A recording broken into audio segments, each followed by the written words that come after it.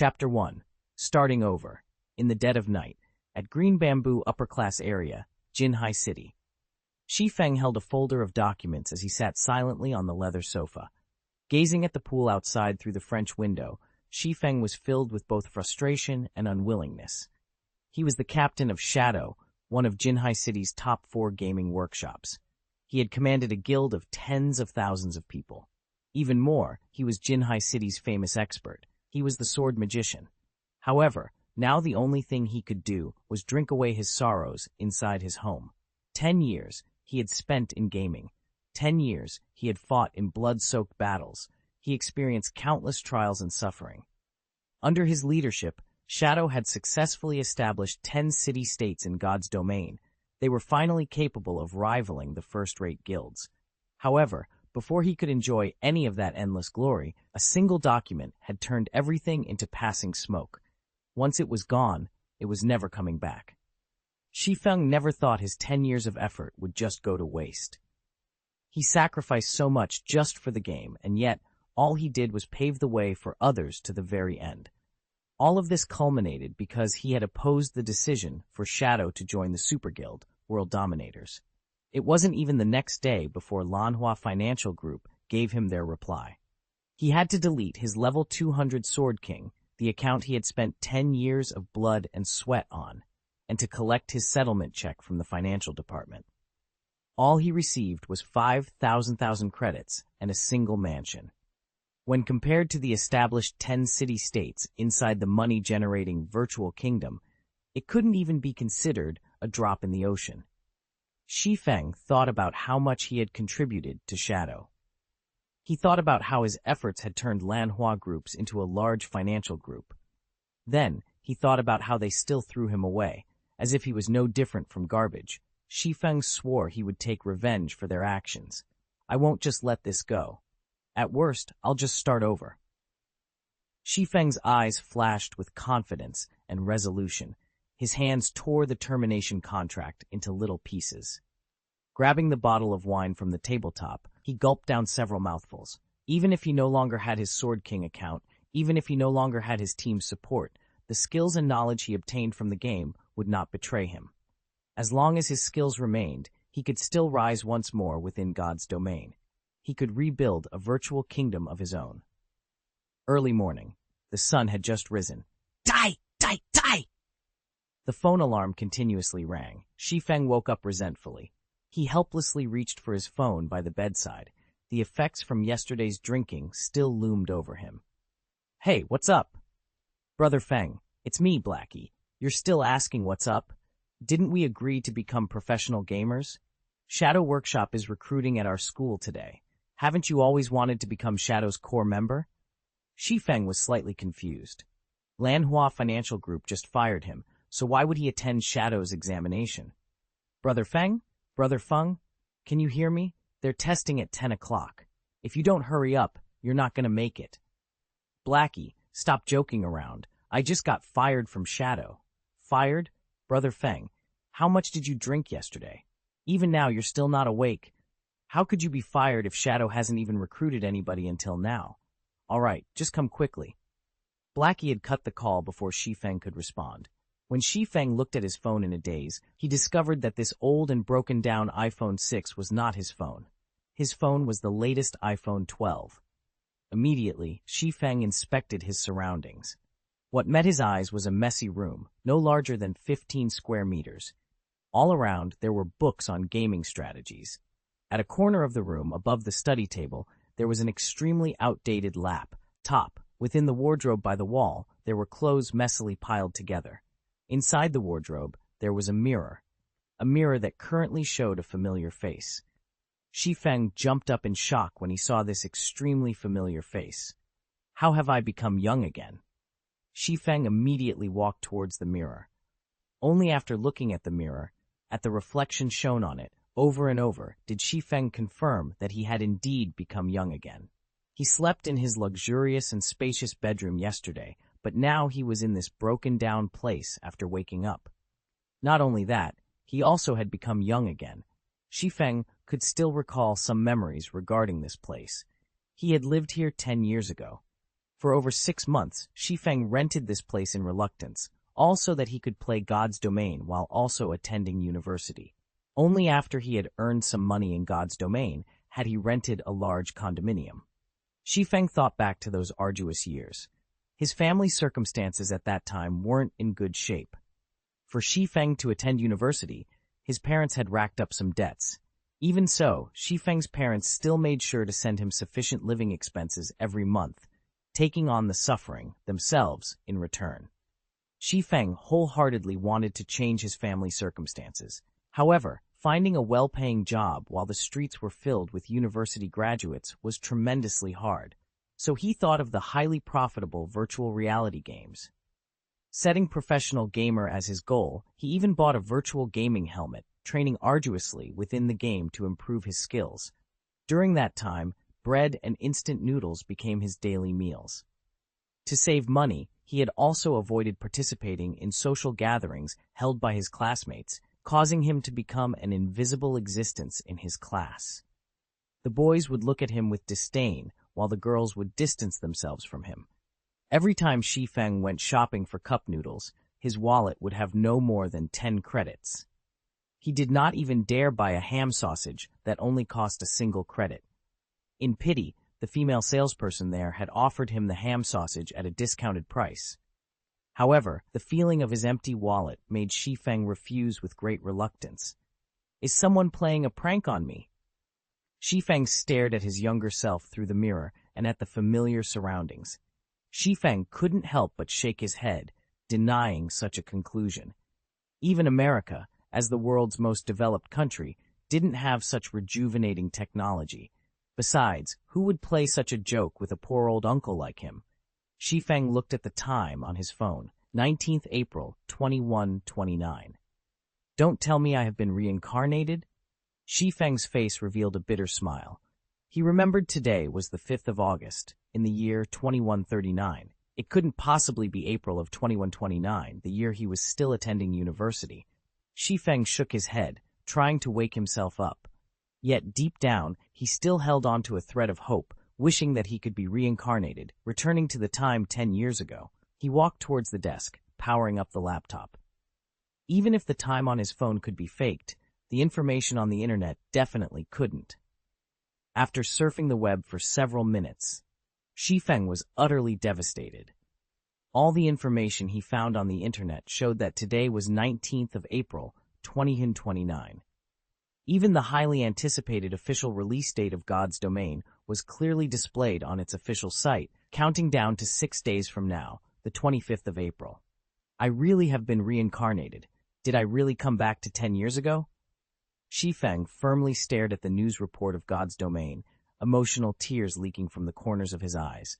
Shi Feng's feelings were hard to describe at that moment. He felt both regret, sadness, and joy. It was as if everything before him was just a dream. Nonetheless, the chirping of insects and the cold wind blown from the air conditioner told him otherwise, that everything was real. Looking at his phone, at the family photo he took when he entered university, Shi Feng never realized that his parents had white hair. The corners of his mother's eyes even had wrinkles. They were no longer as lively as before. They were truly old now. A year and a half had already passed since God's domain's release when Shi Feng noticed how aged his parents were. The large amounts of debt, excessive laboring, and stress had caused both his parents to fall ill, gravely ill. Curing them required millions of credits, but during that time, Shi Feng was merely a squad captain in shadow. The money he earned was far from enough to foot such expensive costs. Shi Feng tried everything to collect enough money, yet it was still not enough.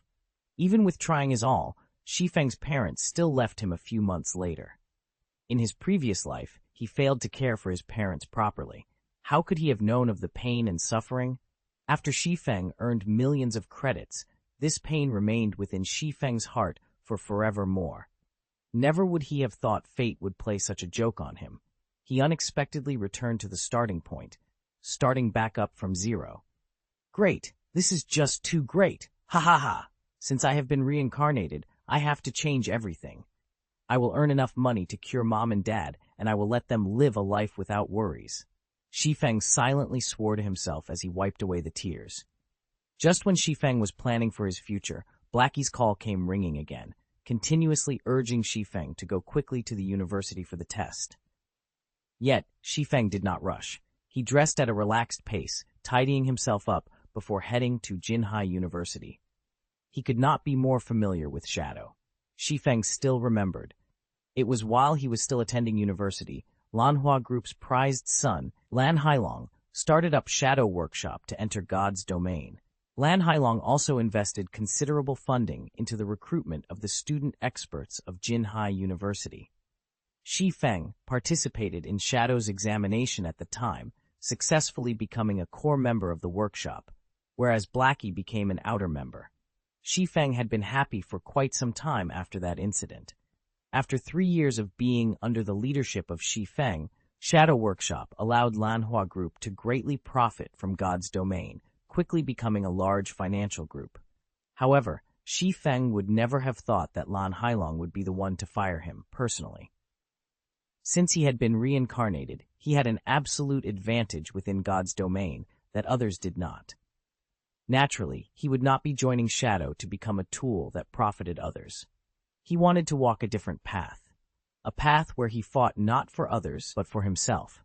He wanted to remove the need for his parents to send him living expenses. He wanted to pay back all the debt they had collected. To do that, he wanted to venture, to start his own workshop, to start his own company, and to build his own virtual kingdom, all to live a better life. As soon as Shi Feng arrived at Teaching Block 1, he caught sight of a thin and tall figure in front of the building.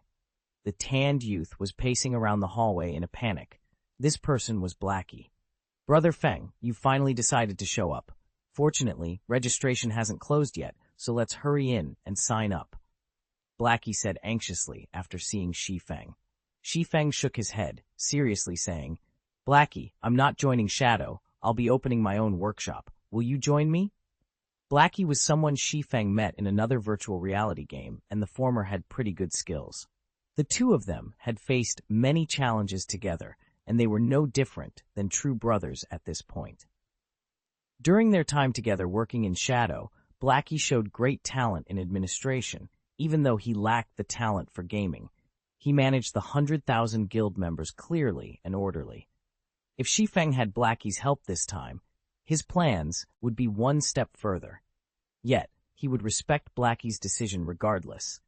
It was because Shi Feng had nothing right now, and Blackie's family circumstances were not that well either. Blackie had only chosen to become a professional gamer and joined Shadow to earn some credits for living expenses. Blackie blanked at Shi Feng's words, lowering his head in silence. It was just too sudden. Not only that, the Shi Feng that he saw today felt different. Unlike his usual impatient attitude, Shi Feng currently gave off an unshakable and confident aura. After a full minute, Blackie raised his head to look at Shi Feng. "Brother Feng, stop speaking nonsense. Do you know how much a virtual gaming helmet costs? That's 8,000 credits. You also need at least 6 people to start up a workshop. What about the workplace, salary, and everything else? Just the initial startup funds would require 70 to 80,000. There are also the follow-up investments. That's a lot of credits. Do you have that many credits right now?" Blackie was very aware of Shi Feng's circumstances. He knew Shi Feng's household wasn't well off, so he wanted to persuade Shi Feng away from this sort of crazy thinking. "You're right. Right now, I don't even have the credits for a God's Domain virtual gaming helmet." Shi Feng nodded his head in admittance. It was like Blackie said. Even just 70 to 80,000 was considered a small amount. Shi Feng recalled Lan Hailong had spent over 5,000 credits for the 100-man workshop he had recruited. He had also spent more in the later stages to upgrade the workshop's quality and strength. Since this is so, rather than take the risk, wouldn't it be safer to join Shadow? At the very least, Shadow can provide us with virtual gaming helmets. Otherwise, forget becoming professional players. We wouldn't even be able to play the game. Seeing that Shi Feng understood the core of the problem, Blackie sighed in relief as he pulled Shi Feng into the teaching block. Shi Feng shook away Blackie's hand, sternly staring at Blackie before saying in a grave tone, I still plan on starting my own workshop. I don't want to be controlled by others. So Blackie, will you join me? Shi Feng would not insist to Blackie since he did not have any guarantees. He also couldn't reveal the secret that he had been reincarnated. He could only hope that Blackie would believe in him. Seeing Shi Feng's serious expression, Blackie felt Shi Feng was acting weird today. This was madness.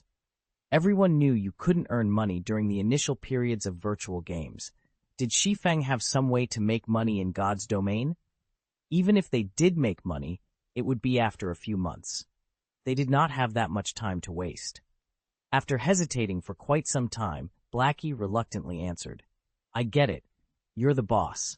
I'll start a workshop together with you, but what about the virtual gaming helmets? We can't play the game without them, right?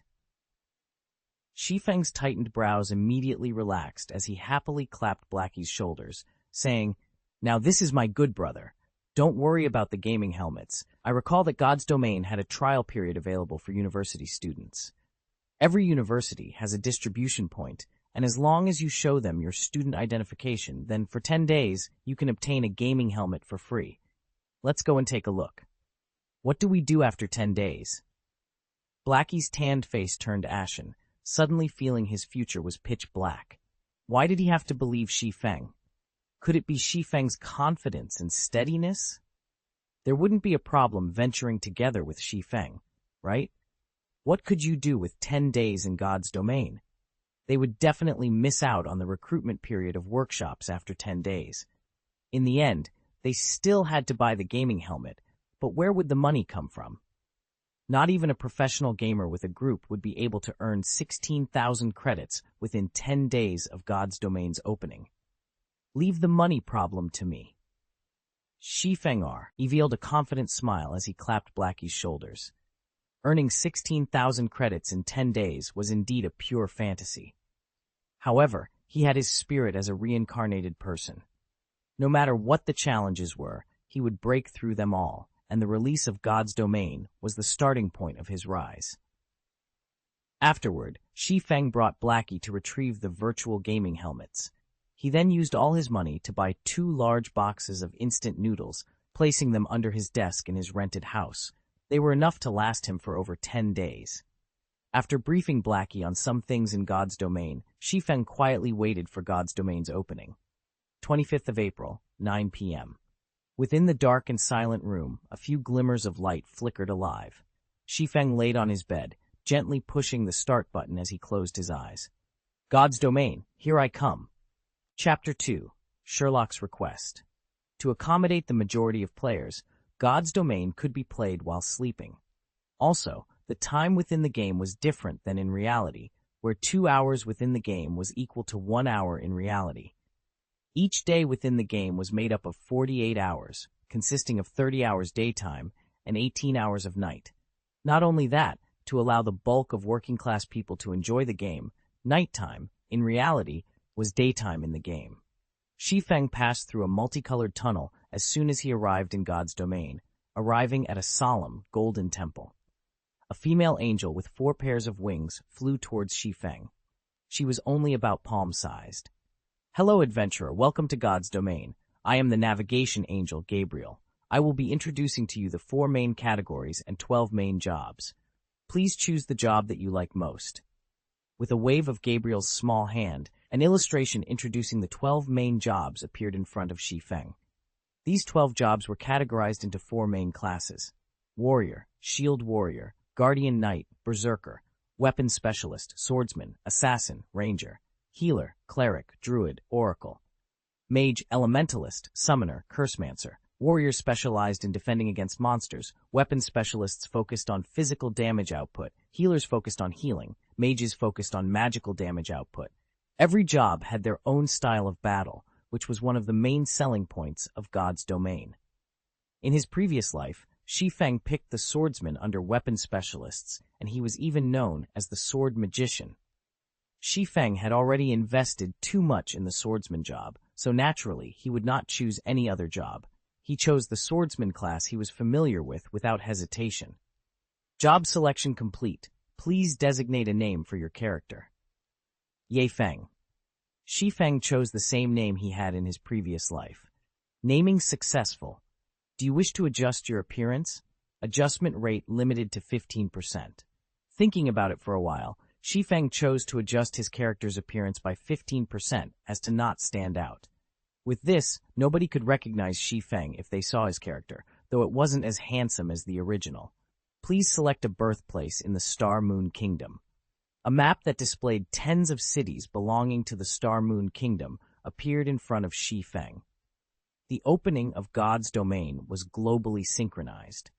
To accommodate for the hundreds of millions of players, the lands of God's domain were incredibly vast, measuring up to 2 or 3 times of Earth, and the kingdoms within were even more plentiful. However, a player's living area and city, in reality, determined the country they would start in, so players could only choose the cities within the country. White River City. Shi Feng did not plan to choose any other cities, so he chose the White River City that he was most familiar with. White River City was Star Moon Kingdom's 5th-ranked city. It was an important city in the north of Star Moon Kingdom. There were quite a few workshops that chose to develop there to avoid the struggles between large guilds. City confirmed. Player will arrive in Red Leaf Town of White River City in 3 seconds. We wish you happy gaming. The sight before Shi Feng immediately blurred as he was sent away. Red Leaf Town, the buildings that were chaotically arranged there had a similar style to the medieval ages. NPCs filled the bustling streets, making them feel as if it was another world. Shi Feng arrived at the front of a church, his new appearance resembling a penniless swordsman. He currently wore a gray novice leather armor, and on his waist hung a novice sword. I still ended up in Red Leaf Town, in the end. Shi Feng smiled faintly as he looked at the familiar sight of the small town, confidence welling up within him. At that moment, many players had started wandering around the town, speaking to NPCs in hopes of obtaining a trail for a quest. There were also quite a few players that went out of the village, going out to the wilderness to kill monsters. Every one of them was carrying out their tasks as if their lives depended on it, and they couldn't help but wish they could split their time in 2. Shi Feng didn't pay attention to the other players. With a slight wave and touch of his finger, a player's attribute panel appeared before him. Character, Ye Feng. Affiliated Kingdom, Star Moon. Title, None. Job, Swordsman level 0 HP, 100-100. Physical attack power 13, defense 4, attack speed 3, movement speed 4. Attributes, Strength 5, Agility 3, Endurance 4, Intelligence 2, Vitality 2. Free attribute points 4. Weapon Mastery, One-Hand Sword Mastery plus 5, Apprentice rank, increases one-handed sword damage by 5%. Two-Handed Sword Mastery plus 5, Apprentice rank, increases two-handed sword damage by 5%. Free Mastery points. 0 Job Talent, Swordsman Talent 1, Sword-related Mastery plus 5. Swordsman Talent 2, obtain 8 free Mastery points every 5 levels. Swordsman Talent 3, Sword-related Skills Proficiency increased by 50%. Skills. Chop, Active Skill, Requirement, Sword. Additional 8 points of damage. Cooldown, 5 seconds. Skill Level 1, Proficiency 0-300, Equipment. Swordsman's Leather Shirt, Gray Trash. Level 0 Defense plus 2 Durability, 10/10. Novice Sword, Gray Trash, One-Handed Sword. Level 0 Equipment Requirement. Strength 3, Attack Power plus 3, Durability 15/15. Inside his bag, there were 10 pieces of bread and 10 pouches of water. Eating the bread would recover 10 HP per second, while drinking water will recover 10 MP per second, and both effects lasted 10 seconds. Every swordsman started with the same attributes, the only difference being the allocation of the free attribute points. Each player could obtain 4 free attribute points with each increase in level. With each rise in level, the different ways players used these points would result in their own unique style. Strength increases physical attack power and the weight behind each attack. Agility increases attack speed and movement speed. Endurance increases maximum HP and stamina. Intelligence increases magical attack power, and maximum MP and vitality increases the recovery rate of MP and HP. Every job places emphasis on different attributes. As swordsmen belong to the physical damage jobs, most people would prioritize strength. In his previous life, Shi Feng also made such a choice, adding 2 points to strength, 1 point to endurance, and 1 point to agility for every level. It was a very ordinary and commonplace choice. However, Shi Feng did not plan to do so in this life. Without hesitation, Shi Feng clicked on the plus sign plus for agility, placing all 4 free attribute points into it. Shi Feng's agility increased to 7 points, his attack speed changing to 4, and movement speed to 4. This method of point allocation was something not even assassins, who were widely known for their high agility, would do. They would prioritize strength first, as more damage meant an easier time leveling up. Unfortunately, Shi Feng didn't think that way. For melee jobs, agility was the best choice at the early stages of God's domain. This was kept a secret, only being discovered several weeks after God's domain's opening. When it was finally made known, countless melee players couldn't help but hammer their chests in regret. After adding the attribute points, Shi Feng took a look at his surroundings. Only a while had passed before another large group of players were sent here. Green rhombus-like symbols belonging to players filled the air of the central plaza, blocking out the yellow symbols belonging to NPCs. Such a situation made looking for an NPC an even greater challenge. Shi Feng's voice communication rang, the caller's name showing Black Cloud. It was Blackie calling. "Brother Feng, I chose Cursemancer and was sent to Falling Moontown. Where are you?" Now that he had entered God's domain, Blackie was extremely excited, itching to start his journey quickly. "I'm in Red Leaf Town, not that far from Falling Moontown. I'll help you level up, so come to Red Leaf Town," Shi Feng said. "Brother Feng, you must be crazy. Do you know how far Falling Moontown is from Red Leaf Village? The map says that it'll take me 7 hours to get there. I'll fall behind all the other players by a lot if I go there. We should just level up on our own and meet up at White River City after reaching level 10. Blackie nearly coughed out blood in anger. Earning 16,000 credits in 10 days was already madness. Instead of frantically leveling up after entering God's domain, he was asked to waste 7 hours? He wasn't going to do that, even if he was beaten to death.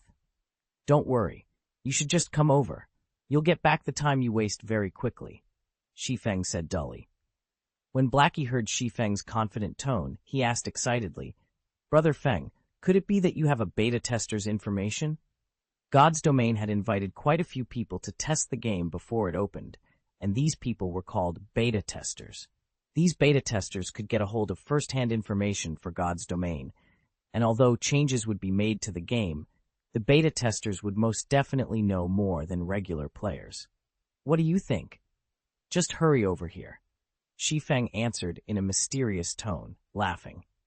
Hearing Shi Feng's words, Blackie knew Shi Feng had reliable information, and he couldn't help but get excited, saying, "Okay, wait for me, Brother Feng. I'll go there right this instant." Ending Blackie's call, Shi Feng walked towards a small, dark alley of the town. There were hundreds of NPCs in Red Leaf Town. However, NPCs that gave quests only numbered in the tens, while hidden quests numbered 5 and unique quests numbered only 1. A unique quest would no longer be available once completed by a player. The unique quest in Red Leaf Town was only discovered 2 months after God's domain's opening, and it had caused a sensation throughout the entire White River City the last time. As the quest was unique, the lucky player revealed the method to obtain it, earning the envy of many players. Unfortunately for them, the quest was no longer available, even if they wanted to do it. Of course, Shi Feng wouldn't let this unique quest go in this life. Shi Feng arrived at the dark alley filled with beggars in tattered clothing. The beggars were like wolves discovering fresh meat when they saw Shi Feng walking over, quickly surrounding him as they begged for food. There was once a player who had given these beggars a lot of food. These beggars would ask for items after having their fill, and they would ask for more expensive items after each time. The player had agreed to all their requests, consecutively fulfilling more than 10 of their wishes. Unfortunately, the beggars gave absolutely nothing in return, causing the player to nearly pop a vein, becoming a joke for others. "Get lost!" Shi Feng yelled as he pulled out his novice sword, causing the powerless beggars to quickly hide away. Shi Feng walked to a corner after the beggars dispersed. A vagrant middle-aged man was lying there. There wasn't much of a difference between the man and the other beggars, but if there were one, it would be the man's unyielding integrity, as he was the only one not begging for food. "Do you need any help, sir?" Shi Feng formally asked the man. "Can you give me some food?" "It's been 5 days since I've last eaten," the male beggar responded. Shi Feng smiled faintly, seriously saying, "Unfortunately, sir, I cannot agree to your wish." A normal person would probably spew blood out in anger if they heard such a reply. However, this beggar merely let out a sigh, no longer saying a word. "However, if you are willing to pay an appropriate price, I can give you the food you need," Shi Feng said. The beggar lifted his head and looked at Shi Feng, his eyes carrying a hint of anticipation as he said, "If I had the money, I would definitely be willing to pay this cost, but right now I have nothing. Although, if you are willing to help me, I will pay you a sufficient price. Are you willing to help me?" "May I ask what you want me to do?" Shi Feng questioned. The beggar said seriously, "Please help me kill the mayor of Red Leaf Town, Cross." Even though Red Leaf Town was just a small town, the town mayor was still a level 15 elite. There were also level 25 guards by his side. Aside from that, killing an NPC would result in being arrested. Killing the mayor was, without a doubt, a crazy action, and no player would believe this was a quest, as this was no different than telling players to commit suicide. Nobody would agree to such a damnable request. "All right, I promise you," Shi Feng unhesitatingly agreed with a smile. System: Unique Quest. Sherlock's request accepted. Quest details: kill Cross, the mayor of Red Leaf Town, and bring the mayor's insignia back to Sherlock. Players must not exceed level 10. Shi Feng turned around and headed towards the town hall, the place where the mayor was staying, after receiving the quest. Chapter 3: Lonely Snow. Shi Feng walked on the path towards the town hall, crowded with people. The less than spacious road was filled with players. They were conversing with the NPCs, taking the chance to obtain a quest. Such a scene gave one a feeling of arriving at a market. Unfortunately, it was not an easy task obtaining a quest in God's domain. The main reason being, the NPCs had high intelligence, giving them the capability to hold one-to-one conversations. Also, players must watch what they say or risk being given the cold shoulder by the NPCs. And there was a tide of players as competition. Obtaining an easily found normal quest was truly difficult. After more than 10 minutes since God's domain started, there had yet to be a single player within Red Leaf Town to receive a normal quest. In comparison, Shi Feng's advantage as a reincarnated person was truly great. Not only has he received a quest, but it was a unique quest, albeit a slightly damnable one. However, a unique quest's reward was incredibly generous. Even top-tier players who had played God's domain for a month would drool at the reward of this unique quest. As a person who had been reincarnated, Shi Feng had the experience of leading thousands of people while he was in Shadow Workshop. They had even built 10 city-states. The amount of information on God's domain that was within his grasp far surpassed what the average player knew. It was especially true when it came to strategies on leveling up and earning money. These were the must-have essentials for a workshop with thousands of players to grow in strength. Now that he had been reincarnated and was playing God's domain again, Shi Feng wanted to use this information to accumulate a significant amount of advantages.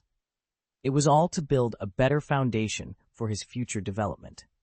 So naturally, he would not be imitating the average player, wasting hours on the streets just to fight over a single normal quest. Even more so, he would not be emulating those skilled players, using their refined techniques to kill monsters in the wild, because at this moment there were probably more players than monsters in the wild. What Shi Feng wanted to do was to avoid these piles of players, hence why he chose the unique quest, which had an absurd difficulty. However, completing this quest required money, something Shi Feng did not have right now. Every player would receive 10 copper coins at the start of the game. Although it was not enough to buy a weapon or equipment, purchasing HP or MP replenishing refreshments was not a problem. When Shi Feng arrived at the front of the 2-storied town hall, he was met with a scene of hundreds of people queuing up into a long line. Regardless of which game it was, the village head or town mayor was unquestionably a target to receive quests from. Naturally, no player would let this chance go. "Hey newcomer, Queue up if you don't want to cause a public outrage. From within the queue, a simple and honest-looking male warrior looked at Shi Feng. The warrior held up his hand, pointing towards the back of the line of people. I'm not here to receive a quest. Shi Feng said indifferently as he looked at the long line in front of the town hall. Compared to the other locations, this place had great order and efficiency. Although it would take more time to receive a quest, it was much better than some who could not receive one at all. The male warrior cautiously looked at Shi Feng. Everybody was frantically trying to receive a quest right now. But there was someone who actually said that he wasn't interested towards it. Not even a ghost would believe that. I'm honestly not here to receive a quest, Shi Feng looked at the male warrior.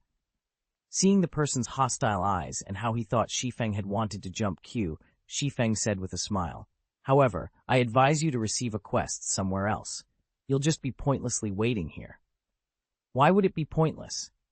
There were already a few people who came out after receiving a quest. After determining that Shi Feng had no intention to jump queue, the male warrior let out a sigh of relief. He had already been in the queue for over 10 minutes now, and he definitely would not want someone to cut in line. However, hearing Shi Feng's firm tone made him curious as to why he would be waiting for nothing. Shi Feng smiled but did not elaborate. Instead, he changed the topic, saying, Seeing as you're not a bad person, I'll point you towards a brighter path. Kill mobs in the fields. You'll have a better future than remaining here. I'm not going. There are too many monsters in the wild and I can't compete with those other people. This place is still better. The male warrior shook his head. He was not an idiot. At this moment, there were definitely tides of people out in the field area. With just his skills, he probably couldn't even snatch a monster, so he was better off just waiting here. That's because you went to the wrong place. If you go somewhere with few monsters, naturally, there wouldn't be anybody to compete with you. Compared to the areas packed with both players and monsters, the leveling efficiency there is several times better.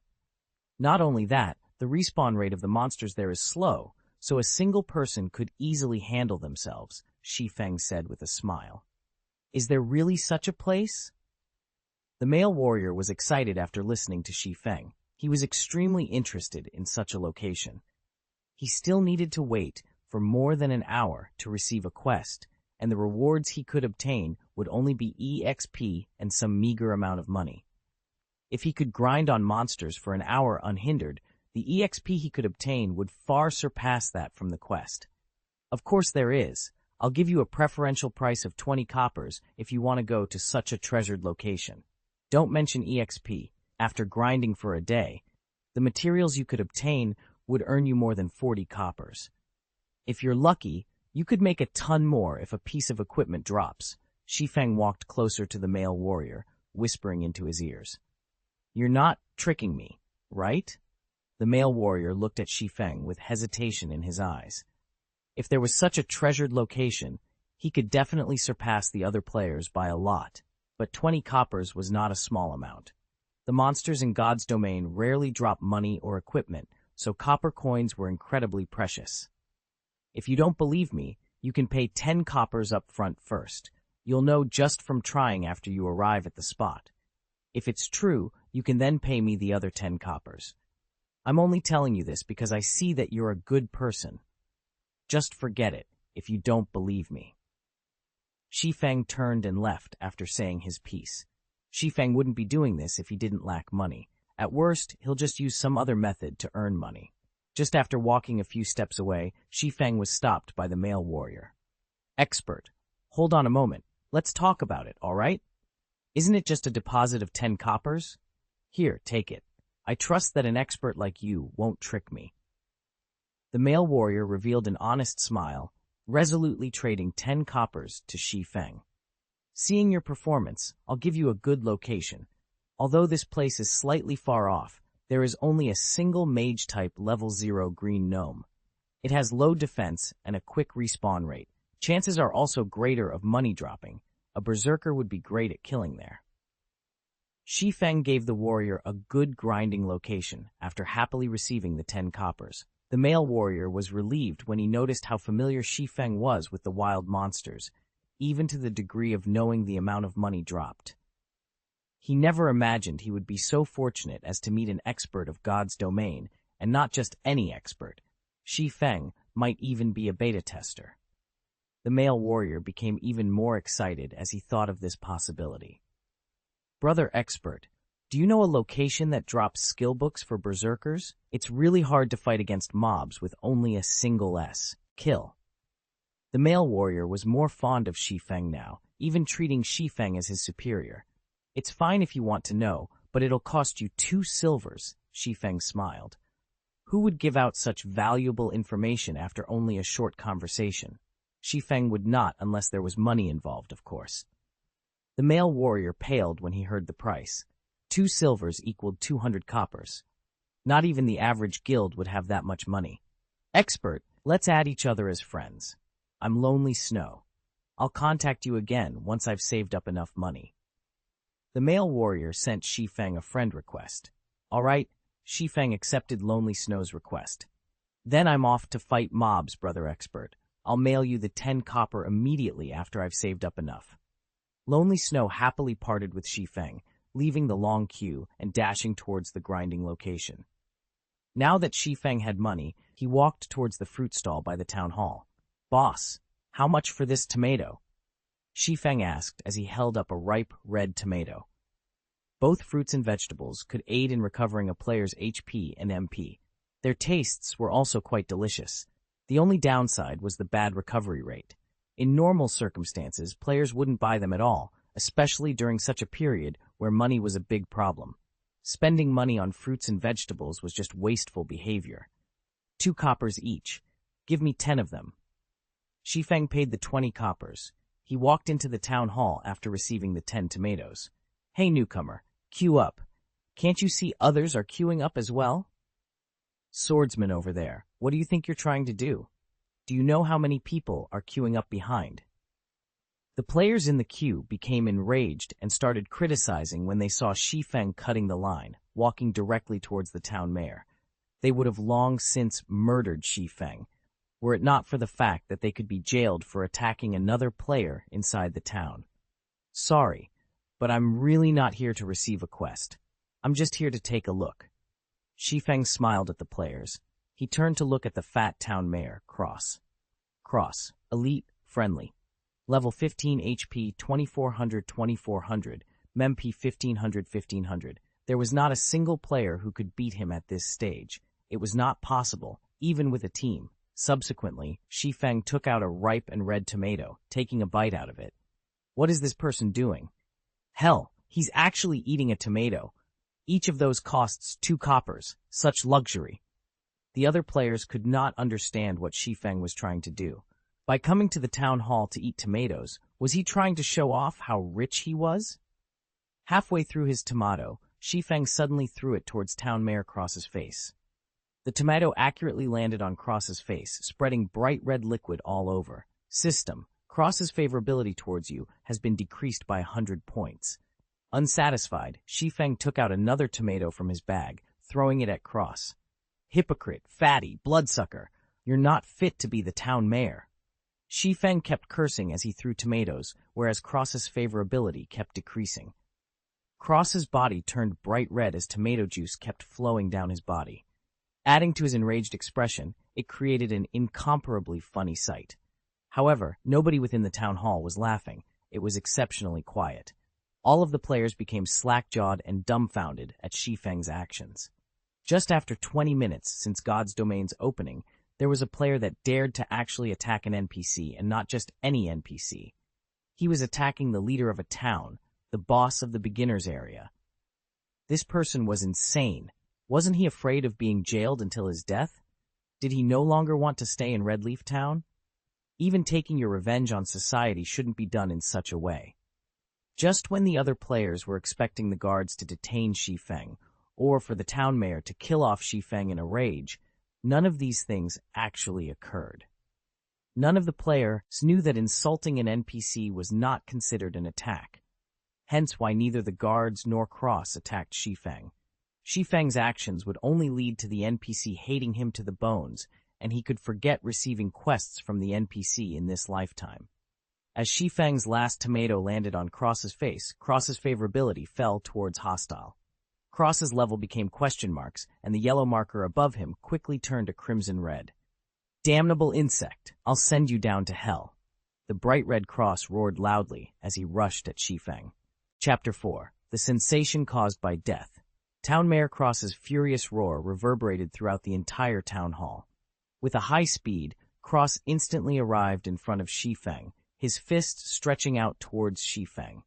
The other players were currently reveling in Shi Feng's misfortune, taking the chance to gauge Town Mayor Cross's strength. Cross was a level 15 elite, and a single slap from him was enough to swat the current players to death. However, Shi Feng was foolish to the degree of actually angering the mayor. Not a single person in the entire Red Leaf town could save him now. He would be jailed until he was on his deathbed, or he would be chased out of Red Leaf town. However, Shi Feng's surprisingly calm attitude puzzled the other players. Was he already prepared for death? When Cross was about to hit Shi Feng, the stationary Shi Feng finally moved. Like a hunter waiting for his prey, Shi Feng immediately unsheathed his novice sword. With swift motions, he used the sword to defend his body. Peng! Cross's fist landed on the novice sword, sending Shi Feng's entire person flying. Just as Shi Feng was about to fall, he flipped his body, landing steadily on the ground with the flexibility of a cat. However, his HP had instantly decreased by 84, and the novice sword in his grip trembled uncontrollably. The sword's durability had even reduced by 1 point. The weapon would become useless once its durability dropped to 0. See, all the players drew in a cold breath. Seeing Shi Feng's troublemaking, they had initially thought of him as a mere rookie. However, after Shi Feng's recent performance, anybody with a discerning eye could tell he was a very skillful person. Even if Cross had low physical damage as a mage, as a level 15 elite, he could still kill any of the current players in a single strike. Yet, Shi Feng was alive. He had used his weapon to block the attack, reducing the damage to a minimum. He's clearly a mage, and yet his strength and speed are truly shocking. Shi Feng silently marveled as he looked the lamenting novice sword in his grip. Fortunately, he had added all his points to agility, increasing his attack speed to 4. Otherwise, he would surely be dead by now, having to start his quest all over again. Die, insect! After failing his strike, Cross was further enraged. Suddenly, his clothes were ripped apart, revealing a body covered in pitch-black fur. Cross had turned into a werewolf with sharp fangs. Every player was shocked at this moment. Never would they have thought the mayor was an evil werewolf. Cross arrived at Shi Feng's back in an instant, raising his bright snowy claws and slashing them at Shi Feng's heart. However, Shi Feng revealed a cold grin, even though he only had 16 HP remaining. Cross's claws suddenly stopped. They were only a few centimeters away from dealing with Shi Feng. Unfortunately, Cross was hit by a level 25 guard's charge, entering a fainted state for 1 second. Shi Feng took this chance to quickly move away. Just when Cross was about to rush Shi Feng after awakening, he was interrupted once more by another guard. Both of the guards were level 25 warriors. Although neither of them was elites, the damage they dished out was relatively high. A charge, coupled with a normal attack, had quickly taken 300 HP away from Cross. 2 guards had taken away a total of 600 HP, causing Cross HP to fall to 1700 in an instant. As expected of the guards, their attack power sure is high. Shi Feng chuckled as he looked at Cross's sorry state. Guards were the protectors of the town. They were specialized in protecting the town's civilians and resisting against the invasion of evil beings. At this moment, the mayor had transformed into a werewolf, proof that he was not a human, but a spy for the powers of evil. The guards would naturally not let him go, killing him as if he were no different than the monsters in the wild. On the surface, the conditions of Sherlock's request seemed harsh. In reality, however, players only needed to actively attack the mayor, subsequently surviving the mayor's first strike. Afterward was just smooth sailing. The guards would handle the rest after the mayor revealed his true self. In Shi Feng's previous life, the reason this unique quest could shock the entire White River City was because the town mayor was a spy for the forces of evil. This quest had allowed players to have a new perspective towards God's domain, The NPCs were not entirely reliable, as they might be one of the forces of evil in disguise. Simultaneously, the player who completed the quest had shocked everyone with his method of baiting the town mayor. The player had racked his brain to complete the quest, and naturally, he wanted to show off his efforts by revealing his strategy. Now, though, it was being taken advantage of by Shi Feng. As such, Cross was now being attacked by the two guards. Although the damage dealt by the guards was very high, Cross's target had never shifted away from Shi Feng. He continuously aimed to kill Shi Feng, but unfortunately for him, the two guards stuck to him like glue. One of the guards used Bone Crusher, while the other used Thundering Strike, causing Cross's movement speed to plummet. Fortunately, Shi Feng was able to escape death with his 5 points of movement speed. Just like that, Cross's over 2,000 HP was nearly depleted. When the other players saw Cross dying, many of them started becoming restless. They wanted to land the last strike on the mayor. They did not understand why the guards were attacking Cross instead of Shi Feng, but a town mayor who was also a level 15 elite. If he died, he would definitely drop some great items. Hiding someplace far away, Shi Feng smiled in disdain in regards to their thoughts. Was the town mayor someone they could have ideas about? Although the mayor had become one of the forces of evil, this was only a part of the quest's plot. In the eyes of the other players, the mayor was still in a friendly state. It was not possible to attack the mayor at all. When Cross only had 100 HP remaining, all the other players started moving. All of them simultaneously rushed towards Town Mayor Cross. All of them wanted to give the final strike, snatching away the dropped items. Seeing that Cross was only a hit away from death's door, Shi Feng, too, dashed out. Unfortunately, Cross still died under the guard's blade in the end. Not a single one of the players was able to strike at Cross. Although Shi Feng could attack, he did not want to risk it. After the mayor's death, he immediately took away the mayor's insignia and disappeared into the crowd. NPCs within a city would not yield any EXP or loot if killed. Shi Feng wouldn't even be able to obtain the mayor's insignia were it not for a quest. Crap, the system's bugged! Why can't I attack the mayor? I want to complain. Why didn't the mayor drop anything after death? Some of the rookie players resentfully complained. A level 15 elite had died before their eyes, yet they did not obtain a single advantage. They simply could not accept it. Moron. Don't you know you have a friendly relationship with the NPC? Players can't attack an NPC with a friendly relationship. If you don't even know such common knowledge, why bother playing God's domain? After ridiculing the rookies, the competent players searched for traces of Shi Feng. A player who could kill the town mayor in such a way was definitely an expert, someone they should associate with. However, they could not spot Shi Feng, even after looking for a long time. They also did not know his name. They could not help but secretly feel pity. Meanwhile, news of Town Mayor Cross's death spread throughout Red Leaf Village, creating a sensation amongst all the players. At this phase of the game, where players were still worrying over grinding monsters for levels, the leader of a town was toyed to death so simply. This was just too mind-blowing. Not even 30 minutes since God's Domain's opening, a news thread appeared on the official site's forums. Mysterious swordsman kills off level 15 elite, Red Leaf Town. Mayor, the leader of a town was actually a werewolf in disguise. Exactly what kind of game is God's Domain? This news thread instantly caused a sensation amongst the players. It only took a moment for the number of clicks to the page to go past 10 million. Everyone became interested with this mysterious swordsman. Unfortunately, they could not contact the person since nobody knew his name. By now, Shi Feng had already arrived at the dark alley. Mr. Sherlock, this is the mayor's insignia that you requested. Shi Feng passed silver-colored mayor's insignia to the beggar, Sherlock. With the quest's completion, bad news came to both the players who had already received a quest and for those who were currently trying to receive one from the mayor. This was because Cross would not respawn. They would have no place to submit their quest, even if it was completed.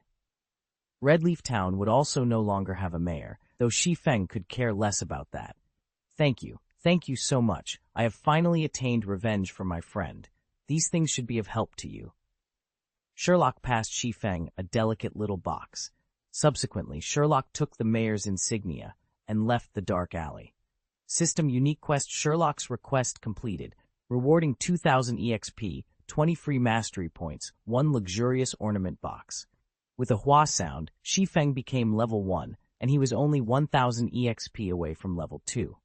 Shi Feng's level became Red Leaf Town's top 1, only 30 minutes after the start of God's Domain. In normal circumstances, the average player required 1,000 EXP to rise to level 1.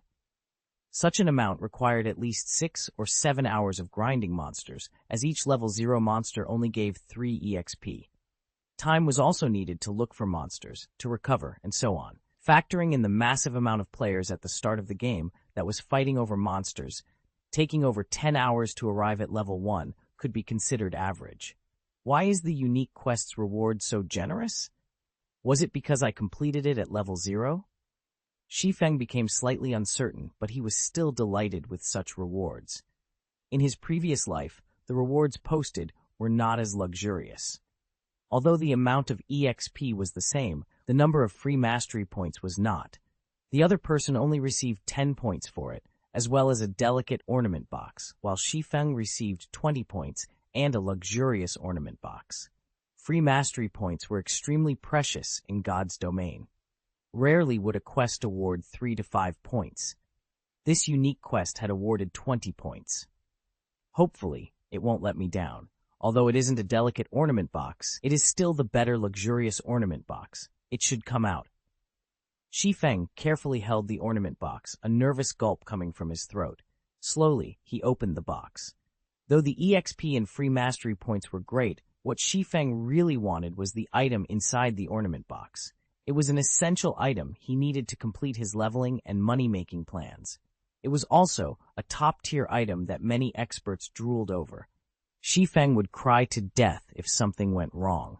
Chapter 5. Black Market Challenge. Translator, Hellscythe. Editor, Hellscythe. As the luxurious ornament box slowly opened, a dazzling array of multicolored light burst out from within. Fortunately, Shi Feng was currently standing inside a dark alley. There were no players who would wander over here.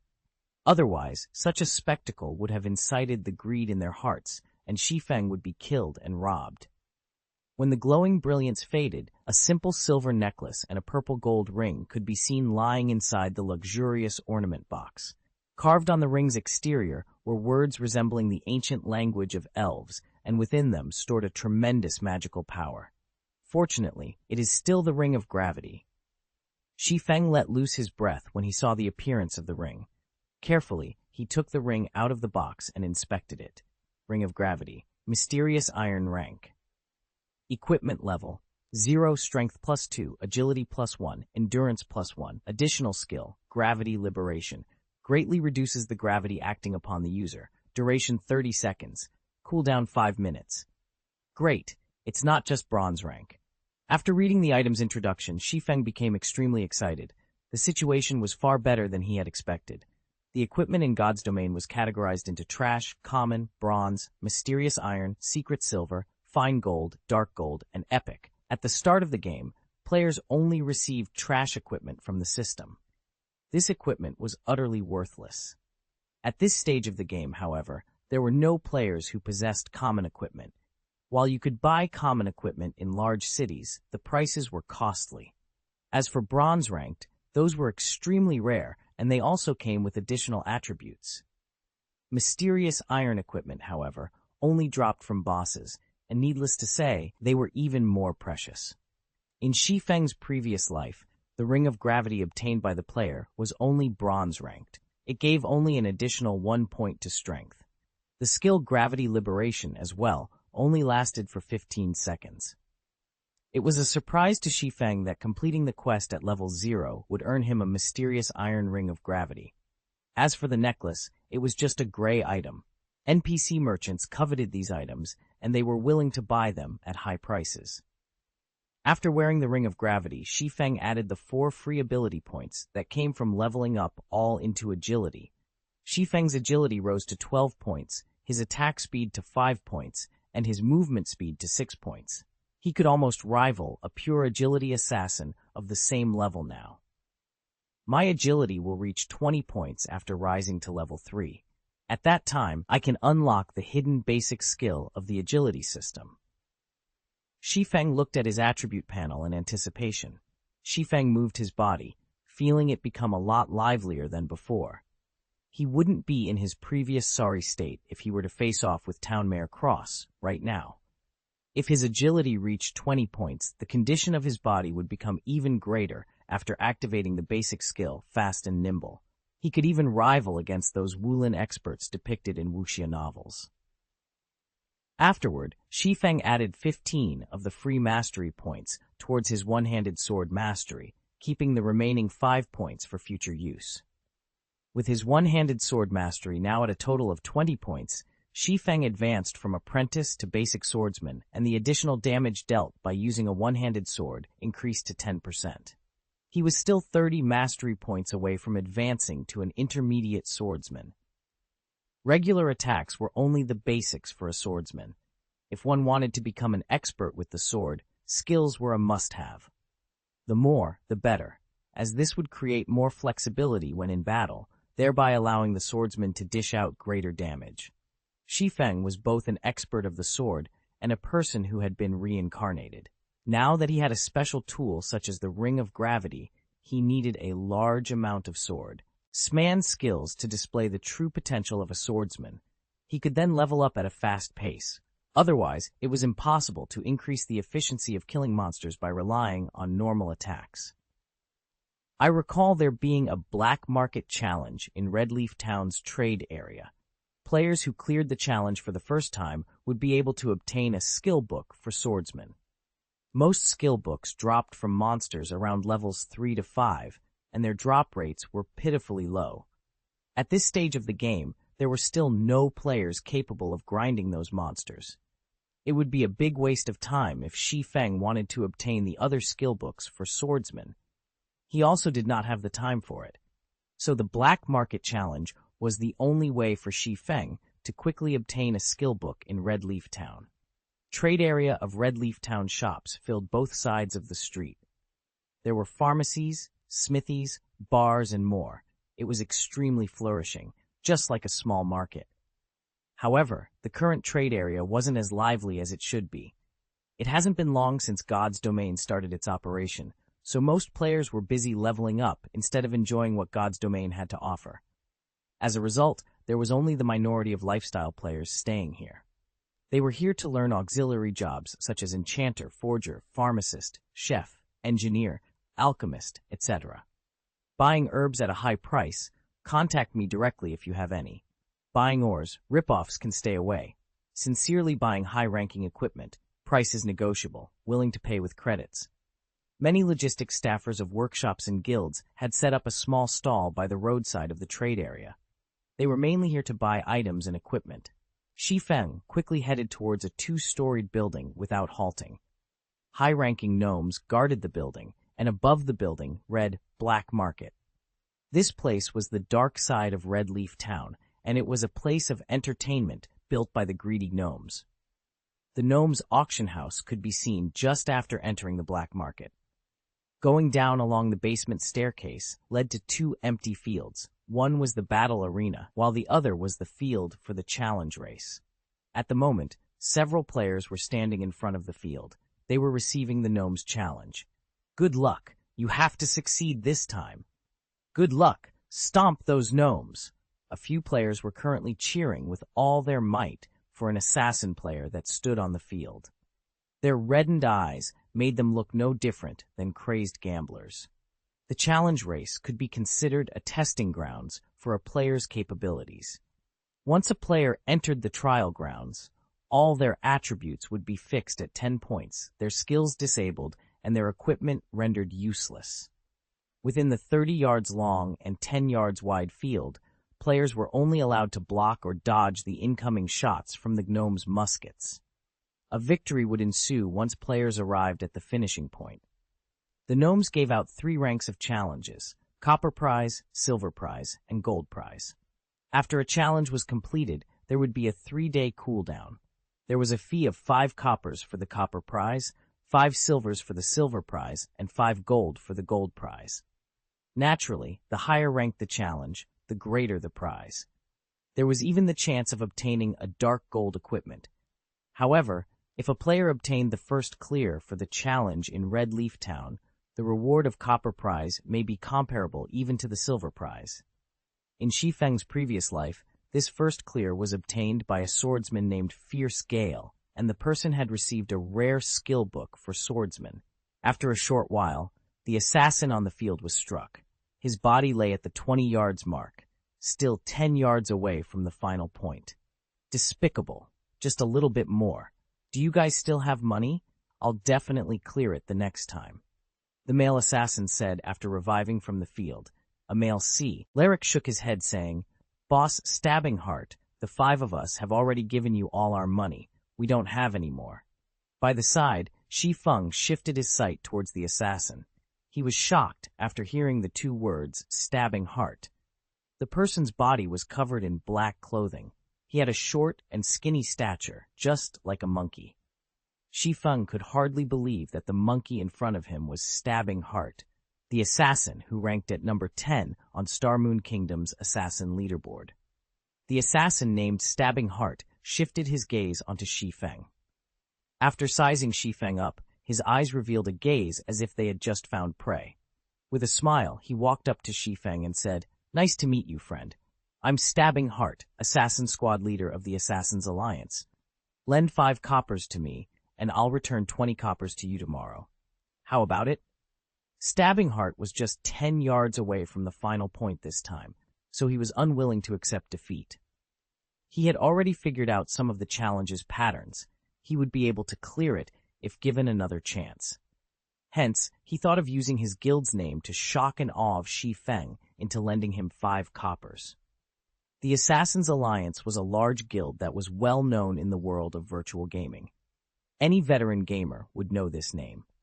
Someone capable of becoming the squad leader for assassins was definitely a great expert, a figure that was respected by many players. Instead of lending, the average player would definitely just give the 5 coppers to gain some favors. 5 coppers, is it? After some thinking, Shi Feng answered, I can lend you the 5 coppers, but you have to pay back 50 coppers tomorrow. Stabbing Heart was surprised. He was Stabbing Heart, the Assassin's Alliance's famous assassin squad leader. However, Shi Feng's uncourteous reaction was completely different than what he had imagined it would be. Could Shi Feng be a rookie gamer?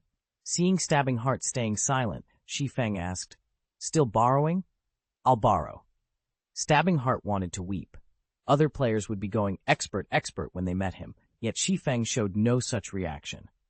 However, when he thought about the bountiful reward awaiting him, even 50 coppers was worth it. Here's 5 coppers. Let's add each other as friends. Don't forget to return 50 coppers to me tomorrow. Shi Feng took 5 coppers out of the 60 he obtained from selling the necklace, not forgetting to remind Stabbing Heart to return the 50 coppers.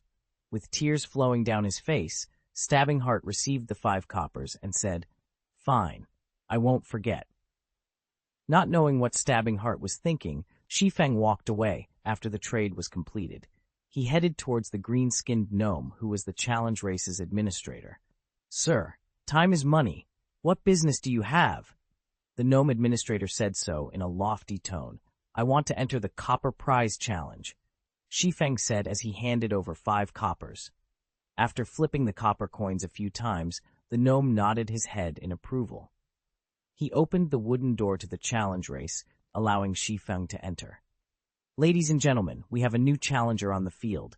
Please let us welcome this brave swordsman. The gnome loudly announced.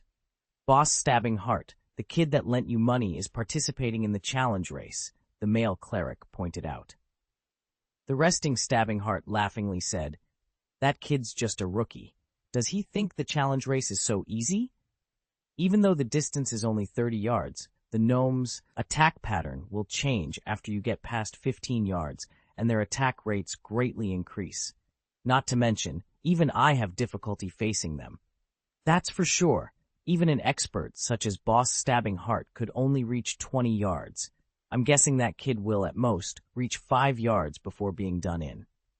The male cleric nodded with a smile. Inside the field, the three gnomes standing at the finishing line readied their muskets, aiming them towards Shi Feng.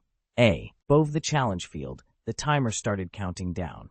3, 2, 1, challenge start. Chapter 6. Stunning Skills. The instant the countdown ended, Shi Feng's body leaned forward and his legs bent. Just like a leopard, he dashed away from the starting line with explosive force. Shoo! By the time the muskets had started ringing and shooting towards the starting line, Shi Feng was already 3 yards away.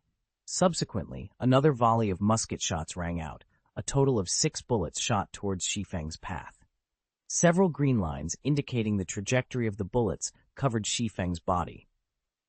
Shi Feng would become a sieve if his reactions were not keen.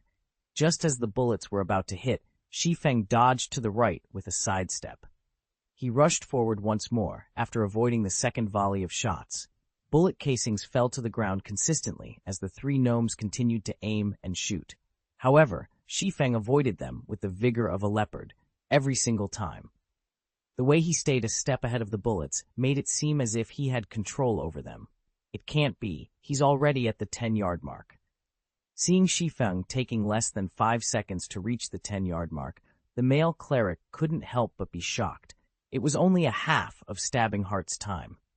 Stabbing Heart became speechless by the side. He silently watched Shi Feng's advance. He had originally thought of Shi Feng as a fresh noob, someone that he didn't know of, and someone that came to the challenge race for fun. Yet, the speed and accuracy Shi Feng just displayed were like a veteran who had tempered himself for countless years on the challenge race. Every move of his was straightforward and efficient, something a rookie definitely couldn't pull off.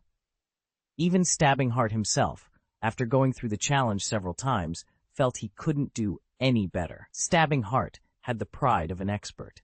He did not think that Shi Feng could be stronger than he was. He explained, "With such nimbleness, maybe this rookie is an athlete or someone who trained in martial arts. However, the gnomes will change their attack patterns after he goes past 15 yards. He won't be able to hold it by that time." "You're right, boss. If it's someone that isn't known to our Assassin's Alliance, he definitely isn't an expert. He'll surely be shocked once he reaches 15 yards. Then, he'll turn into a beehive." "Right. After 15 yards, the number of bullets fired will be 12.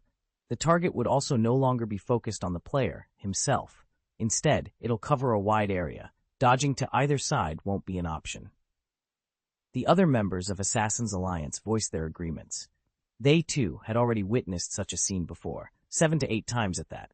Stabbing Heart passed 15 yards on his first challenge. In the subsequent challenges, however, his furthest distance was 20 yards. The difficulty after 15 yards was clear to behold. "He went past 15 yards," an Assassin's Alliance member commented. Stabbing Heart and the others quickly focused their sights on Shi Feng, wanting to see Shi Feng's performance. On the field, the three gnomes became enraged once Shi Feng stepped past the 15-yard line. They no longer aimed as they fired their muskets with wild abandon. Suddenly, the bullet trajectory indicators within Shi Feng's sight covered a large area. There were only 3 bullets that would hit Shi Feng. However, it was game over if even a single bullet hit its mark. "Finally, showing your shameless behavior, eh?" Shi Feng revealed an indifferent smile. Unsheathing his novice sword, Shi Feng used it to greet the bullets.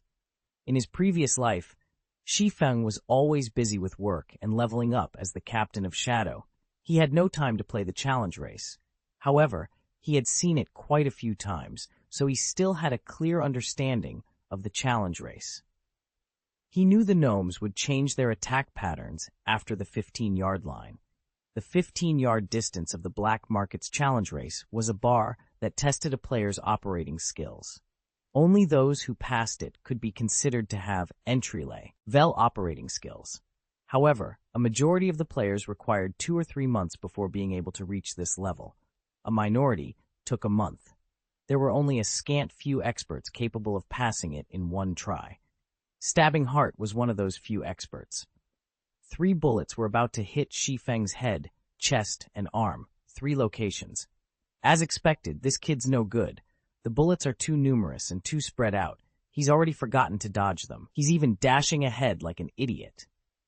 Stabbing Heart knew it was foolishness when he saw Shi Feng rushing towards the bullets. Did he think the challenge would continue if he were just shot by 1 or 2 bullets? Right this moment, Shi Feng's head shifted. He waved his novice sword, creating a white streak of light. Peng! A spark was created. Shi Feng had waved the novice sword just at the right spot, effortlessly hitting the bullet that aimed at his chest. The threat of the 3 bullets was simply resolved by Shi Feng. He had, once more, advanced another section of the distance. Yet, the 3 gnomes did not stop firing. The muskets in their hands were like machine guns, firing volley after volley of bullets. Within an instant, Shi Feng faced off with another 5 bullets. There were also bullets all around that prevented him from dodging. Dang! Dang! Dang! Shi Feng swiftly moved his body while waving his sword to deflect the unavoidable bullets. As the bullets passed by his body, his ears could even hear the air being split. Only 3 seconds went by, and Shi Feng had passed through the 20-yard mark. He was only 10 yards away from the finishing point. Crap! Boss, who is this kid? He actually used his sword to block the bullets. The male cleric widened his eyes in surprise. Shi Feng had given him an indescribable sense of shock. Although the bullet trajectories were indicated, accurately blocking them was easier said than done. Such an action required extreme precision and skill to carry out. Not to mention, the margin of error allowed was a damnable one. Stabbing Heart suddenly became speechless. Deflecting bullets with a weapon was like walking on a thread of wire high up in the sky. A single misstep would send you plunging into the abyss. As if he was enjoying it, Shi Feng blocked the oncoming bullets over and over. Whereas the bullets seemed to have a life of their own, intentionally avoiding Shi Feng's body as they flew past. Boss, that swordsman has run past 25 yards. He'll definitely pass the finish line at this rate. The male cleric's heart became a chaotic mess as he watched Shi Feng danced forward, sparks occasionally flashing in front of his body. I have eyes. I don't need you to remind me. Stabbing Heart said in annoyance. He was deeply drawn in by Shi Feng's actions. The moment Shi Feng went past 25 yards, die, challenger. One of the gnomes at the finish line laughed. The gnome took out an automatic musket, sending a wave of bullets towards Shi Feng. Suddenly, the number of bullets increased to 24. Not only that, their distance from Shi Feng was a mere 5 yards. It was an unavoidable distance for players. Hell, this is cheating! Stabbing Heart unwillingly shouted. The other players became extremely nervous when they saw the scene, and they couldn't help but curse at the shamelessness of the gnomes. Facing the hail of bullets, Shi Feng quickly turned grave. Although he had known about the second change at the 25-yard mark, even he would panic in the face of so many bullets. Shi Feng bent his knees, leaping forward like a leopard. He darted headfirst towards the area with the least amount of bullets, reducing the surface area of his body that would come into contact with the bullets. Following which, he madly waved the novice sword, simultaneously creating 4 streaks of white light. Peng! Peng! Peng! After a series of sparks, Shi Feng's body passed through the storm of bullets. The moment his body was about to make contact with the ground, his free arm pressed downwards. Shi Feng quickly stood up with all his might, rushing past the finish line like a bolt of lightning. Total time spent, 14 seconds. Estimated record time of 18 seconds for copper prize broken. I'm really not used to this soft and weak body, Shi Feng slightly lamented after passing through the finish line. If he was over level 100 with his body's constitution, he could easily carry out the 4 simultaneous sword slashes with great ease. Ladies and gentlemen, a round of applause. This swordsman has passed the challenge. The gnome administrator announced loudly. System, player was the first to pass the copper challenge and break the record, rewarding player with 1 silver coin and swordsman skill, Thunder It Can't Be. It actually gave out the super rare skill, Thundering Flash. This is a skill that even a swordsman over level 100 can't get. Shi Feng thought he was hallucinating. However, he was shocked when he saw the Thundering Flash skill book inside his bag. Thundering Flash, action type, requires sword. Rapidly send out 3 sword lights to 10 by 2 yards forward. Each hit will cause 130% damage and also give a damage amplification effect. amplifying the damage of your following attacks by 20% for 15 seconds. Cooldown, 30 seconds. Without a second thought, Shi Feng clicked and learned the skill. Swordsman was a job that mainly focused on dealing damage to single targets. It didn't have many powerful AoE skills. Thundering Flash was one of the few powerful AoE skills a swordsman possessed. If it were learned during the early periods, it would definitely create a huge gap from the other swordsmen. After learning Thundering Flash, Shi Feng started to feel himself gaining the makings of a swordsman. You guys continue playing. I'll be leaving first. Don't forget my 50 coppers. Shi Feng looked towards the dumbfounded Stabbing Heart, leaving the black market after calling out to them. Stabbing Heart indifferently nodded his head. Boss, he's gone. He took away the prize as well. Should we chase after him? The male cleric asked. Stabbing Heart's shock gradually faded after Shi Feng left. He stared at the male cleric, scolding, "Are you an idiot? We'll be lucky if we have time to even curry up to such an expert swordsman. Making enemies of him? Are you courting death? Not good. I have to tell this to guild leader. Luckily, I added him as a friend. Is he called Ye Feng? I can't believe I've never heard of such an expert. Could he be some sword expert in disguise?" Stabbing Heart acknowledged that he could not pass the challenge in such a magnificent way. Especially the last bout after the 25-yard mark, that was just cheating. It was impossible for players to block or dodge, yet Shi Feng had done it. At the trade area, Shi Feng met with Potion Master Kevin. He spent 120 coppers purchasing 20 exploding berry, instantly shrinking his wealth down to 30 coppers. However, he still spent it, all to level at the speed of a rocket. Shi Feng took the exploding berries and left Red Leaf Town, running westward. At that moment, all players were at level 0, and all of them were killing level 0 monsters around Red Leaf Town. There were also a few with good techniques killing level 1 baby wolves in a party. A warrior tanking at the front and a damage dealer and healer behind, fighting together in an orderly manner. Although the EXP was shared between several people, the efficiency was a lot higher, and there were fewer competitors. However, Shi Feng did not plan to compete with these people. Passing through the level 1 monster area, followed by the level 3 monster area, Shi Feng headed straight towards Red Leaf Forest, a level 5 monster area. There were no players who would go there. There were still no players who dared to challenge level 5 monsters at this stage of the game. Not only was there the suppression due to the difference in levels, but there was also the significant disparity in HP and attack power. A level 5 monster could easily steamroll over a level 1 player. Even a 6-man party was no match for a level 5 monster. There was a heavy penalty whenever a player died.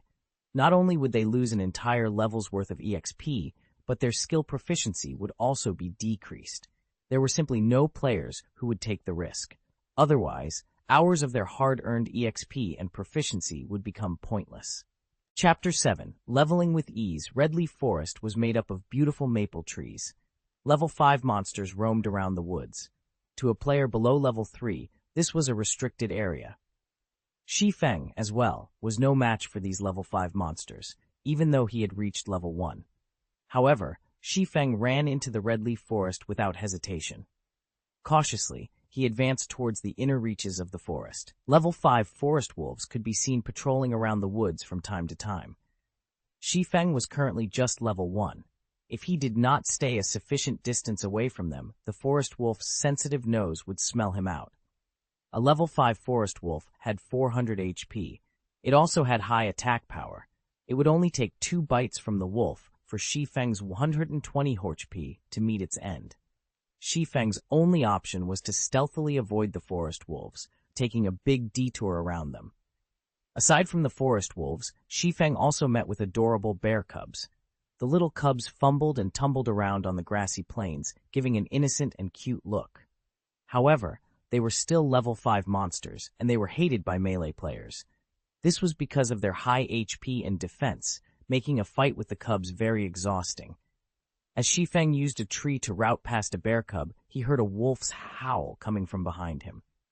Damn, a wolf den! As calm as Shi Feng was, he still couldn't help but call out. In his previous life, many players came in parties to the Red Leaf Forest. Most of them were level 4 or 5.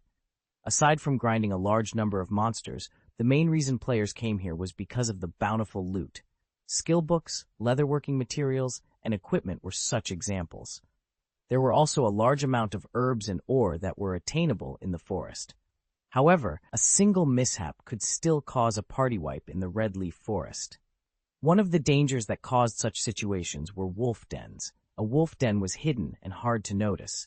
If players did not pay close attention, a pack of forest wolves would pounce forth once the players entered the wolf den's area of alertness.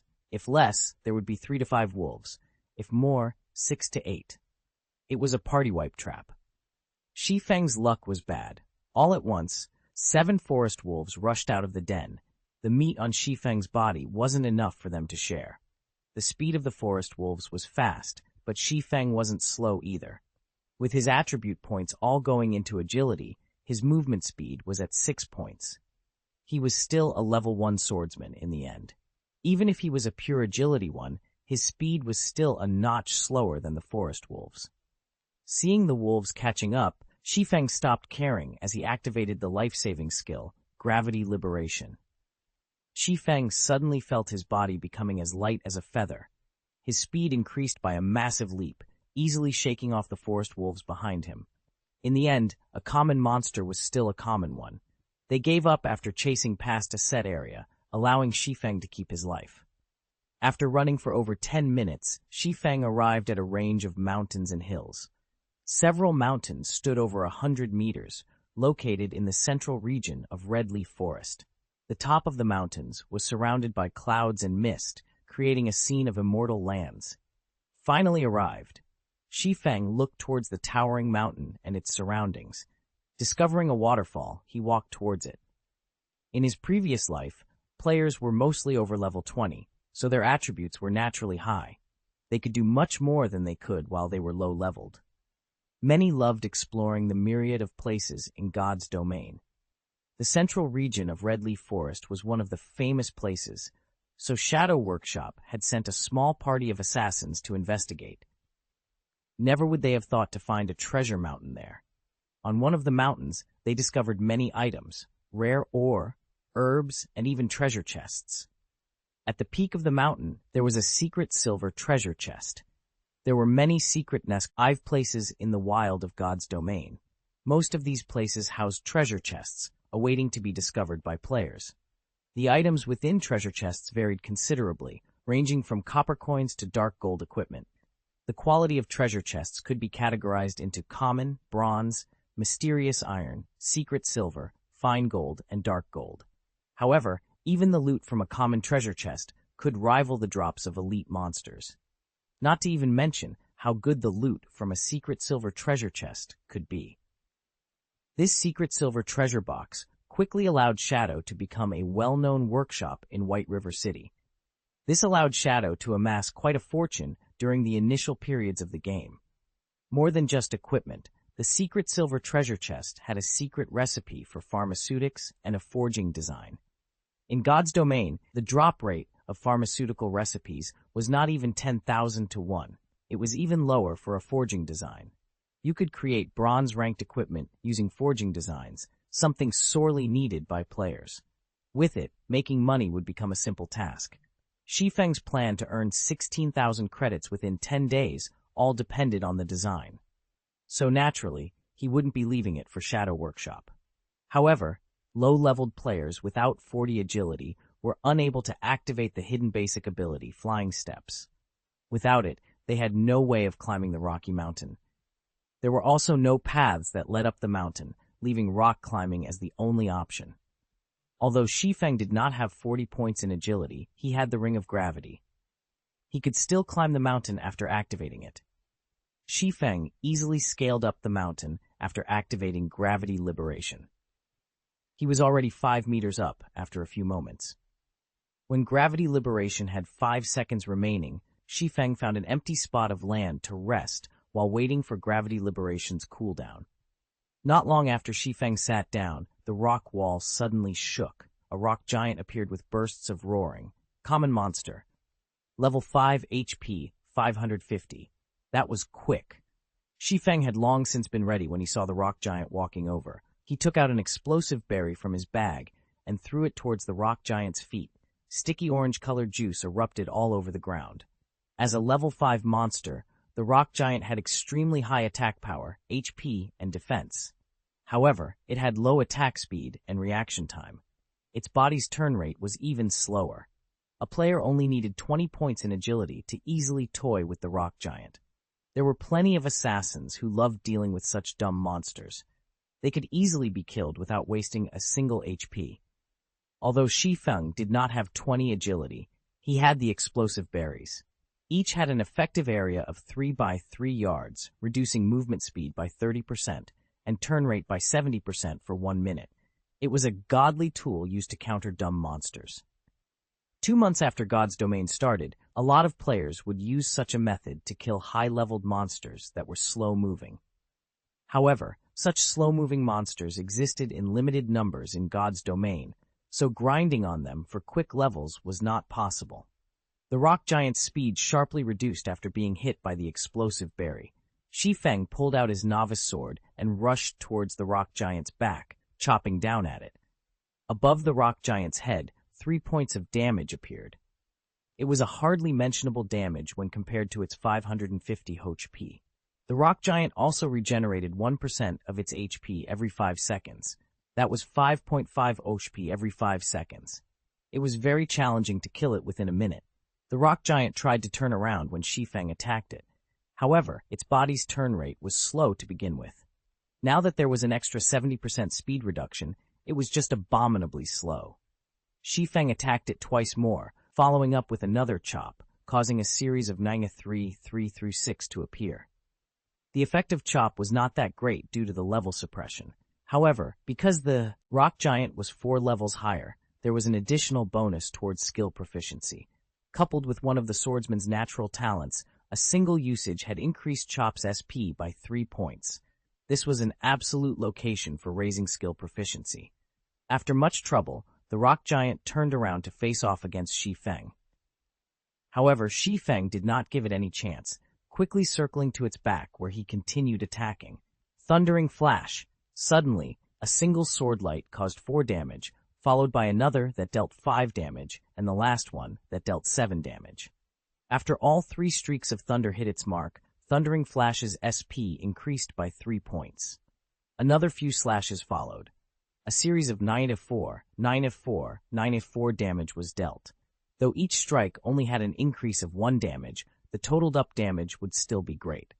Although the effect of Thundering Flash lasted only for 15 seconds, it had greatly increased the speed of killing the rock giant.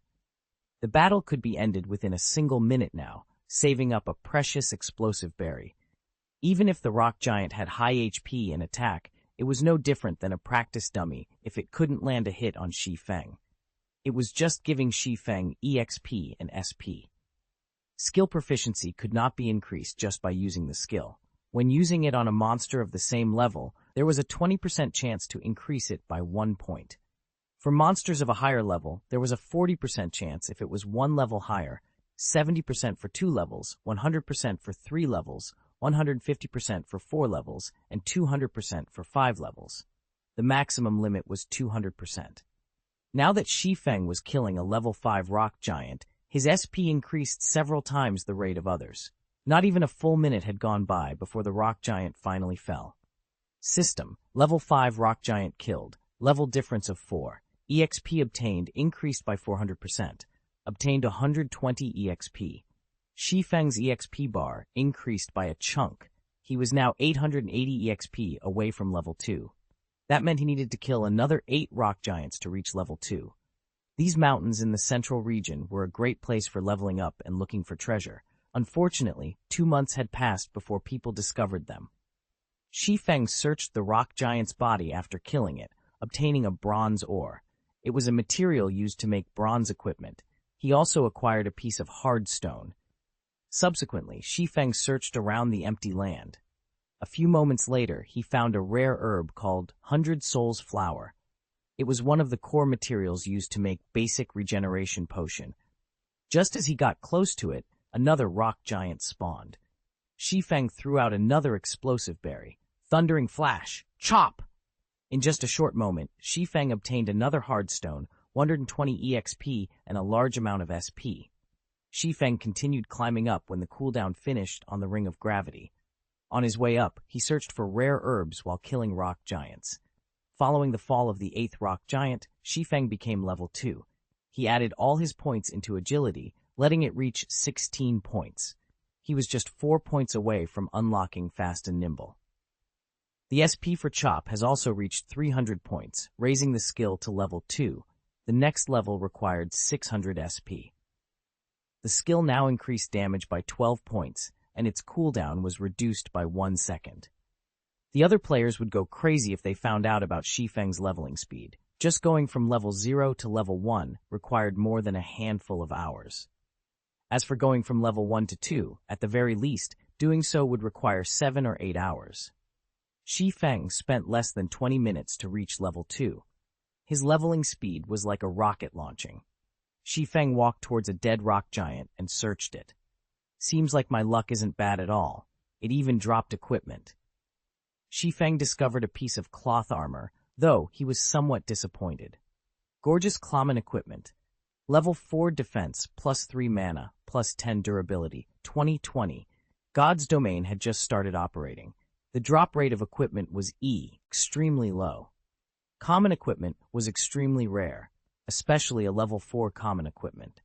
There was definitely someone who would buy it at a high price. Shi Feng placed the equipment into his bag. Just as he was about to continue upwards, he suddenly noticed a cave not far ahead. When he walked over to check, Shi Feng's heart rate quickened. Shi Feng spotted a huge rock giant sleeping within the cave. Its entire body was made up of silvery rocks, different from the normal gray-colored ones. Shrew's Special Elite, level 6 HP 900. Special elites were a lot stronger than normal elites. A regular elite monster could decimate a 6-man party of the same level. However, a special elite required 12 players of the same level to deal with, maybe even 15 players. That meant Shrews required 15 level 6 players working together to kill. However, Shi Feng rushed ahead without hesitation. He used Thundering Flash immediately, causing ray after ray of thunder to cut across Shrew's huge body. Damages of 1 and 2, 3 appeared above Shrew's head. Chapter 8. Killing Shrews. Even though the damage dealt by Shi Feng was negligible, Shrews still woke up from his deep slumber. Anybody would be enraged when they were abruptly awoken. "I'll flatten you, puny human," Shrews bellowed. The entire cave shook as Shrews stood. With giant strides, Shrews walked towards Shi Feng. Not giving Shrews any chance, Shi Feng took out an explosive berry and tossed it in front of Shrew's path. Speed was always a rock giant's weakness. There was no exception, even for a special elite. Shrews only had a larger size, a stronger attack, and more attack methods. Though his movement speed and attack speed were slightly faster, under the slowing effects of the explosive berry, he was still as slow as a turtle. On the other hand, Shi Feng's movement speed and attack speed were very fast due to his 16 agility. Shi Feng immediately circled to Shrew's back and began his fierce assault. A series of damages appeared above Shrew's head. Many 2, Nanu 2, Nanish 2, 2. They were followed by another chop that dealt 6 damage. It had to be said, Shrews had a frightening defense. Even with the amplified damage from Thundering Flash, a level 2 chop had only dealt 6 damage. A level 1 chop would probably only deal 4 damage. Shrews only turned around after receiving a series of attacks. It lifted its mountain-sized foot and stomped down towards Shi Feng. As a reincarnated person, Shi Feng had experienced countless battles in God's Domain. He did not have a threat of panic in him when facing against Shrews. With a step, Shi Feng nimbly evaded towards Shrew's back, avoiding Shrew's sluggish attack. Shi Feng then followed up with a series of mad cuts. When 5 seconds passed, Shrews regenerated 18 HP, leaving him with a remainder of 886 HP. Half of Shi Feng's efforts had gone to waste within an instant.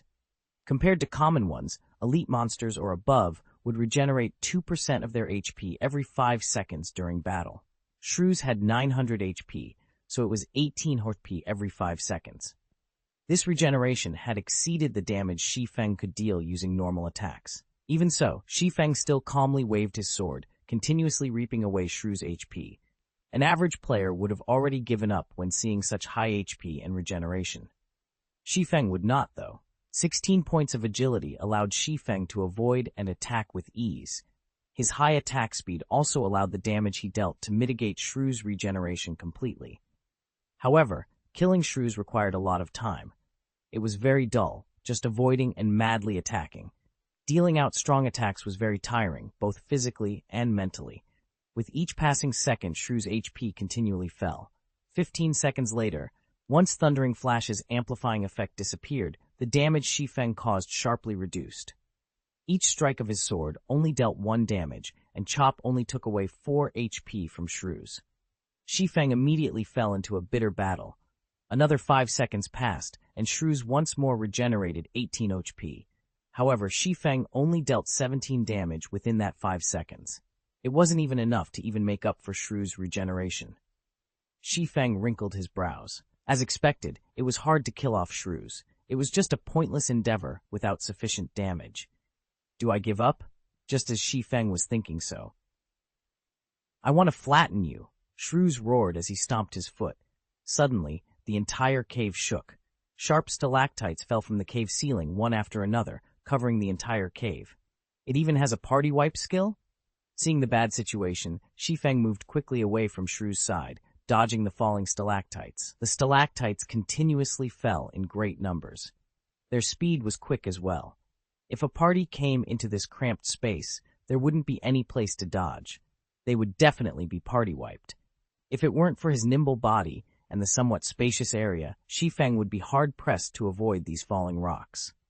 Shrew's revealed an exhausted expression after finishing his skill. Shi Feng's eyes shone. He quickly rushed ahead. Thundering Flash. Chop. 4, -5, 6, 10. Suddenly, a series of terrifying damages were caused. Fatigue state. It was a period of weakness that appeared after a boss used a powerful skill. In this state, the boss would have both its attack and defense greatly reduced. With this fatigue state, Shi Feng could see the hope of killing Shrews. Shi Feng took the chance to attack even more fervently. Manner 4, Na 4. Each sword strike took away 4 HP, while Shrews was under both states of fatigue and damage amplification. During this weakened period, Shrew's regeneration also fell to 1%. By the time Shrew's returned to his normal state, Shi Feng had already taken away 15% of Shrew's HP. The subsequent battle was filled with persistence. Shi Feng would repeatedly attack to make up for Shrew's regeneration. Every 30 seconds, he would deal a burst of damage with Thundering Flash, following which he would await Shrew's use of his big move. This party wipe skill was a nightmare to player parties. To Shi Feng, however, it was a chance.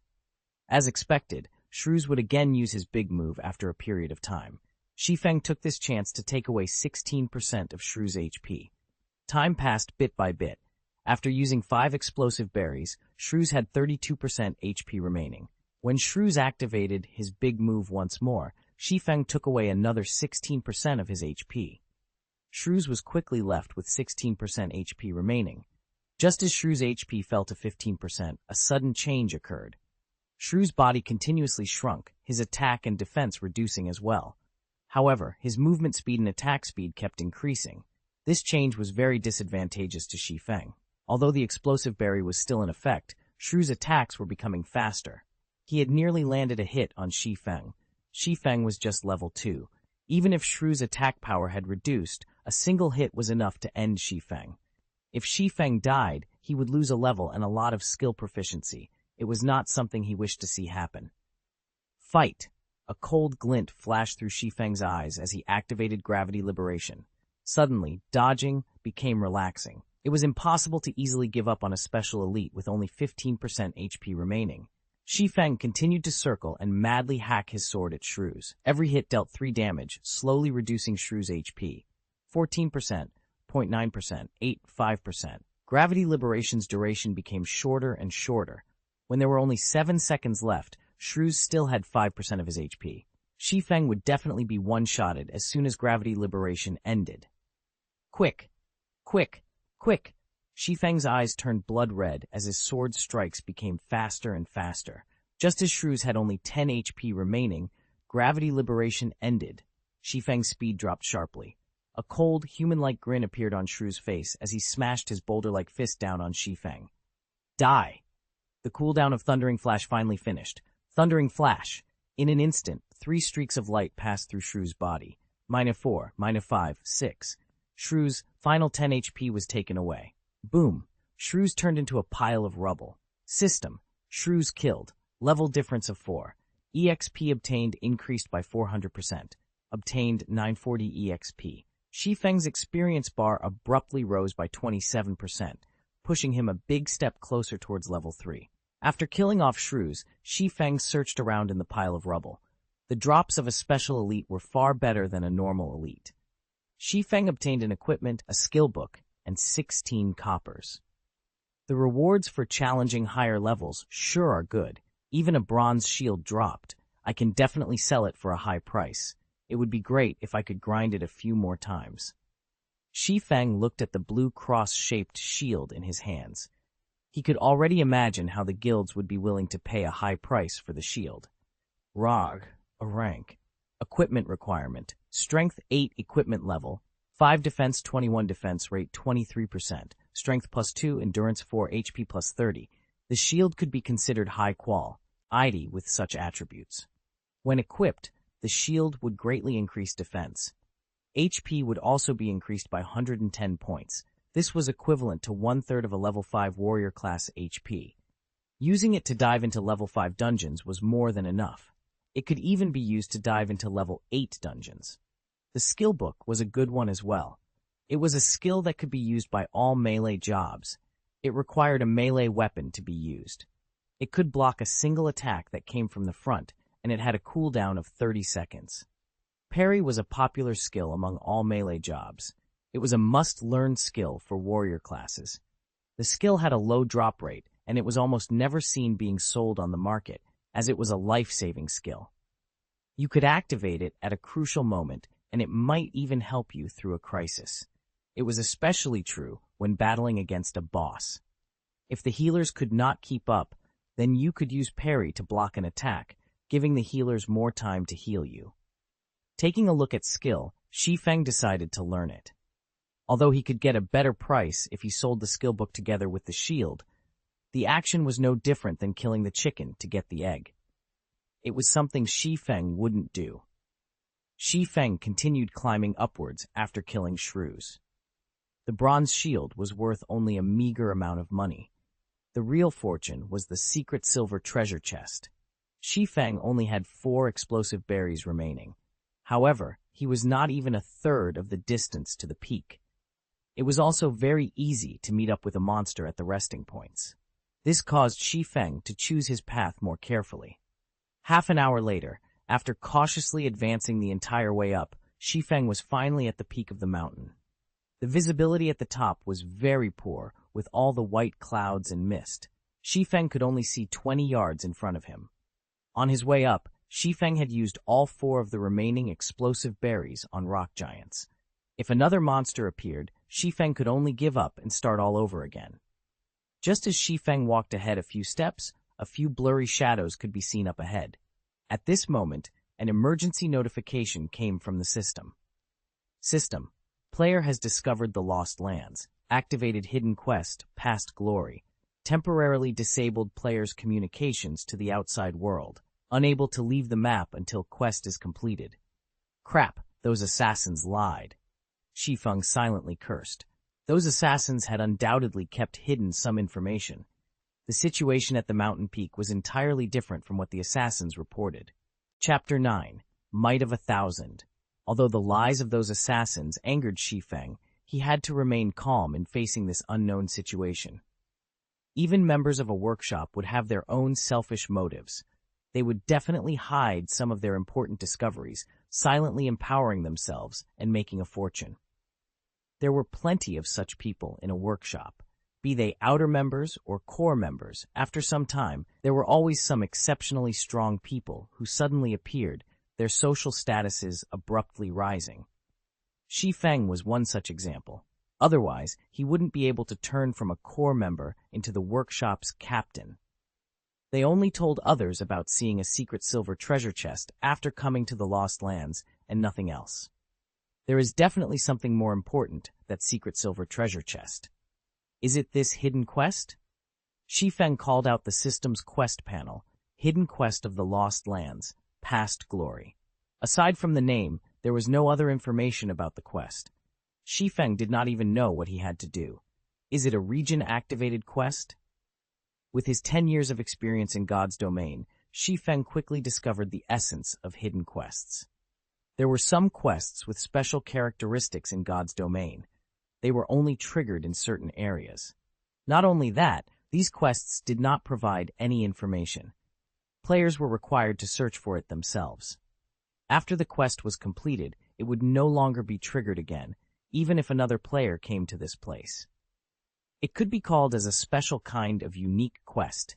At the same time, it was a quest filled with extreme danger. Searching for the method to complete the quest in an unknown region also meant dealing with the unknown monsters of the region. For such special quests, the region's monsters were usually several levels higher compared to the surrounding areas. An average player had no chance in completing the quest. There were 6 assassins over level 20 that came to this place last time. The quest was also triggered in this region with level 5 monsters, so the assassins could complete the quest. There's no point in bothering. Since I can't get out, I might as well look around. At worst, I'll just die and be sent back to the town. Shi Feng advanced in large strides after thinking it through. A few moments after walking through the mists, Shi Feng spotted a few blurry figures up ahead. It was a city which had been abandoned ages ago. All around, there were ruined houses.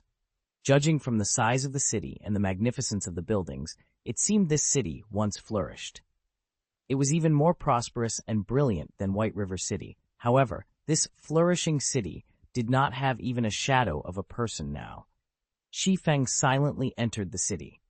He observed the surroundings while looking for clues about his quest. Looking through a city that could fit millions was like looking for a needle in a haystack. Hours quickly went by. After searching through tens of streets and hundreds of houses, Shi Feng had yet to find a single clue for his quest. God's domain had just started. It was the best time to widen the gap with others, yet Shi Feng had wasted hours exploring this place. There were plenty of players who had already reached level 1, but Shi Feng was still paused at 34% of level 2. Shi Feng hesitated. Should he continue looking for clues to the quest, or should he just end himself here and revive back at the town? I'll look for another hour. If it's still no good, then I'll return to the town. Shi Feng laid down a time frame for himself. Although quests like these were precious, he did not have that much time to waste. He still had a ton of quests he could do. There was no need to waste away in this place. Time slowly passed by, bit by bit. Shi Feng arrived at the central tower of the city. This place was once a sacred ground for mages. It was the best place to learn magic. Now, however, it was irreparably ruined. Even the magic crystal at the tower's peak had shattered. Shi Feng went up the tower. He stood in the tower's observatory, filling his eyes with the city's scenery. Shi Feng would have slowly savored the sight were he not in a rush. After taking a look around, he still did not find any special locations, just as Shi Feng was about to leave. Young adventurer, welcome to the city in the sky. A white-bearded, old man suddenly appeared. The old man's voice was filled with vicissitudes and wisdom. The sudden appearance of the old man shocked Shi Feng into a jump.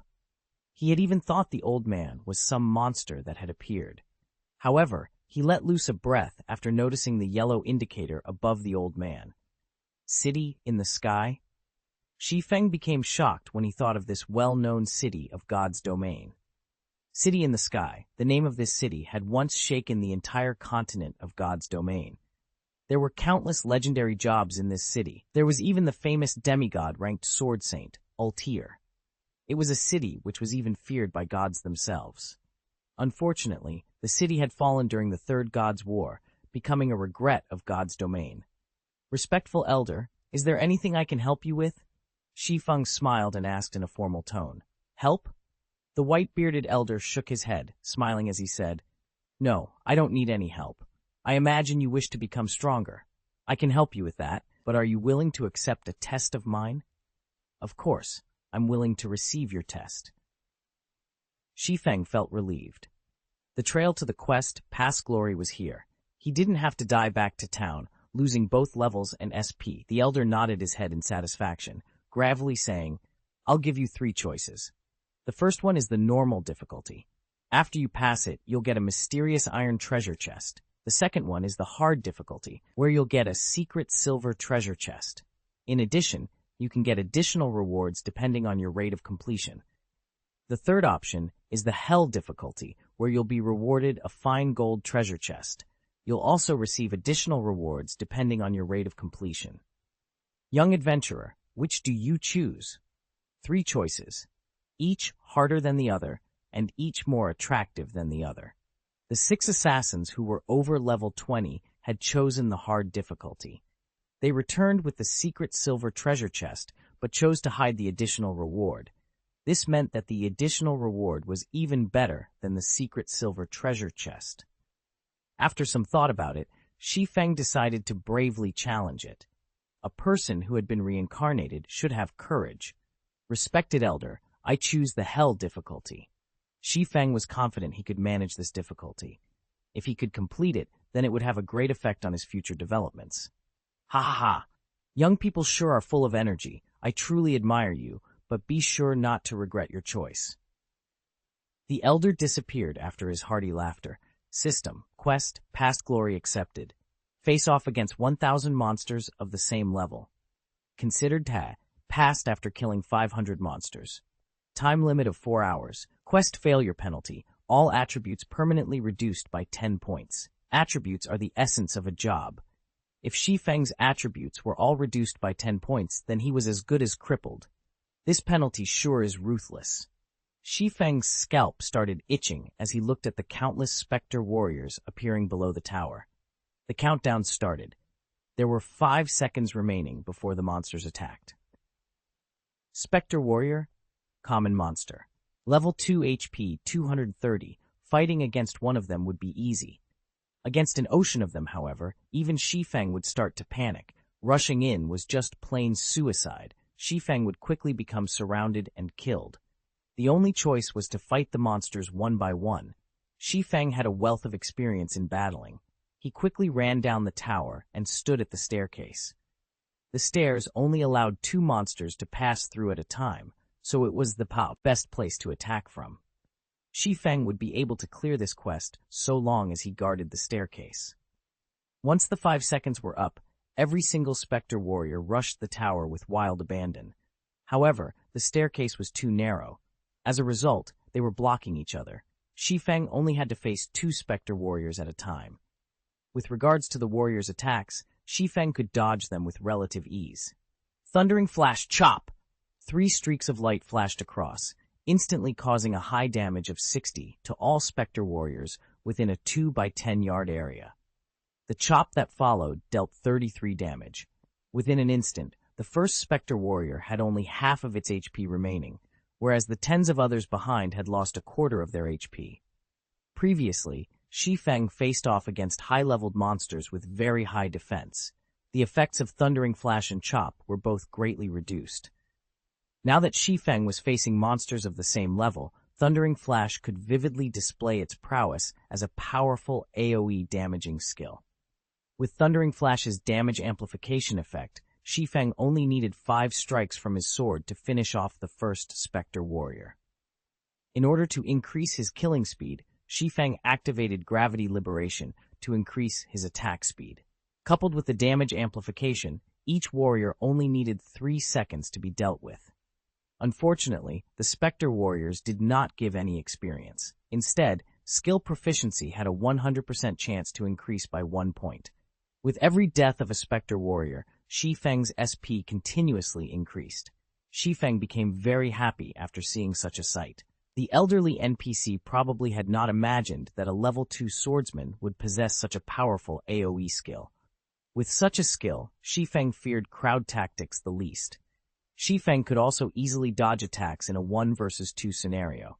Other players would have most likely failed the quest, yet Shi Feng was able to complete it with perfection. After 2 hours had gone by, Thundering Flash had reached level 2 after its SP increased to 300 points. The skill's damage increased from 130% to 135%, and its cooldown reduced from 30 seconds to 28 seconds. Chop's SP had also increased to 426 to 600. It would reach level 3 with just a little more. Shi Feng's monster grinding speed increased once more after Thundering Flash reached level 2. The Spectre Warriors fell in batches. When there were only 20 Over-Warriors remaining, there was still an hour and a half remaining for the quest. With another use of Thundering Flash, the last remaining 20 Spectre Warriors fell as well. Not bad. Here's your reward, youngster. The Elder appeared once more with a chuckle. Looking at Shi Feng, the Elder took out a fine gold treasure chest and a pitch-black longsword. System, quest, past glory completed. Rewarding 1 fine gold treasure chest, 1 magic weapon, job-related. Obtain title, Might of 1,000. Might of 1,000. When this title is in use, allies in a 30-yard radius will receive an attribute increase of 10%. Simultaneously, title user will obtain an additional effect of Strength plus 5 and Endurance plus 5. I've given you your reward. You can go now. The old man waved his hand after finishing his piece. Shi Feng's vision blurred. When he opened his eyes once more, he was back in the plaza of Redleaf Town. Die. Shi Feng's system communication continuously rang. Blackie was contacting him. Brother Feng, you finally picked up. How come I couldn't contact you before? What should I do now? I'm already behind others by a level. Blackie was extremely panicked. However, he still patiently asked because he believed in Shi Feng. He had wasted 7 hours just to run to Redleaf Town. While he was still at level 0, the players that filled the streets were already level 1. How was he to make up for this gap? Nobody would want him in a party now. Their minimum requirement was level 1. A level 0 noob like him would just be pushed aside. My bad, I was doing a quest. Come to the Central Plaza, I'll take you with me to level. Shi Feng apologized. It had already been over 8 hours since God's Domain started, and Shi Feng had spent over 5 hours doing his quest. At this stage of the game, most players had already risen to level 1, while some professional players were already close to level 2. As a person who had been reincarnated, helping Blackie level up was an easy task. It wouldn't take long before Blackie would catch up to the professional players. Chapter 10. Abyssal Blade. Shi Feng observed his surroundings after hanging up on Blackie. Seeing that nobody paid attention to his sudden arrival, he quickly entered an empty alley. Opening a fine gold treasure chest would definitely cause a commotion. Opening and showing off a fine gold treasure chest at the crowded plaza was a bold action. It was something only noobs would do. Compared to the real world, there were no constraints within the game world. It went without saying, the great powers in the game hungered for great treasures. If a player did not have the capability, one of the best-case scenarios was one being killed back to level 0 for the treasure. However, if the treasure did not drop out, then congratulations. You can only live in the city for the rest of your life. While other players were out in the wild leveling up, the only thing you could do was to hang around in the city. After a few months, you could proudly be promoted to City Guide.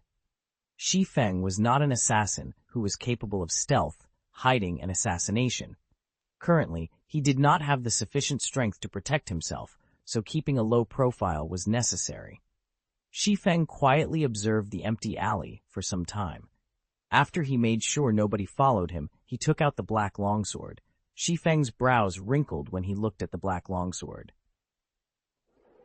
Job requirement: Swordsman. Do you wish to bind the equipment? Should I equip it or not? Shi Feng became frustrated when he looked at the abyssal blade. Shi Feng was very familiar with magic weapons. Magic weapons were different from normal equipment. They did not have any rankings to differentiate them, and they were even rarer than legendary equipment. Its power was without question. However, a magic weapon was a double-edged sword. This was because the weapon had a side effect called backlash. If the player using the magic weapon was not cautious, a single mistake could cripple their account. In his previous life, there were a few experts in Star Moon Kingdom that became top-tier experts because of magic weapons. Even during his peak, Shi Feng could only look up to them. However, after a period of time, 2 of those experts crippled their accounts because they did not deal with the backlash properly. Their only choice was to start a new account. Forget it. Let's just set it aside for now. I can't take the risk right now. Shi Feng shook his head as he kept the abyssal blade. He had to earn 16,000 credits in 10 days. The pressure on him was huge. If any mistakes were to happen, then all his efforts before would become wasted. Shi Feng took out the fine gold treasure chest. Shi Feng looked at the gold-plated treasure chest, unable to suppress the excitement in his heart. The secret silver treasure chest they brought out the last time already contained a pharmaceutical recipe and blacksmithing design. I wonder what a fine gold treasure chest would give. Shi Feng had been playing God's Domain for 10 years now, and the number of fine gold treasure chests he had seen did not exceed 20. Wars were fought over for every fine gold treasure chest. Shi Feng would not even dare to dream that he could be in possession of one.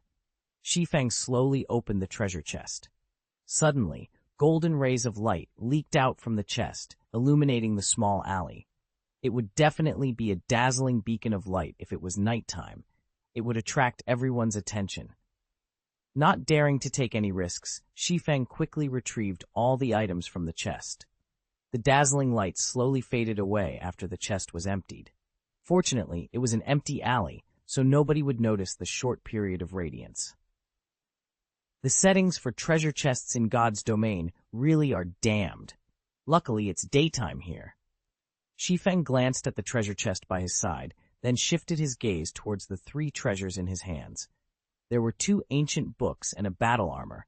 The battle armor was a secret silver equipment. It was much worse than Shi Feng had imagined it to be. Secret silver rank plate armor equipment requirement. Strength 20, equipment level 5. Defense plus 25, strength plus 6, endurance 3, agility plus 3.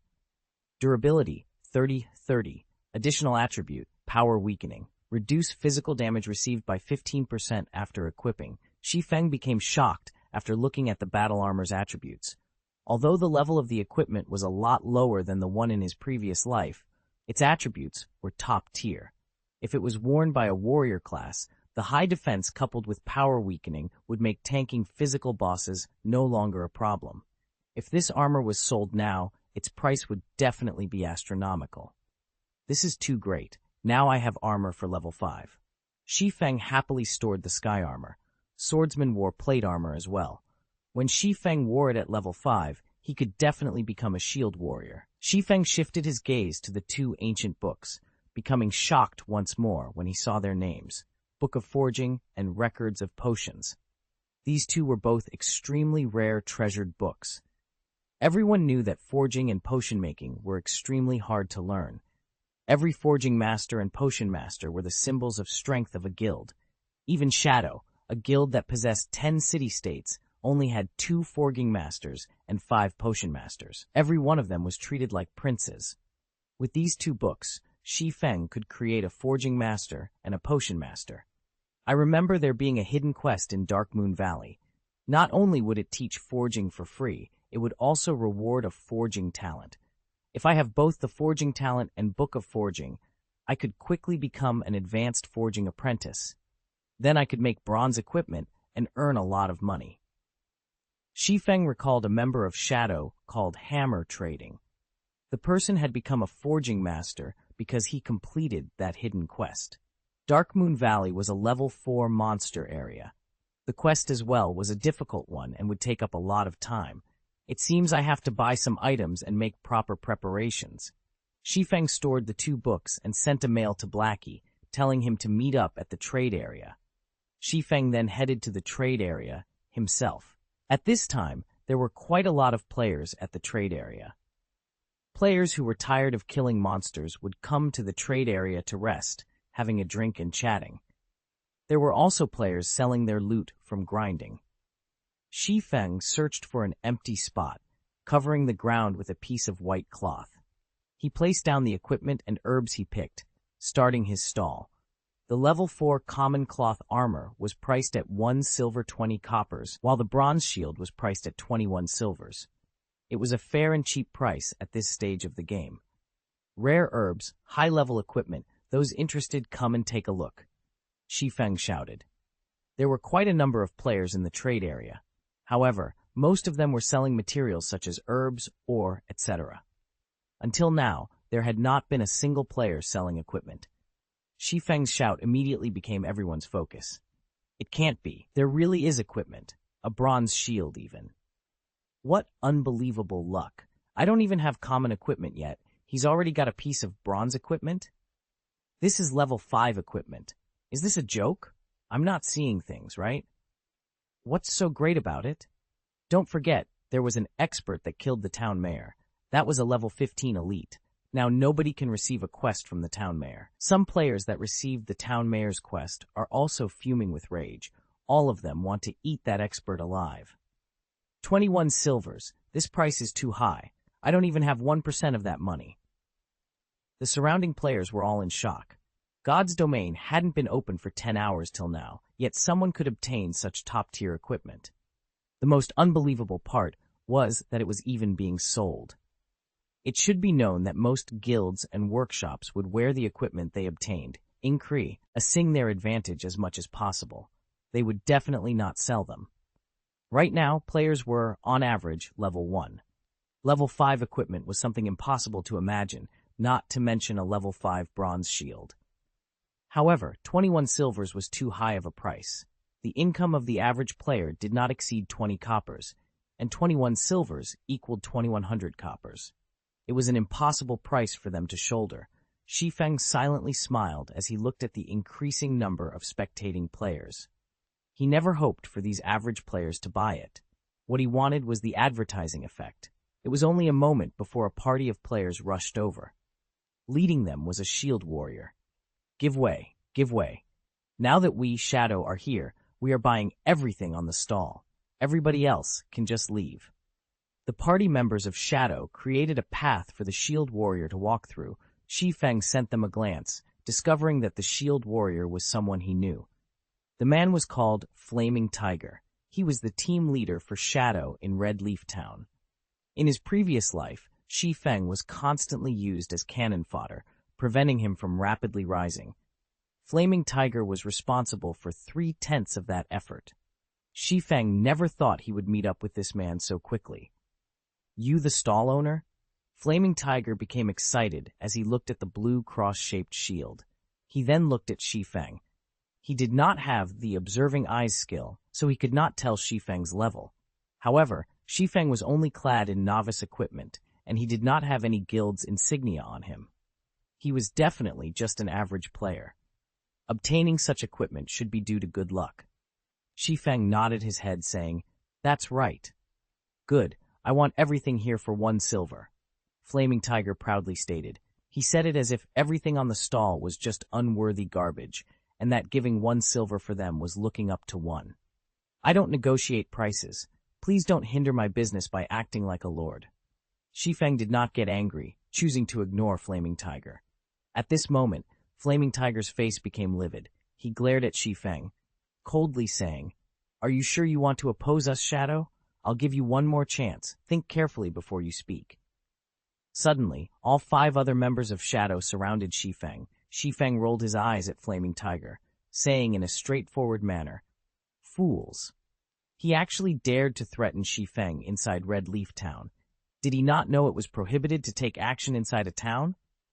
"You're courting death," Flaming Tiger raged, both his eyes turning blood red. He couldn't help but want to kill Shi Feng right this instant. Ha ha ha, truly interesting. A level 5 bronze shield. How could us Assassins Alliance be left out? Another group of over 10 players came at this moment. Every player wore the Assassins Alliance's insignia. The person who spoke up was Stabbing Heart. He became shocked when he saw the stall owner. He did not expect to see Shi Feng, the expert who had cleared the bronze prize challenge in a single try. Shi Feng had even obtained a level 5 bronze shield now, so he had definitely killed a high-leveled elite monster. Stabbing Heart became even more respectful of Shi Feng. "Here's 24 silver. I want everything here. Let's become friends. The next time you have any good equipment, you must consider us Assassins Alliance." Stabbing Heart handed over the 24 silvers without hesitation. Although it was not easy for the guild to collect these 24 silvers, it was definitely worth it if he could become friends with an expert like Shi Feng. "All right. Since you're so straightforward, I won't ask for the 50 coppers anymore. I'll contact you in the future. Shi Feng understood Stabbing Heart's intention. It wasn't a bad deal if he could cooperate with such a large guild. Meanwhile, the surrounding players were shocked by Assassin Alliance's overwhelming air, handing over 24 silvers without batting an eye. Now, this was a large guild. Such an action had made a lot of players wanting to sign up for the guild.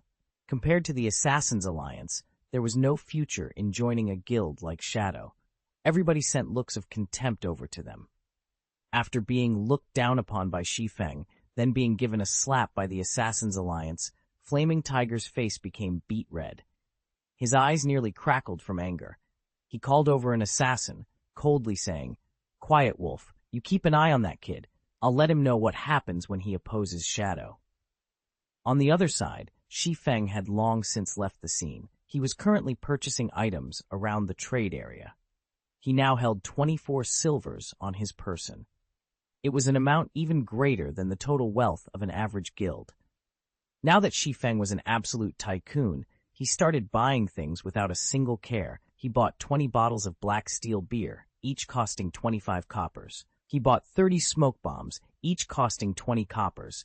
He bought 100 apple pies, each costing 5 coppers. Eating it recovered 30 HP every second, lasting 10 seconds. He bought 100 magic water, each costing 5 coppers. Drinking it recovered 30 MPs every second, lasting 10 seconds. Shi Feng spent a lot of his wealth within an instant, leaving him with only 3 silvers. "Brother Feng, you finally decided to show up. What are we going to do now?" Blackie had been waiting in the trade area for some time now. He wore a dark expression on his face, and his eyes were filled with resentment. God's domain had already been open for over 9 hours now. Aside from obtaining an explorer title, Blackie did not obtain anything else. He was nearing the point of dying from depression. "Let's go grind some monsters then." Shi Feng smiled, sending Blackie a party request.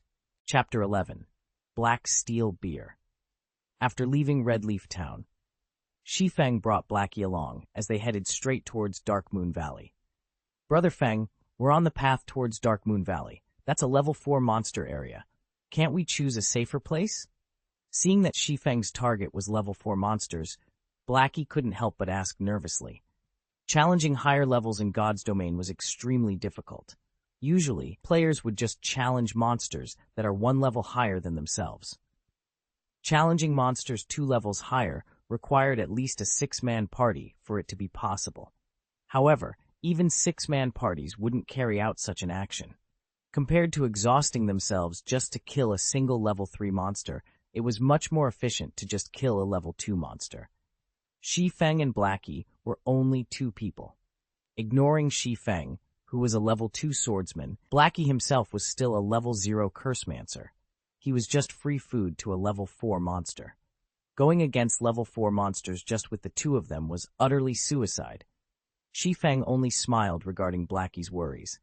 He securely said, "Relax, can't you see that I'm already level 2? That friend of mine is an expert beta tester. If it weren't for our good relation, he wouldn't even tell me such a secret. You can just wait to get on the leveling rocket." Shi Feng pushed all the problems that came with him being a reincarnated person onto his good friend. Now, all his actions in God's domain could be easily answered too. He also didn't have to explain much, since Blackie would easily believe him. This was because a beta tester was the best explanation. "As expected of Brother Feng, you're still the greatest. No wonder you didn't join Shadow Workshop to earn money. With an expert beta tester giving you pointers, you could definitely earn a lot of money in God's domain. The happiness of my body's lower half will depend on you now." Blackie laughingly said as he became relieved. When joined the party before, he was very surprised to see Shi Feng already at level 2. Currently, there had yet to be any news of a level 2 player in Red Leaf Town. Even elites of a workshop were no exception. However, Shi Feng had reached it. His leveling speed was absolutely terrifying. Blackie knew about Shi Feng's standards. Although his skills weren't bad, he definitely wasn't that good. Before, Blackie still had some suspicions about the news of the beta tester. However, all his worries disappeared after seeing Shi Feng's level, because only a beta tester could make something like this happen. Blackie had also started believing the possibility of Shi Feng earning 16,000 credits in 10 days. Scram! This brother's straight. Shi Feng rolled his eyes at Blackie, slightly widening the distance between them. However, Blackie's gaze still carried some impurities, causing Shi Feng to panic slightly. What are you thinking, Brother Feng? My dream lover is the snow goddess, Gentle Snow. Blackie hurriedly explained. The snow goddess? Shi Feng had a very deep impression of this woman. She had performed extremely outstanding in other virtual games. Not only did she possess an absolutely beautiful face and devilish body, but she also had a proud attitude, which was backed up by her excellent battle techniques. Because of these traits, she became even better received by the public. After 3 years since God's Domain's opening, she had become a top-tier expert within the whole country. She was also the top 10 berserker within the country. She was dubbed as the Battle Goddess. She had starred in plenty of commercials. Her personal net worth at that time had exceeded tens of billions of credits. Not only that, but she was also the vice guild leader of Ouroboros. Millions of players would move with her single command. During those times, Shi Feng was only a minor character within God's domain. He could only look up to Gentle Snow's shadow. Unfortunately, sometime later, Gentle Snow suddenly vanished from God's domain. Her disappearance became a hot topic within God's domain for some time. Brother Feng, look, that's an elite monster. Blackie pointed towards a snow-white fox in the distant paddy field as he shouted. Shi Feng looked over to the golden fields, discovering a white-colored fox. There was even a little rabbit in the fox's mouth right now. Level 2 HP 450. Blackie, your eyesight and luck are seriously too good. You even spotted a rare elite. We're going to earn a fortune this time. Shi Feng stealthily walked closer to the fox as he directed Blackie. You just attack from a distance and leave the rest to me. Rare elites were a special type of elite. They had the same capabilities as a normal elite monster, but the rewards they give out were a lot greater. It would take a long time for it to respawn after being killed. Whether you could meet one depended on your luck. Brother Feng, you must be crazy. That's a level 2 elite. We can't go against it. Blackie wanted to stop Shi Feng. Only a small party of the same level could deal with an elite. Fighting one alone, without any healing, would definitely lead to death. However, Blackie was too late. Shi Feng had quickly circled to the snow fox's back, launching a sudden attack. Chop! A sword strike flew. The snow fox's actions were very nimble. It immediately avoided a vital hit to its abdomen, taking only 32 damage. Such nimble actions. Its defense isn't low either. Shi Feng made a quick judgment after observing how the snow fox dodged and took damage. He had the Might of 1,000 title, so all his attributes were increased by 10%. There was also an additional 5 points to both strength and endurance, increasing his strength to 13 and endurance to 10. His agility was also increased to 17 points. Now his attack power was 29, and he had 260 HP. With great speeds, the enraged snow fox bit towards Shi Feng's neck. It activated the skill Fatal Blow. However, with 17 agility, Shi Feng's speed was not any slower than the snow fox. By the time the snow fox had rushed over, Shi Feng's novice sword had already struck down towards the fox's head. Peng, Shi Feng only had 13 points of strength. It was still not enough to block the snow fox's attack. 49 damage appeared above Shi Feng's head, and his novice sword's durability decreased by 1 point as well. On the other hand, the snow fox only received 5 damage. The gap between the two of them was as clear as day. We're dead! We're dead! We're so dead this time! Sweat started appearing on Blackie's forehead. He had seen damage from common monsters, but he never imagined that there was such a great difference from an elite monster. Shi Feng was lucky he had blocked the attack with his sword, only taking close to 50 damage. If the attack landed on his body, wouldn't it be over 100? Shi Feng had reached level 2 with great difficulty. If he died this time, he would return to level 1. His great advantage over others would be gone. Move, Blackie! Shi Feng shouted. He really must have gone mad. Fine, at worst I'll just die once. I'm still level 0 anyway. Blackie clenched his teeth and started chanting a curse, his hands making gestures. A dark arrow shot out, dealing 5 damage to the snow fox. Blackie sucked in a deep breath when he saw the damage. He had added all his points into intelligence, yet 5 damage was all he could do. An elite monster's defense was just terrifying. Shi Feng, who was facing the snow fox, was under even more pressure. The snow fox had very high agility. It was able to dodge whenever Shi Feng wanted to use chop.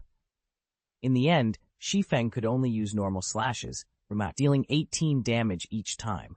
However, each successful bite from the snow fox would deal over 100 damage. It was greatly disproportionate. 10 seconds later, Shi Feng's HP fell to 31, while the snow fox still had 2 of 44. I guess there's still no way to directly face off against an agility-type elite with such a small amount of skills.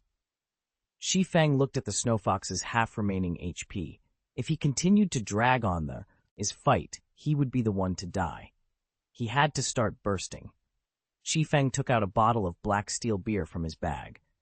After taking 2 mouthfuls, he became slightly drunk, and his vision started becoming blurry. He then activated gravity liberation, his speed increasing by a huge leap. He arrived at the snow fox's side with lightning speed. When Shi Feng looked at the snow fox's level again, it displayed level 0, whereas he was level 2. Suddenly, the suppression due to level difference was removed, letting Shi Feng's damage rise. Similarly, however, his body became difficult to control. Die! Shi Feng's eyes were icy cold. His grip around the novice sword tightened. Thundering flash! Hua, hua, hua! 3 lightning-quick slashes struck past the snow fox's waist, causing it to let out a tragic cry. Damages of 30, 36, 42 appeared on top of its head, instantly taking away a quarter of its HP. Afterward, another chop dealt 43 damage to it. The snow fox desperately resisted, but Shi Feng's speed after activating gravity liberation was very fast. Even if he was in a drunken state with his many years of battle experiences, Shi Feng could still easily maneuver his body. This had placed the snow fox at an absolute disadvantage. Damn, what did you drink, Brother Feng? You're suddenly so fierce. Blackie's eyes nearly popped out of their sockets as he saw Shi Feng's cheat-like performance. At this moment, the fierce snow fox had become Shi Feng's plaything. It had 0 chance at resisting. When the snow fox had 42 HP remaining, Shi Feng was about to give the last strike. Suddenly, Shi Feng felt a shiver going down the back of his neck. It was as if he had a dagger pointed at his neck. It was a terrible feeling. Shi Feng instinctively leaped forward. In the next moment, a bright, snowy dagger had slashed across his original position. Shi Feng had surprisingly avoided that strike.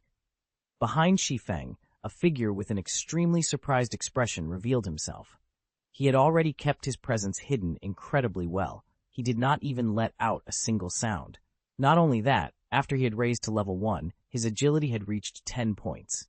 However, his sneak attack had actually been dodged. What sort of intuition did Shi Feng have? Friend, we have no hatred or enmity between us. It isn't good doing something like this.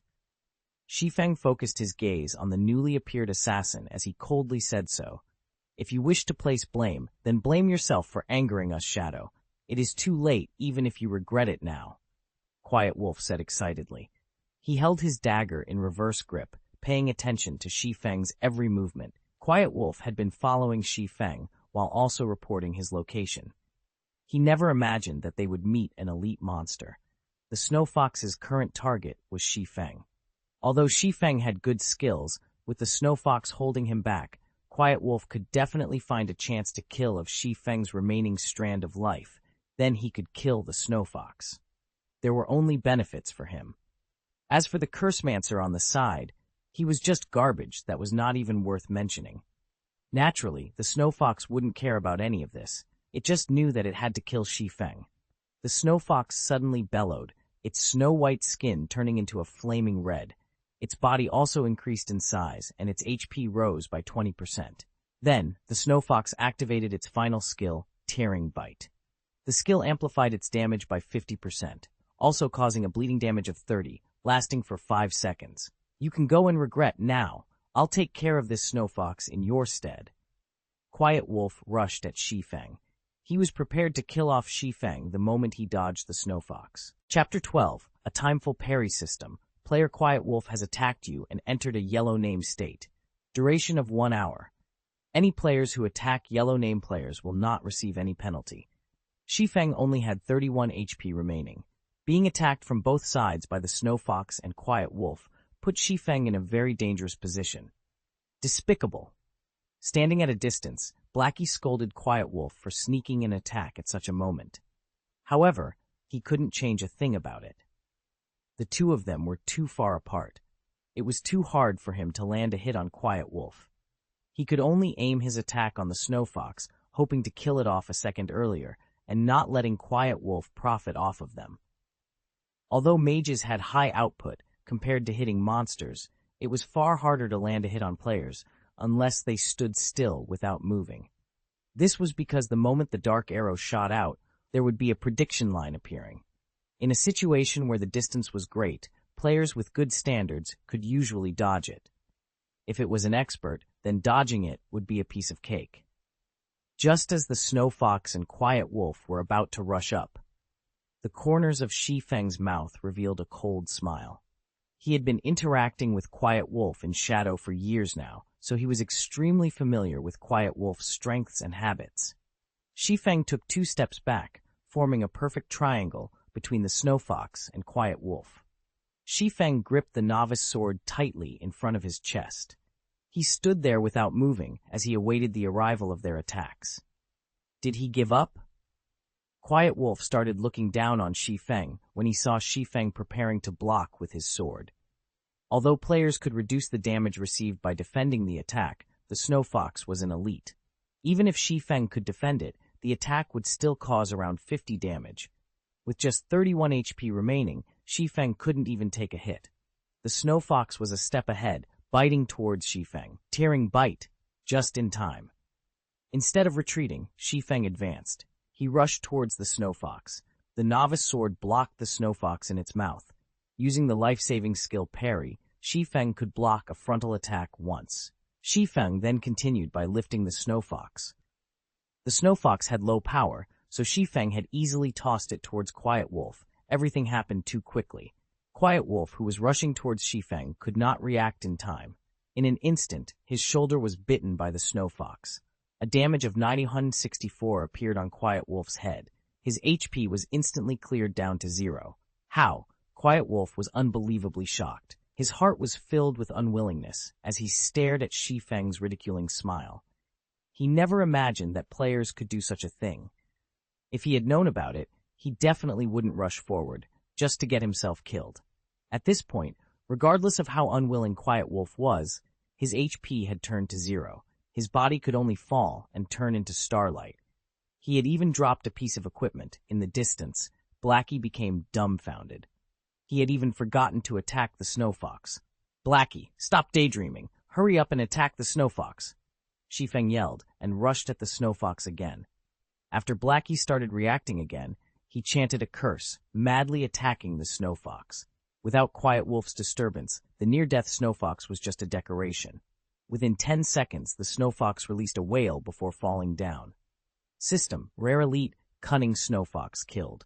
Obtained 130 EXP. Shi Feng was level 2 now, so this amount of EXP was nothing to him. What Shi Feng was concerned about was the loot. Rare Elites were the love of all God's domain players because of their shocking drop rates. Furthermore, this was the first kill of the Snow Fox, so the loot must be even better. It can't be. It actually dropped a weapon. Shi Feng obtained a staff and arm guard. Blackwood Staff. Level 1 equipment requirements. Strength 5, attack power +8, intelligence 3, vitality 1, mana 30, durability 2020. This equipment would greatly strengthen a mage. Not only was its attack power high, it even gave an additional 3 intelligence. If a mage equipped it, then their damage might increase up to 2 levels. Fox Skin Gloves, common rank, leather armor. Level 1 equipment requirements. Strength 3, defense +4, durability 2020. On the other hand, Quiet Wolf had contributed a pair of level 0 common leathered shoes with +3 defense. And here I thought it was some gray trash equipment. It seems Quiet Wolf's luck isn't that bad, being able to obtain a piece of common equipment. Shi Feng had a different view of Quiet Wolf now. Obtaining a piece of common equipment at the starting period of the game definitely depended on luck. However, Quiet Wolf's luck now benefited Shi Feng instead. Swordsmen could wear both plate armor and cloth armor. Now that Shi Feng had 2 of these new items, his defense had increased by a lot. Blackie, your equipment. Shi Feng passed the Blackwood staff to Blackie. However, Blackie did not receive the equipment. He had a hesitant look on his face. Killing the snow fox depended entirely on Shi Feng. Blackie wasn't of much help, yet he had received the best equipment, a piece of bronze equipment no less. At this stage of the game, there weren't many players capable of owning such an item. It was extremely valuable. What's happened to you? Aren't we good brothers? Why are you being courteous with me? Besides, you're a cursemancer. Once you've reached level 1, you can fully exert the staff's greatest capabilities. With that, we can level even faster. Shi Feng said in a serious tone, as if he knew what Blackie was thinking. After some thought, Blackie was able to make sense of it. He no longer refused it, saying, "Thanks, I'll definitely use it properly." "Now, that's much better." Shi Feng laughed. "Let's go, we're going to Dark Moon Valley, Red Leaf Town." Quiet Wolf, what were you even doing? Not only did you die, you've even dropped a piece of expensive equipment. Do you know how precious that equipment is? Flaming Tiger snapped as he cursed. Quiet Wolf's expression was as gloomy as dark water. That pair of shoes was something he had obtained after grinding for 7 hours, and now he had actually lost it. Even his heart was bleeding right now. Although he had wanted to explain, he did not know how to. Should he say how he was toyed with by Shi Feng? That wasn't something he was willing to admit. However, even if he wanted to snatch the equipment back, he wasn't an opponent for Shi Feng. "Brother Tiger, I discovered a rare elite in the wild. I didn't think I would be discovered by that kid when I was about to kill off the elite. That kid had even brought along another person. In a 1 versus 3 situation, I wasn't their opponent at all." Quiet Wolf pretended to be enraged as he turned black into white. He continuously tempted Flaming Tiger. That brat should have killed the rare elite by now. He must have obtained some good equipment. They were on the path towards Dark Moon Valley. We could still catch up to them if we chase after them. We might even be able to get back the equipment. Rare elite? Flaming Tiger's eyes started to shine. He no longer questioned Quiet Wolf. Instead, he was extremely interested in the loot of the rare elite. He said excitedly, "Let's go. We'll immediately chase after them. They actually dare to steal my equipment. I will make them regret even playing God's domain." Within a short moment, Flaming Tiger gathered all the members of Shadow Workshop present in Red Leaf Town. He brought along 11 workshop members and rushed towards Dark Moon Valley. No matter what, he wanted to kill off Shi Feng and obtain his equipment. At this moment, Shi Feng and Blackie had already arrived at Dark Moon Valley. There was a smithy beside the flowing creek. Shi Feng and Blackie quietly stood in front of it. They were looking at a bare-chested, middle-aged uncle. In his hand, the man wielded a steel hammer. Ding! Dang! He kept hammering on the crimson-red ore. Time slowly flowed by, bit by bit. "Brother Feng, are we still going to wait? It's already been half an hour now." Blackie said, "We have to wait. Without patience, he won't give us the quest." Shi Feng affirmed. In his previous life, hammer trading had passed by this place on accident. He had discovered a smithy here. However, the blacksmith here didn't pay any attention to him, regardless of how hammer trading talked to him. This had enraged hammer trading, so he decided to drag it on with the blacksmith. He kept standing to the side, sending death glares to the blacksmith. He had never imagined that after some time, the blacksmith would actively speak up. Not only that, the blacksmith even gave out a hidden quest. This had allowed hammer trading to learn the forging talent, becoming the forging master of the era. When Shi Feng thought about obtaining the forging talent, coupling it with the Book of Forging, advancing into an advanced forging apprentice became a very easy task. When that time came, gold coins would rain into his pockets, after waiting for more than 10 minutes. "Do you two have an interest in forging?" The middle-aged blacksmith suddenly asked. "Yes, sir. We've loved forging since we were young," Shi Feng immediately said. The middle-aged blacksmith nodded his head, saying in a satisfied tone, "Then since you love forging, I can teach it to you. But first, could you help me retrieve 100 pieces of meteorite ore? They can be found on the west side of Crimson Star Mine." "Of course, we would gladly be at your service." Shi Feng respectfully answered. System, Hidden Quest Road of Forging accepted. Player is requested by Forging Master Jack to obtain 100 pieces of meteorite ore from Crimson Star Mine. Crimson Star Mine was the nest of level 4 kobolds. These monsters loved ore the most. They would spend every day mining within the mines. As such, kobolds were born with great strength. However, they had short limbs. Because they stayed underground for long periods of time, their range of vision was short. They could only detect enemies within a 35-yard distance. This distance was also the maximum range of attack for a mage. At the mine's entrance, there were many kobolds walking around. An entire group of them would be attracted even if only one of them was attacked. Kobold, level 4 HP 420. Here. First, some food and drink to fill ourselves. We'll start work after that. Shi Feng brought out a black steel beer and an apple pie. Blackie didn't understand what Shi Feng was trying to do, but since it was Shi Feng's request, he must have his own reasons. Blackie sat down and started eating.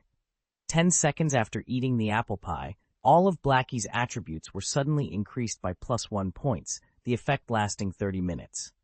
After drinking the black steel beer, Blackie's vision started becoming hazy. When he looked at the distant level 4 kobolds, their levels were suddenly reduced by 2, becoming level 2. Alright, let's start then. A bottle of black steel beer's drunken effect only lasts 30 minutes. Shi Feng stood up. He took out a smoke bomb and walked closer to the mine's entrance. Then, he threw it at the group of level 4 kobolds. There were currently over 10 of them there. Smoke bomb, able to reduce the visibility in a radius of 10 by 10 yards. Duration of 1 hour. The smoke bomb was able to reduce a monster's vision by 10 yards. It wasn't particularly useful against other monsters. However, it was great when facing kobolds. Their vision was now reduced to 25 yards. As long as a mage attacked from a 30-yard distance, the kobolds would not be able to spot them at all. They could only stand there and wait for their deaths. Attack. Shi Feng pointed to the kobolds within the smoke. Blackie was half-doubting Shi Feng's actions, but he still chose to believe in Shi Feng. His mouth started chanting a curse. A moment later, a dark arrow shot out, landing directly on the foremost kobold. Chapter 13. Blackie's Good Luck. The kobold within the smoke was hit, 21 damage appearing above his head. The kobold became furious after being inexplicably attacked. Like a searchlight, the kobold looked around in all directions with his blood-red eyes. Such an action had also caused the other kobolds to start being on guard. Within the forest, Blackie's heartbeat kept on speeding up. He was extremely panicked. Although the kobolds looked to be level 2, their attributes 100% belonged to a level 4. Drinking the black steel beer allowed a player to become drunk, significantly increasing the player's courage. As a result, all enemies seen by the player would have their levels reduced by 2. However, this would not reduce the kobolds' attributes. If these kobolds came rushing at them, only death awaited Shi Feng and Blackie. Yet, Blackie's worries were for naught. The attacked kobold looked at its surroundings. However, it did not discover any enemies. After whining for a bit, it returned to its original state. The other kobolds also stopped paying attention to their deranged companion as they continued walking about. Relax. They won't attack us as long as you maintain a 30-yard distance. Shi Feng clapped Blackie's shoulders as he confidently commented. He had been planning all this ahead of time. Otherwise, he wouldn't have spent that much money buying all those items. Blackie became even more courageous after Shi Feng's encouragement. He continuously chanted curses and shot out dark arrows. The kobold only had 420 HP, and it couldn't withstand Blackie's bombardment at all. After receiving more than 20 dark arrows, it breathed its final breath. Meanwhile, the other kobolds by its side did not show any reaction at all. Blackie became excited when he saw the first kobold fall. He had killed a monster 4 levels higher. Although the EXP was shared due to being in a 2-man party, the amount of EXP he received was still plenty. His experience had risen by 5% within an instant. This meant that Blackie would level up after killing 20 kobolds. He was even safe and unharmed. If the monsters did not disappear completely, their leveling speed would be terrifying. With such a great way of leveling, they would be able to rise even to level 6 very effectively. Blackie now understood why Shi Feng was so confident. Even if they had wasted several hours from traveling, being able to grind on monsters here was definitely worth it. After a while, the group of 20 or so kobolds in front of the mine's entrance was cleared out completely. Blackie had also raised to level 1. After he equipped the Blackwood staff and added all his free ability points into intelligence, his damage was increased by a large leap. He could now take away 45 HP from the kobolds in a single hit. Meanwhile, the group of kobolds had dropped 12 copper coins and a level 3 common cloth armor. There were also 5 pieces of meteorite ore. Blackie's luck was quite good. According to what Shi Feng had known, the drop rate of meteorite ore from the kobolds was not high. Only 1 would drop out of 10 of them. Nearly 1,000 kobolds needed to be killed to obtain 100 pieces of meteorite ore. Now, however, just a group kobolds had given them 5 pieces of meteorite ore. After storing the drops, Shi Feng went on to lure more monsters. With the advantage of his 16 agility, Shi Feng's speed was faster than the kobolds. Within moments, he had lured over 30 kobolds. He also maintained the distance of around 20 yards, but not exceeding 25 yards. When he had lured all the kobolds into the smoke cloud, Shi Feng increased his speed abruptly. He quickly distanced himself over 25 yards from the kobolds, causing them to lose their target. After losing their target, the kobolds stood on the spot in a daze. Blackie, who stood over 30 yards away, took the chance to attack. The group of over 30 kobolds took less than 10 minutes to be cleared.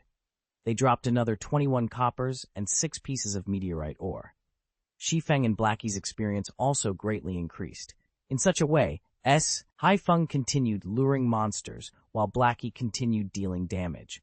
Although the process felt mechanical and boring, Blackie was not complaining one tiny bit. On the contrary, he became even more vigorous with each kill. He wished he could just kill all day without resting. After an hour, Blackie's level had also risen to level 2. His dark arrow rose to level 3, and his damage went from more than 40 to more than 60. Such a rocket-like leveling speed made him speechlessly happy, giving him even more motivation to aim for level 3. Their kobold killing efficiency also increased by quite a bit with Blackie's greatly improved damage. The only downside was the increase in MP consumption following the Dark Arrow's level up. Fortunately, there was the magic water that Shi Feng had bought. With it, Blackie could fully regenerate his MP before Shi Feng had lured a new group of monsters, allowing him to deal damage without pause. Meanwhile, Shi Feng was observing Blackie's condition while he lured a suitable number of kobolds. Other than that, he was just picking up the loot. The number of copper coins and meteorite ore were steadily increasing. After another hour of Blackie's effort, they had managed to collect 73 pieces of meteorite ore, 6 pieces of common equipment, and 264 coppers. They would be able to gather the remaining meteorite ore if they grinded for another hour. The system notification rang out just at this moment. System, player Lonely Snow has sent you 10 coppers. Subsequently, Shi Feng received a communication request. The person contacting him was Lonely Snow. You are? Shi Feng had just finished luring a group of monsters. Since he had nothing to do, he accepted the call request. Hello, brother expert. I'm Lonely Snow. We met before at the town hall, and you've even pointed me to a grinding spot. That place was just too great. There wasn't anybody stealing mobs from me, and I could also easily handle them. I'm already level 2 now. I've also looted a lot of materials and copper coins. I've already mailed you the 10 coppers. I wonder if you've received it. Lonely Snow was extremely excited. Previously, he was worried that this expert would not bother with him any longer. This was because experts were usually very proud. They wouldn't even look at minor characters like him. Lonely Snow had earned over 60 coppers from that treasured location he purchased. His level had even risen to level 2, leading the other players by quite a lot. Spending 20 coppers for this were definitely worth it. So it was you. I've received the 10 coppers. Shi Feng only remembered about it after being reminded. Indeed, there was such a matter. However, that was when he needed the money to kill the town mayor a little earlier, so he had just casually given out some pointers. He didn't really mind regarding the remaining 10 coppers. Brother Expert, the level 2 dungeon, Deathly Forest, has already been opened, so I wanted to invite you to dive into the dungeon. My friends are all veterans, and they're all level 2 now. They will definitely not drag you down. Of course, all swordsman equipment obtained from the dungeon will belong to you.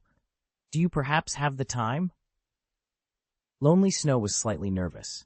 Experts usually disdained bringing along other people, especially rookie newbies. It was the reason why Lonely Snow mentioned that there were level 2 veterans in the party. He was afraid Shi Feng would just outright reject him. Deathly Forest? Shi Feng had a deep impression of this dungeon. As long as the number of level 2 players in Red Leaf Town reaches a certain amount, the first level 2 dungeon in Red Leaf Town, Deathly Forest, would be opened. Along with the Deathly Forest's opening, players of God's Domain were made known to the difficulty of dungeons. Deathly Forest was only conquered after many players had reached level 4 or 5. Meanwhile, Deathly Forest's true purpose was to increase the number of skills a player could possess. The monsters within the dungeon mainly dropped the basic skill books for every job. However, the most precious item within the dungeon was the forging design. Only the final boss, Werewolf Felot, dropped it with a very low probability. Shi Feng was very interested in this forging design. If he could learn it, then he would be able to further progress in his plans. Fine. However, I have a condition of my own. I will be bringing a Cursemancer, so all Cursemancer and swordsman equipment will belong to me. Also, I want all materials and design papers that the boss drops. If you all are willing to agree to this condition, then I can go with you. Shi Feng had just casually asked for the majority of the profits. However, he did not feel anything wrong with it. Lonely Snow started sweating all over after hearing Shi Feng's condition. As expected, an expert's asking price was definitely high. However, when Lonely Snow considered the strengths of a beta tester, he still reluctantly agreed. All right then, I agree. I'll tell it to the others. Expert, when will you be free to come? We'll meet at the dungeon's entrance in another 2 or so hours. Shi Feng estimated Blackie's killing speed.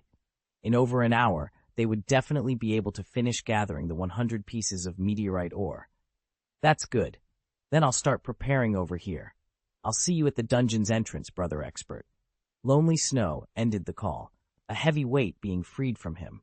At this moment, there were 3 other people standing beside Lonely Snow. Every one of them was level 2. What did that expert say? A handsome ranger asked.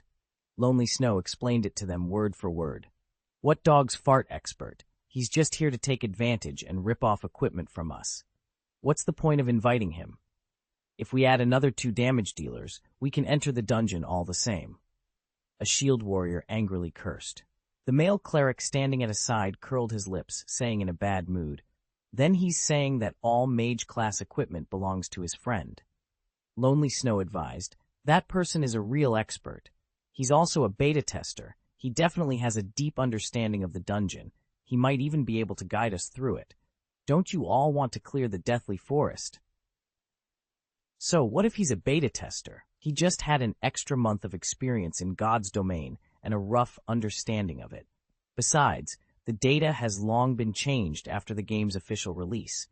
Even if he knew a lot about the Deathly Forest, how much use could there be? The shield warrior asked in disdain. He felt that those beta testers were only lucky. Their actual skills and strength might not even be comparable to them. We'll see how it goes after they arrive. If it's no good, then by that time, there will be a lot more level 2 players. It won't be too late, even if we find someone else by then. The leading ranger said. After hearing this ranger speak, the others nodded their heads in agreement. At this moment, there was a flash of light in Dark Moon Valley. Shi Feng had finally raised to level 3. Unfortunately, the leaderboard for levels had yet to be opened. Otherwise, he would definitely be ranked first on Red Leaf Town's leaderboard for levels. Finally, level 3. Shi Feng hurriedly added 4 attribute points towards agility, letting his agility reach 20 points. System. Player's agility has reached 20 points. Activating agility, hidden basic skill. Fast and nimble. Fast and nimble. Active. when activated, possess a body exceeding the normal man. Body's degree of freedom is completely released. Shi Feng suddenly felt a gush of strength from his entire body. He also felt his body becoming unspeakably agile. His 5 senses also received a great improvement. These improvements allowed Shi Feng to better exert his body's potential. Besides Shi Feng reaching level 3, the last kobold that Blackie killed had unexpectedly dropped a level 1 bronze equipment, war boots. Shi Feng couldn't help but admire Blackie's luck. Common monsters of level 1 to 3 would not drop any bronze equipment.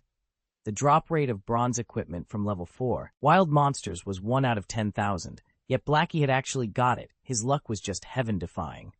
"Brother Feng, what are the attributes? Let me see as well." Blackie said so excitedly. "The war boots attributes are quite good."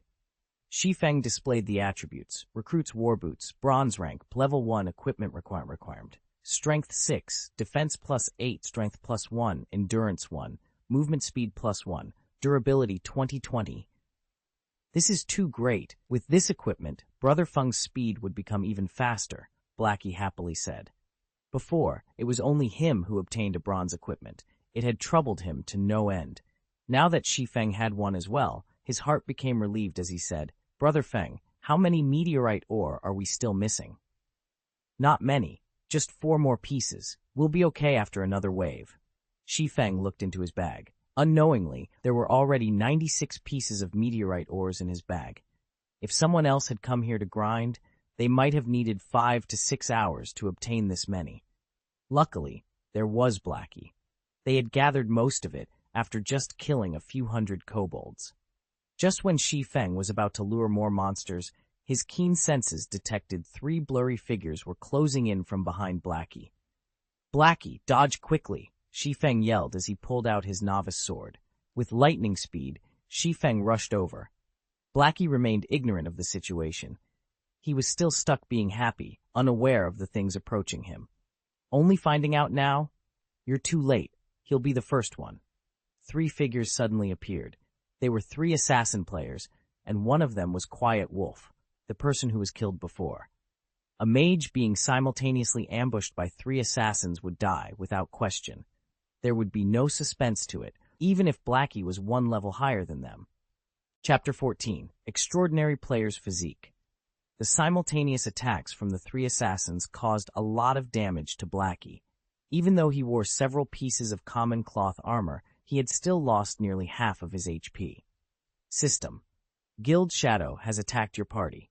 All party members are allowed to attack members of Guild Shadow without penalty. Duration of 1 hour. "I'll fight you guys." Blackie knew he was sure to die. His speed was not comparable with an assassin's. However, he also wanted to retaliate before he died. Blackie started chanting a curse, firing a dark arrow towards Quiet Wolf at 0 distance. Quiet Wolf smiled in disdain. Although the arrow was unavoidable, he still had 80 HP at level 0. How strong could a Cursemancer's attack be? Could it possibly instant kill him? Hong! The dark arrow hit Quiet Wolf. A damage of 76 points appeared above Quiet Wolf's head, instantly leaving him with only some leftover HP. Quiet Wolf immediately became dumbfounded after seeing such damage, his eyes nearly popping out of their sockets. The other 2 assassins were equally shocked. How is this even a Cursemancer? This was just a cannon. The person who dealt the damage was also shocked. Blackie had never imagined that the level 3 dark arrow would be so powerful. In reality, however, it wasn't just the level 3 dark arrows taking effect. There was also the high damage Blackwood staff, the aura effect of Might of 1,000, and the bonus damage from level suppression. Such extreme damage was only possible with all these added together. Crap, let's kill him, brothers. His staff is definitely a mysterious iron equipment. As a veteran gamer, Quiet Wolf quickly reacted, revealing his greed towards Blackie's weapon. Blackie being able to deal such a high damage was definitely due to a mysterious iron weapon. Otherwise, he wouldn't be able to nearly instant kill Quiet Wolf. Suddenly, the other 2 assassins became full of energy as they rushed towards Blackie. Not to mention a mysterious iron weapon, they didn't even have a common weapon. If they could get Blackie's mysterious iron weapon, then they would profit beautifully. The 3 assassins attacked again, leaving Blackie with only 6 HP remaining. When they saw that Blackie was about to die, the three assassins became even more excited. The mysterious iron weapon was about to come into their hands. At this moment, with unbelievable movement methods, Shi Feng appeared in front, blocking Blackie. 3 sword strikes blocked the attacks from the 3 assassins, creating 3 sparks. All 3 assassins were sent flying backward. Before the assassins could get over their shock, streaks of thunder appeared within their vision. 3 streaks of thunder struck the assassins that were still floating in midair.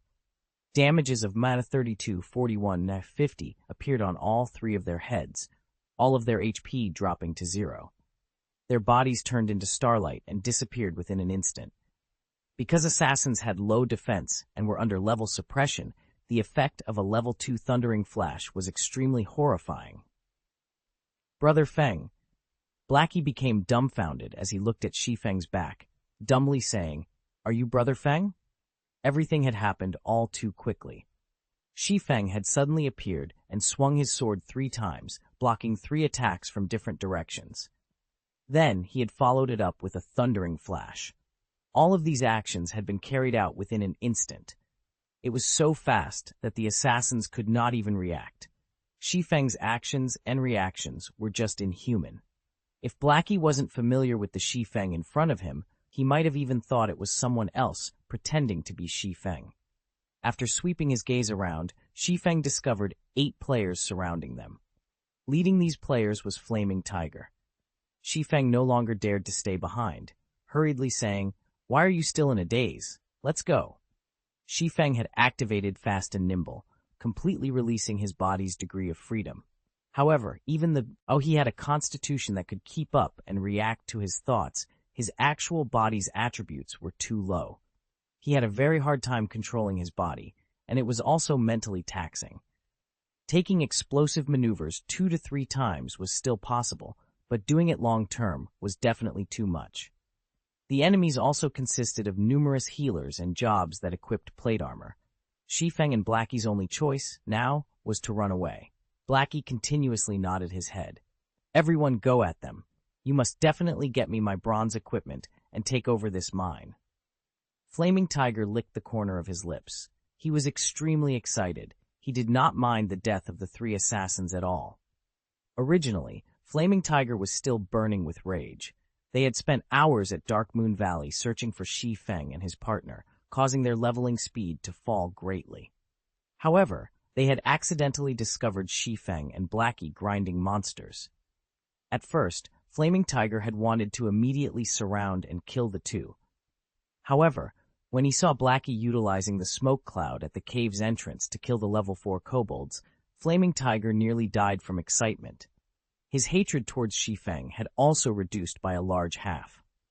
He had even wanted to thank Shi Feng for giving him such a valuable location. The difficulty of killing monsters of a higher level was famously known. If he could kill level 4 monsters without any harm, then his leveling speed would be absolutely horrifying. It won't be more than 10 hours before he would be leading the other players. After he had gained a huge advantage over others, the task of uniting Red Leaf Town would be at his fingertips. When that time came, he might even become Shadow Workshop's captain. Countless virtual game companies had closed shop because of God's Domain's opening. There were billions of players joining God's Domain.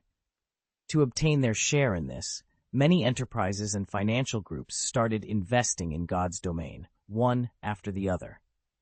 God's Domain could be said to be the most profitable virtual game in the world. Flaming Tiger thought about how he would be able to stand out in Red Leaf Town. He thought about forcefully taking the large guilds down a peg.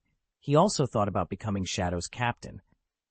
When that time came, obtaining expensive cars, beautiful ladies, and luxury mansions were only a matter of time. When Flaming Tiger thought of these things, he became unspeakably excited. He had to appreciate Shi Feng for giving all of these things to him. However, appreciation remained just appreciation. He still couldn't let the bronze equipment on Shi Feng and Blackie go. "Brother Tiger, those 2 are too fast. We can't catch up to them," a berserker said. "They're lucky that they run fast. However, this precious piece of land is enough." Flaming Tiger's eyes shone when he looked at the mine.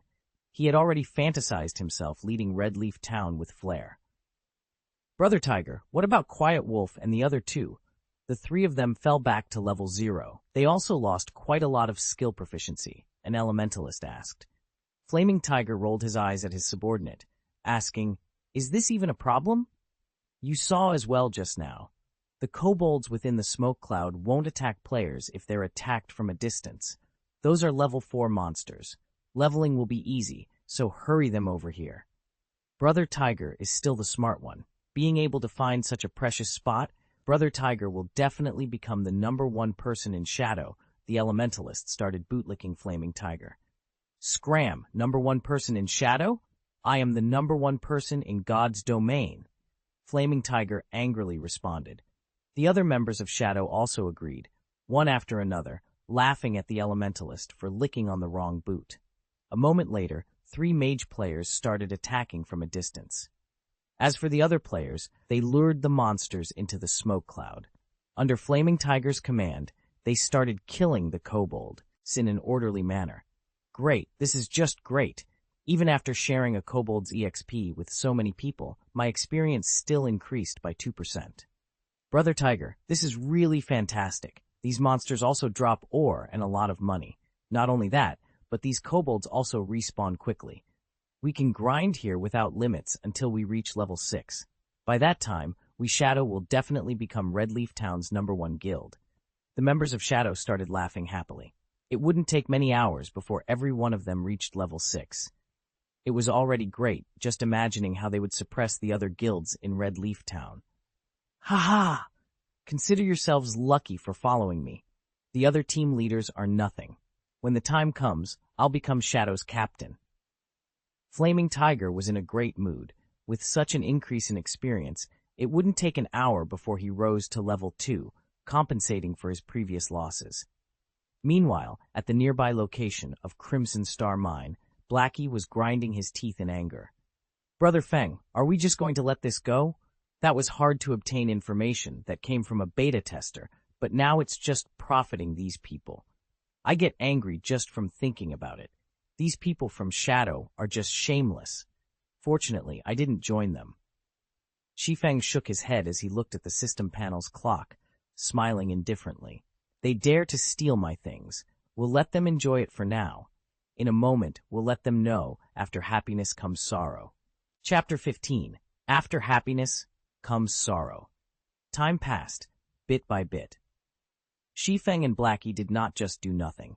They were killing level 4 roaming gnomes in a place not far from Crimson Star Mine. Common. Level 4 HP 400. Compared to the kobolds, the roaming gnomes were much agiler. They were very good at dodging. However, their attack and defense weren't all that good. Moreover, Dark Moon Valley had yet to be developed. The monsters here were more numerous, and there was nobody here to compete with. There was no need to search for monsters to kill.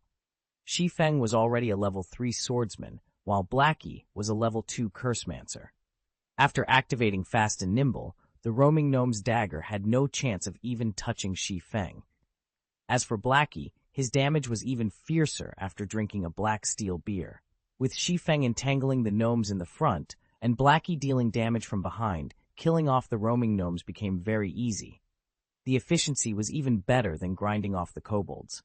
In the front of the Crimson Star Mine, groups of kobolds laid still before the mine's entrance. Copper coins and various kinds of ores were scattered all over the ground. "Brother Tiger, this place is just too great. It's just been over half an hour, and everyone is already level 2. So much money dropped as well." "Ha ha ha. Keep up the effort, everyone. You 3, lure more monsters. As long as we continue grinding this way, it will only be 3 to 4 hours before we can rise to level 3. Flaming Tiger excitedly commanded the 3 assassins that just recently arrived to lure the kobolds. The mages were already level 2, so the speed of killing the kobolds had increased by a big leap. Luring a group of over 30 kobolds was not enough for them. "Brother Tiger, something dropped here." A berserker held on to a book as he shouted, "Bring it here, let me have a look at it." Flaming Tiger said while smiling. He licked his dried lips when he saw something dropped. After Flaming Tiger received the book, he suddenly started laughing loudly. "Great, Really great. Not only has the spot that kid found after much effort been taken over by me, but if he knew a rare skill for swordsman was even in my hands, I really want to see that kid's look of regret. Brother Tiger, I saw that kid when I came here. They were still nearby killing roaming gnomes. I'm guessing that they're still unwilling to leave and still thinking of this place. Why don't we go over and kill them? Save us some trouble. A cold glint flashed through Quiet Wolf's eyes. They were filled with killing intent. He was overcome by a great resentment after being killed twice by Shi Feng. Flaming Tiger waved his hand, with a disdainful smile on his face as he said, "Then let them look. Watch at how fast we level up and earn money, and at how we become the tyrants of Red Leaf Town." Meanwhile, they can only watch from aside with their hearts full of regret and unwillingness. Ha ha ha. I feel great just thinking about it. Although Quiet Wolf still held some resentment over it, when he imagined Shi Feng's unwilling appearance and how he could only exhaust himself killing roaming gnomes, Quiet Wolf's heart felt a great gust of pleasure. Just you wait. The moment I reach level 6 will be your death. Quiet Wolf did not actually give up on killing Shi Feng. Instead, when he thought about the pleasure he would feel after killing Shi Feng when he was level 6, he couldn't help but look forward to it. Meanwhile, in the forest, 60 yards south of the Crimson Star Mine, Shi Feng was using a tree to hide while he observed Flaming Tiger and the others. "Brother Feng, can the two of us handle it?" Blackie asked in a worried tone. These 11 people were not just any average players. They were experts that had passed Shadow Workshop's examination. Moreover, there were 2 healers on their side. It was impossible to kill all of these people just by depending on the 2 of them. "Relax, the time is almost up. We'll just watch the show." Shi Feng looked, at the time, indifferently saying, "In a moment, you go stand at the back. Kill whoever has low HP. Don't let even one of them get away." "Time is almost up?" Blackie didn't understand what it meant. Shi Feng pointed towards the smoke cloud in front of the Crimson Star Mine's entrance, saying with a smile, "That Flaming Tiger must think that killing monsters of a higher level is easy. The smoke bomb that we placed before we left has a time limit, and only 2 minutes are left before the hour is up. Did they think they could continuously enjoy my domain after stealing it from me? Now, I'll teach them how to be proper human beings." Blackie was struck with a realization. His worship towards Shi Feng became even greater now. Brother Feng is still the smartest. Those brats from Shadow are definitely goners this time, Blackie said with a grin. The reason they could cross levels and harmlessly kill kobolds was that of the smoke bombs. They definitely couldn't do without them. If there were no smoke bomb, then the consequences would be horrifying. 2 minutes later, the smoke cloud in front of the Crimson Star Mine slowly dispersed. "Brother Tiger, why is that smoke cloud disappearing?" an elementalist asked Flaming Tiger after noticing the disappearing smoke cloud. "The smoke cloud disappeared? It can't be." Flaming Tiger abruptly woke up from his nap. When he looked over at the mine's entrance, the smoke cloud really did disappear. "If it's gone, then fine. The smoke cloud might be a periodic thing. Don't bother with it. Keep on grinding."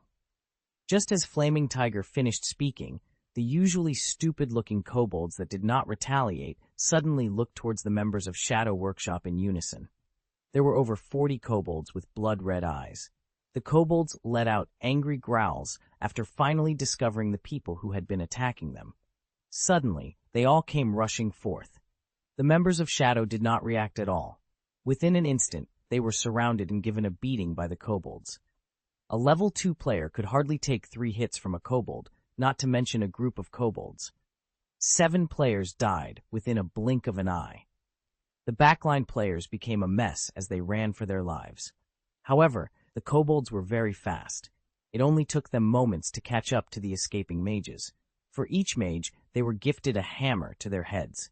The mages quickly lie still on the floor, never to rise up again. "Crap, what is going on here?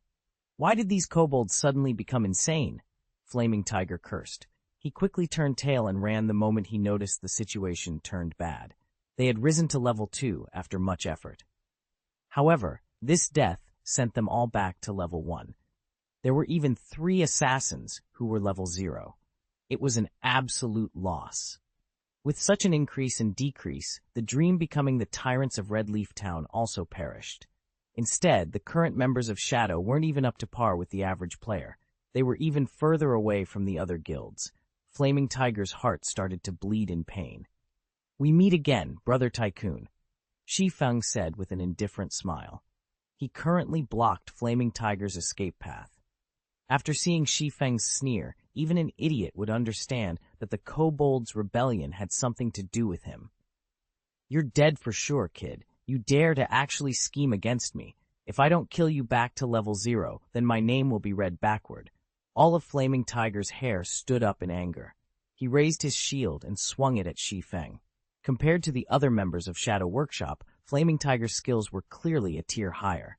With one hand, he used his shield to block Shi Feng's vision, while he used the other to stab his short sword towards Shi Feng's vital point.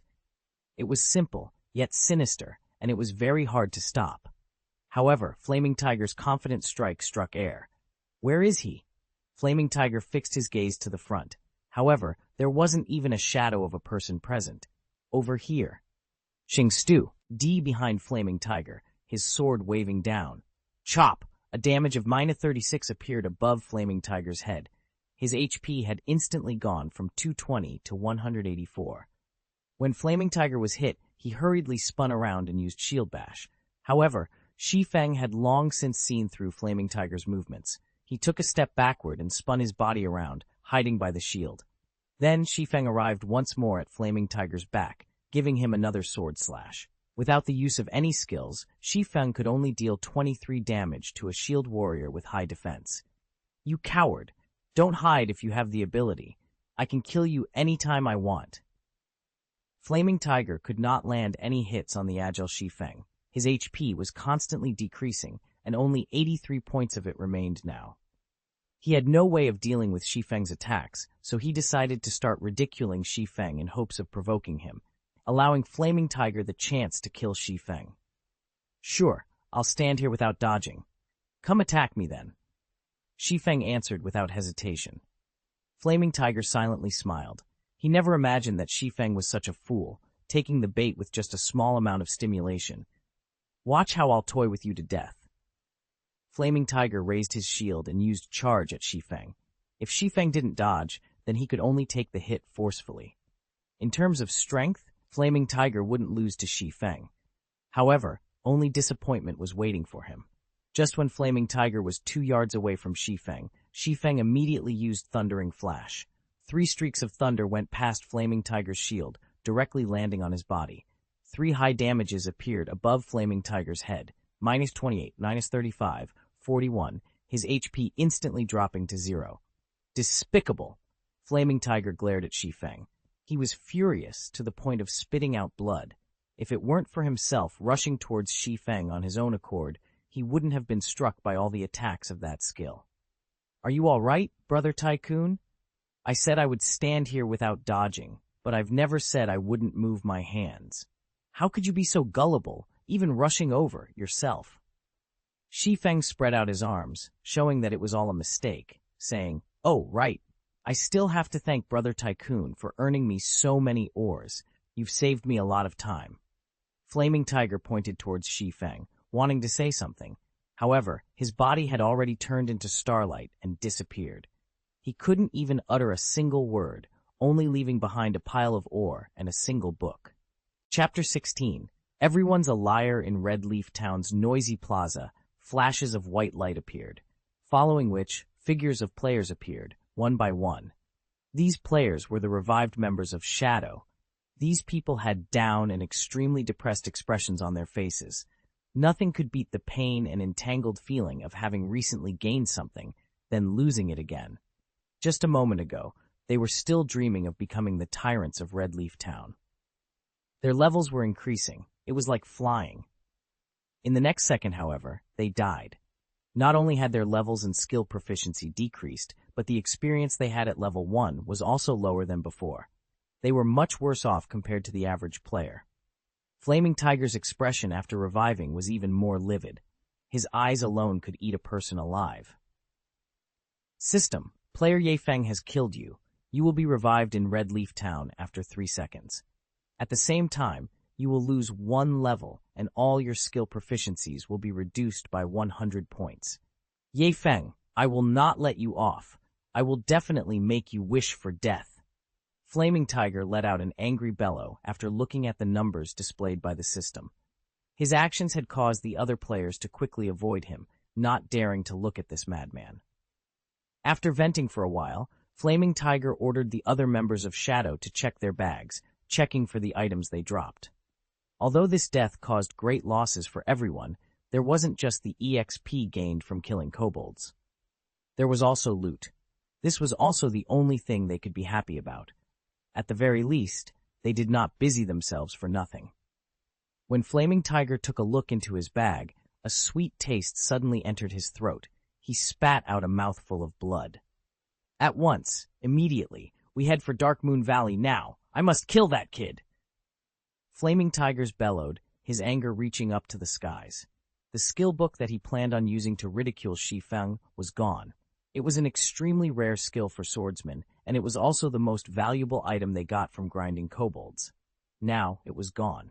However, the most unforgivable thing was that the skill book had fallen into Shi Feng's hands. In the end, all of Flaming Tiger's efforts had become Shi Feng's gains. This was something that he would not tolerate. His hatred was something that could not be resolved, even if he were to kill Shi Feng back to level 0. The other members of Shadow did not understand what had happened to Flaming Tiger. Going to search for Shi Feng right now was just a futile effort. Nobody would be foolish enough to wait for them to take revenge. Shi Feng would definitely slip away, snickering at them in some other place. At this moment, Flaming Tiger's system communication rang. Who is it? Disturbing me at this time? Are you trying to die? Flaming Tiger cursed after the call connected. Flaming Tiger, your temper sure has grown after not meeting for a day. The voice on the other side was ice cold, as if in a furious rage.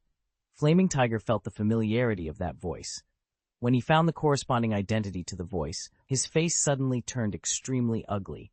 Brother Zhang, it is you. I'm currently educating my subordinates. I never thought Brother Zhang would contact me. Brother Zhang, please don't mind it. I wasn't speaking about you just now. Enough. I already know about your problem.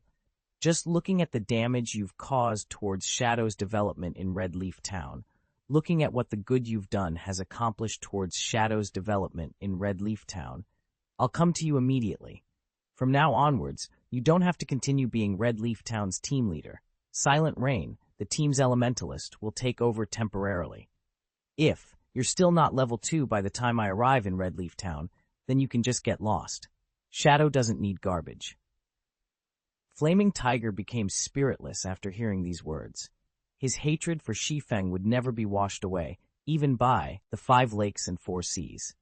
Meanwhile, in Dark Moon Valley, Shi Feng and Blackie were picking up the drops from the members of Shadow. Shi Feng was currently holding the skill book dropped by Flaming Tiger. Flaming Tiger really is too generous. He had even left me such an item. Shi Feng chose to learn the skill without hesitation. Action type.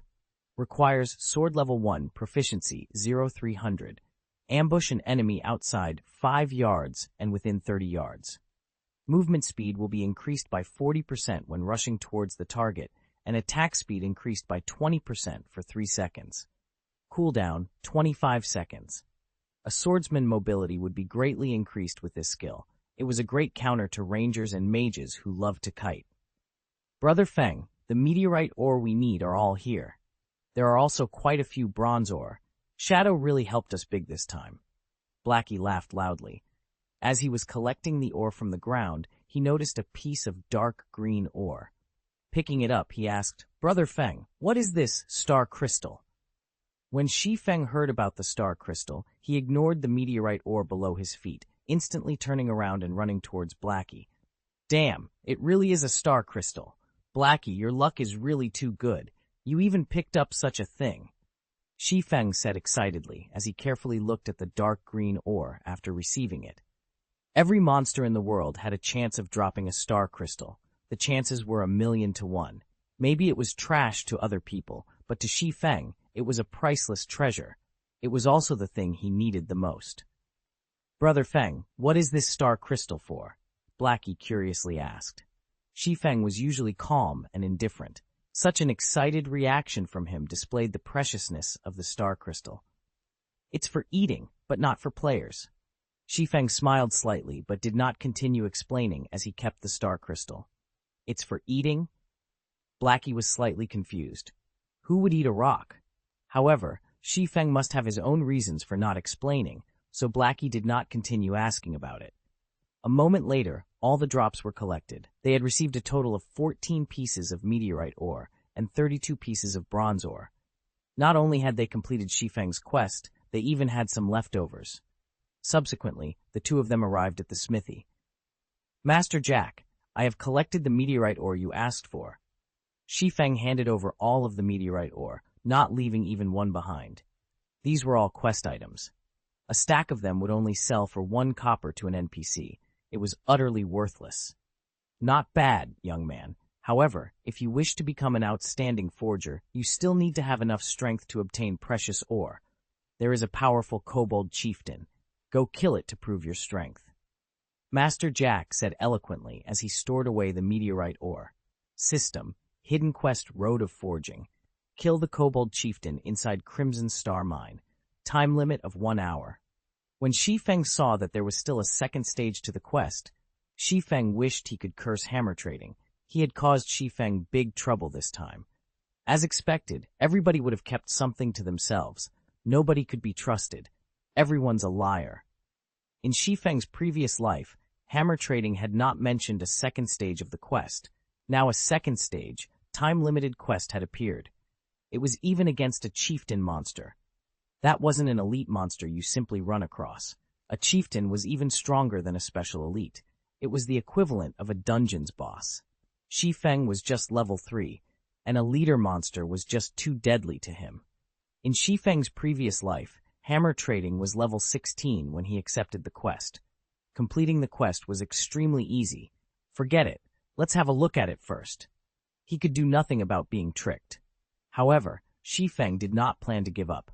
The forging talent had too great of a use, and Shi Feng must learn it.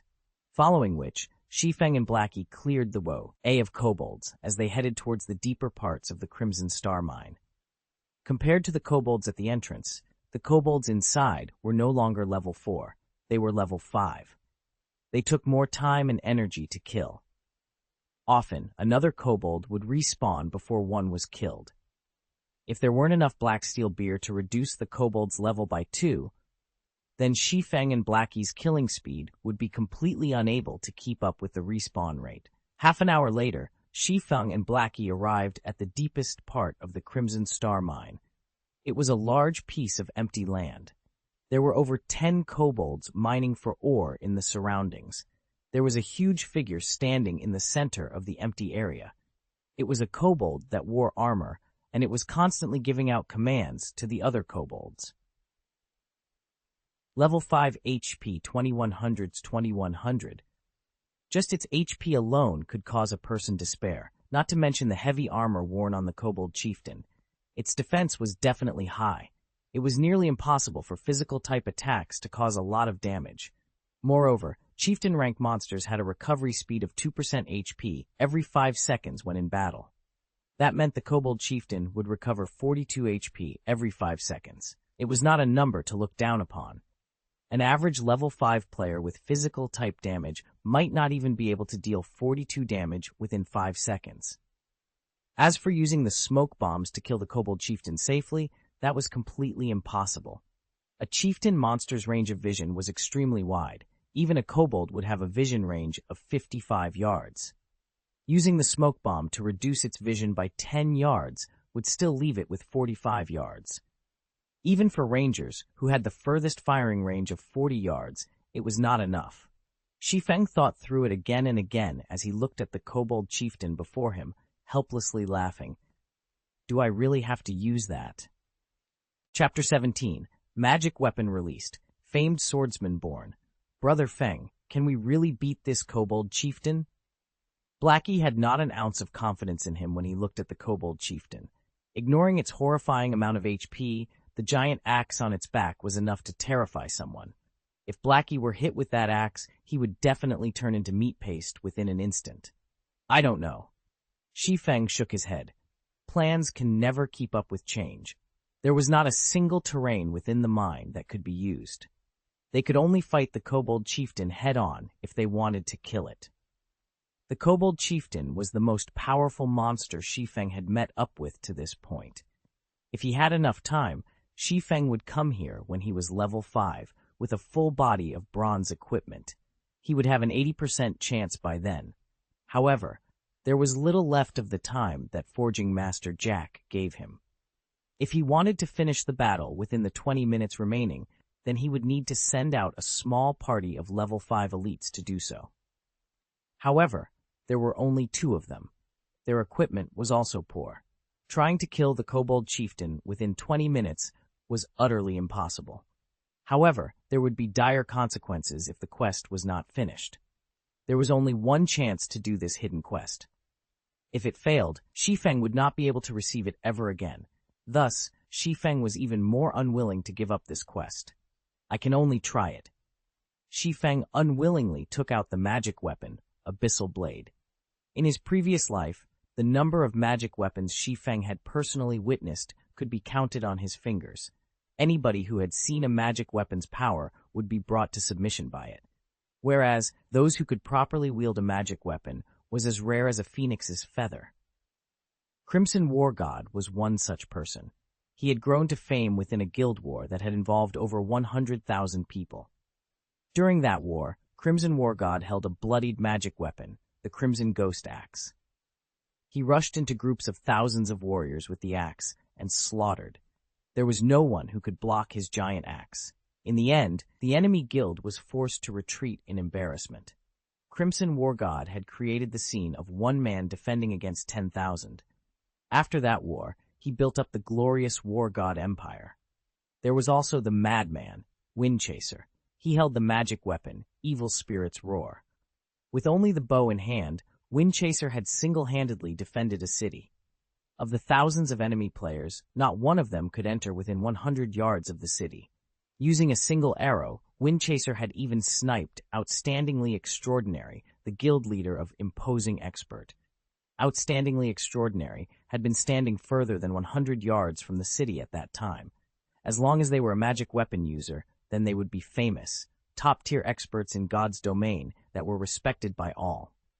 System. Do you wish to bind the Abyssal Blade? Shi Feng sucked in a deep breath, choosing to bind. He did not care anymore about the backlash of the magic weapon. Since those people could control the magic weapons, then how could he, as a reincarnated person, lose to those newbies that had yet to grow up? The moment the binding was finished, Shi Feng could clearly feel his entire body's strength being sapped away. His levels as well dropped one after the other, becoming level 0 within an instant. In another moment, however, a force of strength started flowing through his body. His body's current constitution was even stronger than when he was level 3. When he checked the Abyssal Blade attributes, Shi Feng became even more shocked. Abyssal Blade, magic weapon, one-handed sword, attack power 24, all attributes plus 10, attack speed plus 3, ignore monsters level by 5. Attacks have 15% chance to cause 2x damage, 10% chance to induce Doom Curse, reducing all stats by 30%, lasting 20 seconds. If wielder belongs to any swordsman job, all skill levels plus 2. Increase free ability points, received by 2 points for every increase in level. Equipment level 0, can be leveled up. Devour 10 level 5 bronze equipment and 1 level 5 mysterious iron equipment to level up to level 5. Can be evolved, unknown. Additional skill 1, Phantom Kill, instantly creates a doppelganger. You can control this doppelganger. Doppelganger will have 50% of original body's attributes and all skills. At the same time, doppelganger and the original body can be swapped. Duration of 30 seconds. Cooldown 5 minutes. Additional skill 2, Abyssal Bind. Binds enemies and prevents movement, reducing defense by 100%. Duration of 3 seconds. Cooldown 1 minute. Additional skill 3, 9 Dragon Slash. Instantly create 9 phantoms of the Abyssal Blade for the wielder to use. Each phantom sword is capable of dealing up to 30% damage. Duration of 20 seconds. Cooldown 5 minutes. The Abyssal Blade was personally created by Master Smith Ulysses, using the Black Dragon King's fangs as material. It is one of 36 famed swords, and it is ranked 31st. However, this sword has been cursed by the Black Dragon King. Aside from being able to provide the wielder with immense strength, there would be a backlash after a certain period of time. If the wielder is unable to suppress the backlash, the wielder will receive the curse of the Black Dragon King, permanently reducing all attributes by 50%. Unable to be dropped, unable to be traded. Seeing such attributes and these many additional skills, the Abyssal Blade was no different than a god's weapon. However, there were still 35 of these famed swords, and the Abyssal Blade was just one of the lower-ranked ones. It was hard to imagine what kind of sword the first-ranked was. Brother Feng, please don't scare me. How did you become level 0? Glancing at Shi Feng from the side, Blackie became shocked. It had already been troublesome just facing the kobold chieftain.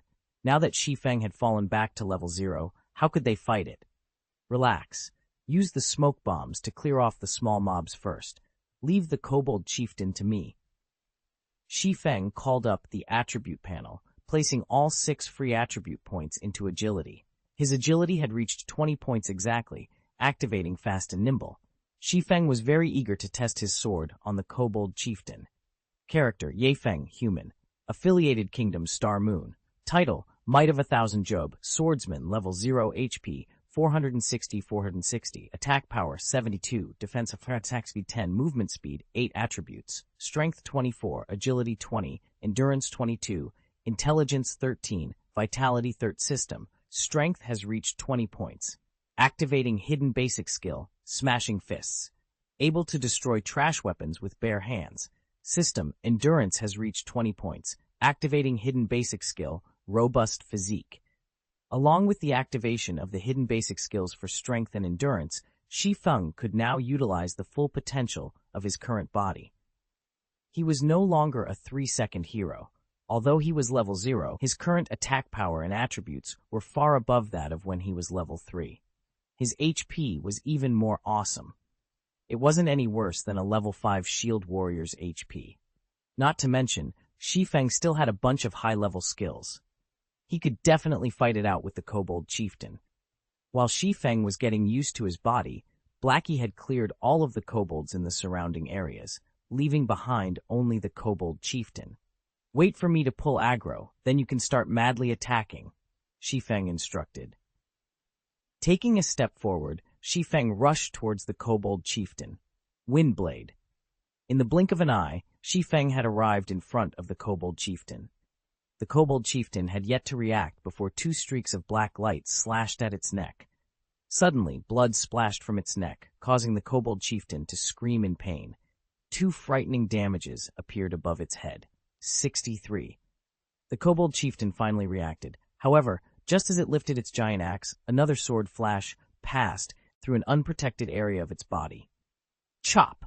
Another 105 damage appeared on the kobold chieftain. The power of a level 4 chop was shocking.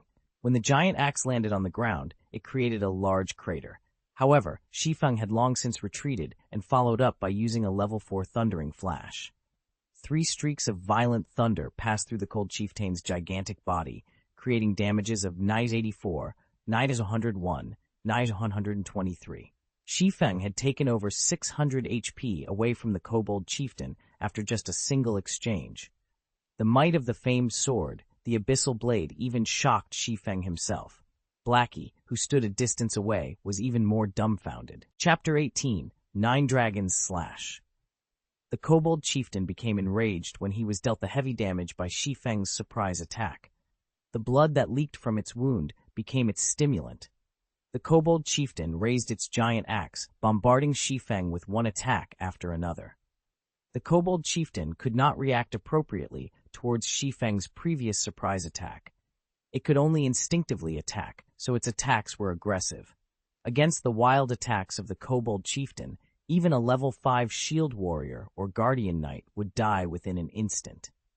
Shi Feng could only retreat under such intense attacks.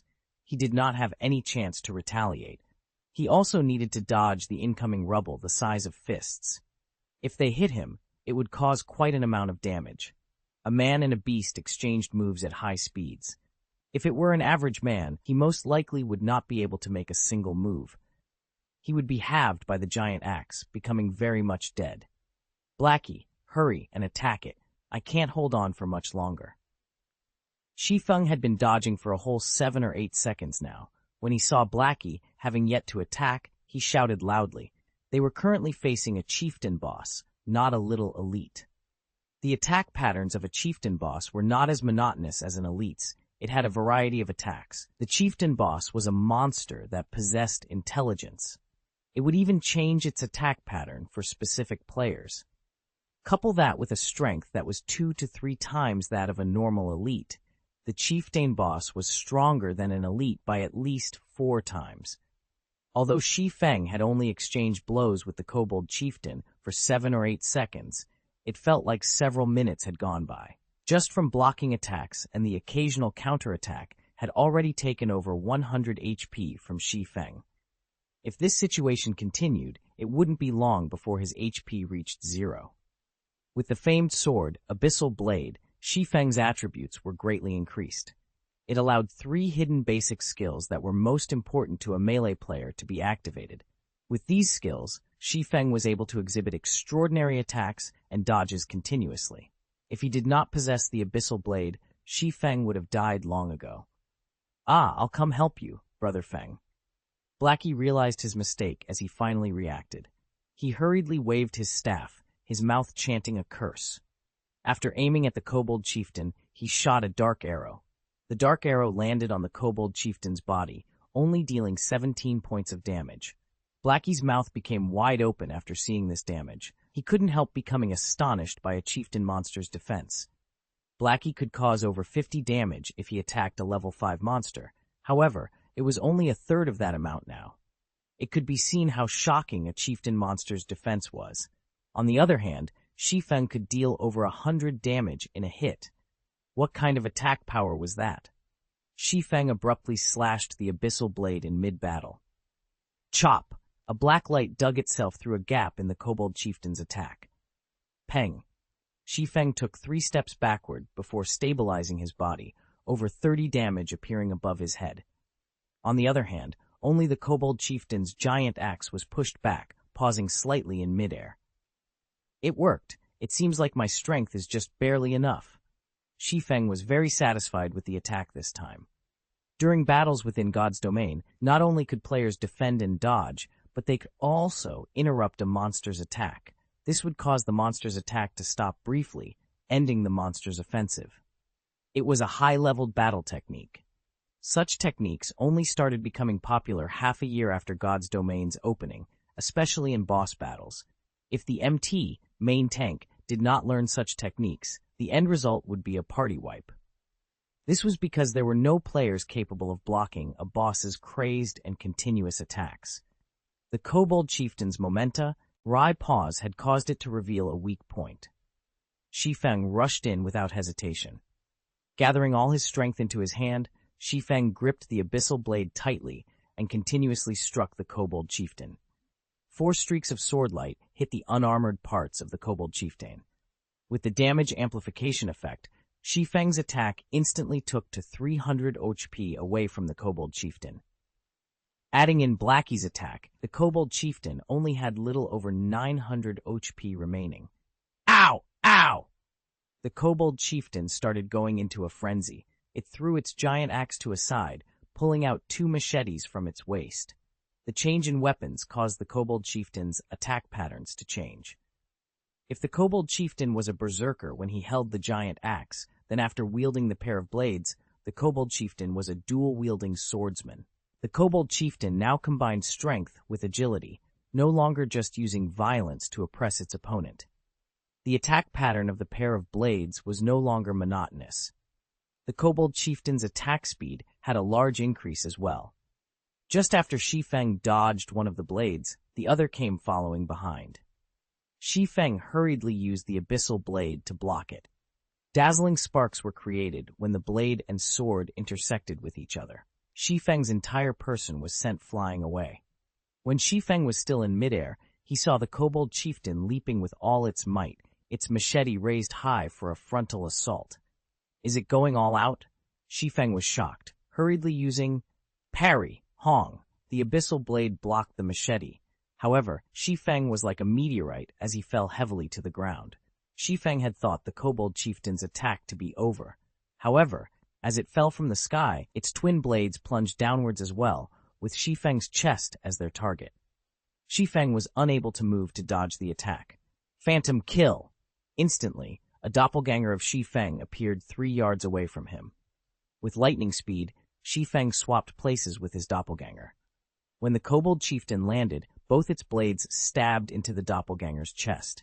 The doppelganger's HP madly fell, over 300 HP disappearing within an instant. Just as the kobold chieftain revealed an excited smile, Shi Feng appeared behind its back. The abyssal blade in his hand was also letting out a faint black glow. 9 dragons slash. 9 phantoms of the abyssal blade appeared, silently floating in midair and circling Shi Feng. Although Shi Feng could not completely control all 9 swords, using the 9 of them for a simple attack was not a problem. Shasha. 9 abyssal blades danced as if they were playful sprites, continuously penetrating the kobold chieftain's body. Small values that were just over -10 continuously appeared on the kobold chieftain's head. Although the damage was very low, the quantity was high. Including Shi Feng's chop and normal attacks, the kobold chieftain's HP fell close to 500 HP. Seeing the kobold chieftain wanting to turn around, Shi Feng did not dare give it any chance for a counterattack. Immediately, Shi Feng used Abyssal Bind. The kobold chieftain could not move for 3 seconds, and its defense was reduced by 100%. In a battle where even blinking would get you killed, 3 seconds was enough to change the results. The kobold chieftain could not move after being bound by the pitch-black chains which came from the abyssal blade. The 9 abyssal blades continued attacking without stop, creating damages of over 20 with each hit. The kobold chieftain's HP madly fell, leaving it with only around 200 HP within a moment. Awoo! The kobold chieftain bellowed as it became thoroughly berserk, its body size becoming 2 folds larger. Shi Feng watched as the 3 seconds passed by. The kobold chieftain's strength was no joke after becoming completely berserk. Its strength had increased by at least 30%. However, all of Shi Feng's attacks and life-saving skills were still on cooldown. As if having seen through Shi Feng's distress, the kobold chieftain's face revealed a mocking expression. 2 large blades came crashing towards Shi Feng, their speeds like that of flying arrows. At the moment of life and death, Shi Feng noticed a kobold miner respawning from the corner of his eyes. Immediately, Shi Feng activated gravity liberation, followed by wind blade. With lightning speed, Shi Feng dodged the chop from the twin blades and rushed towards the kobold miner's front. Ow! Ow! Ow! When the kobold chieftain saw the near-death Shi Feng actually dodging its attack, its strong legs abruptly stomped on the ground, pushing it straight towards Shi Feng. Blackie felt chills down his back as he watched Shi Feng fighting. Regardless, his mouth never stopped chanting curses, sending out one dark arrow after another. However, the kobold chieftain's speed was too fast. Trying to hit it was just too hard. Fortunately, there was more than a 20-yard distance between the kobold chieftain and Shi Feng.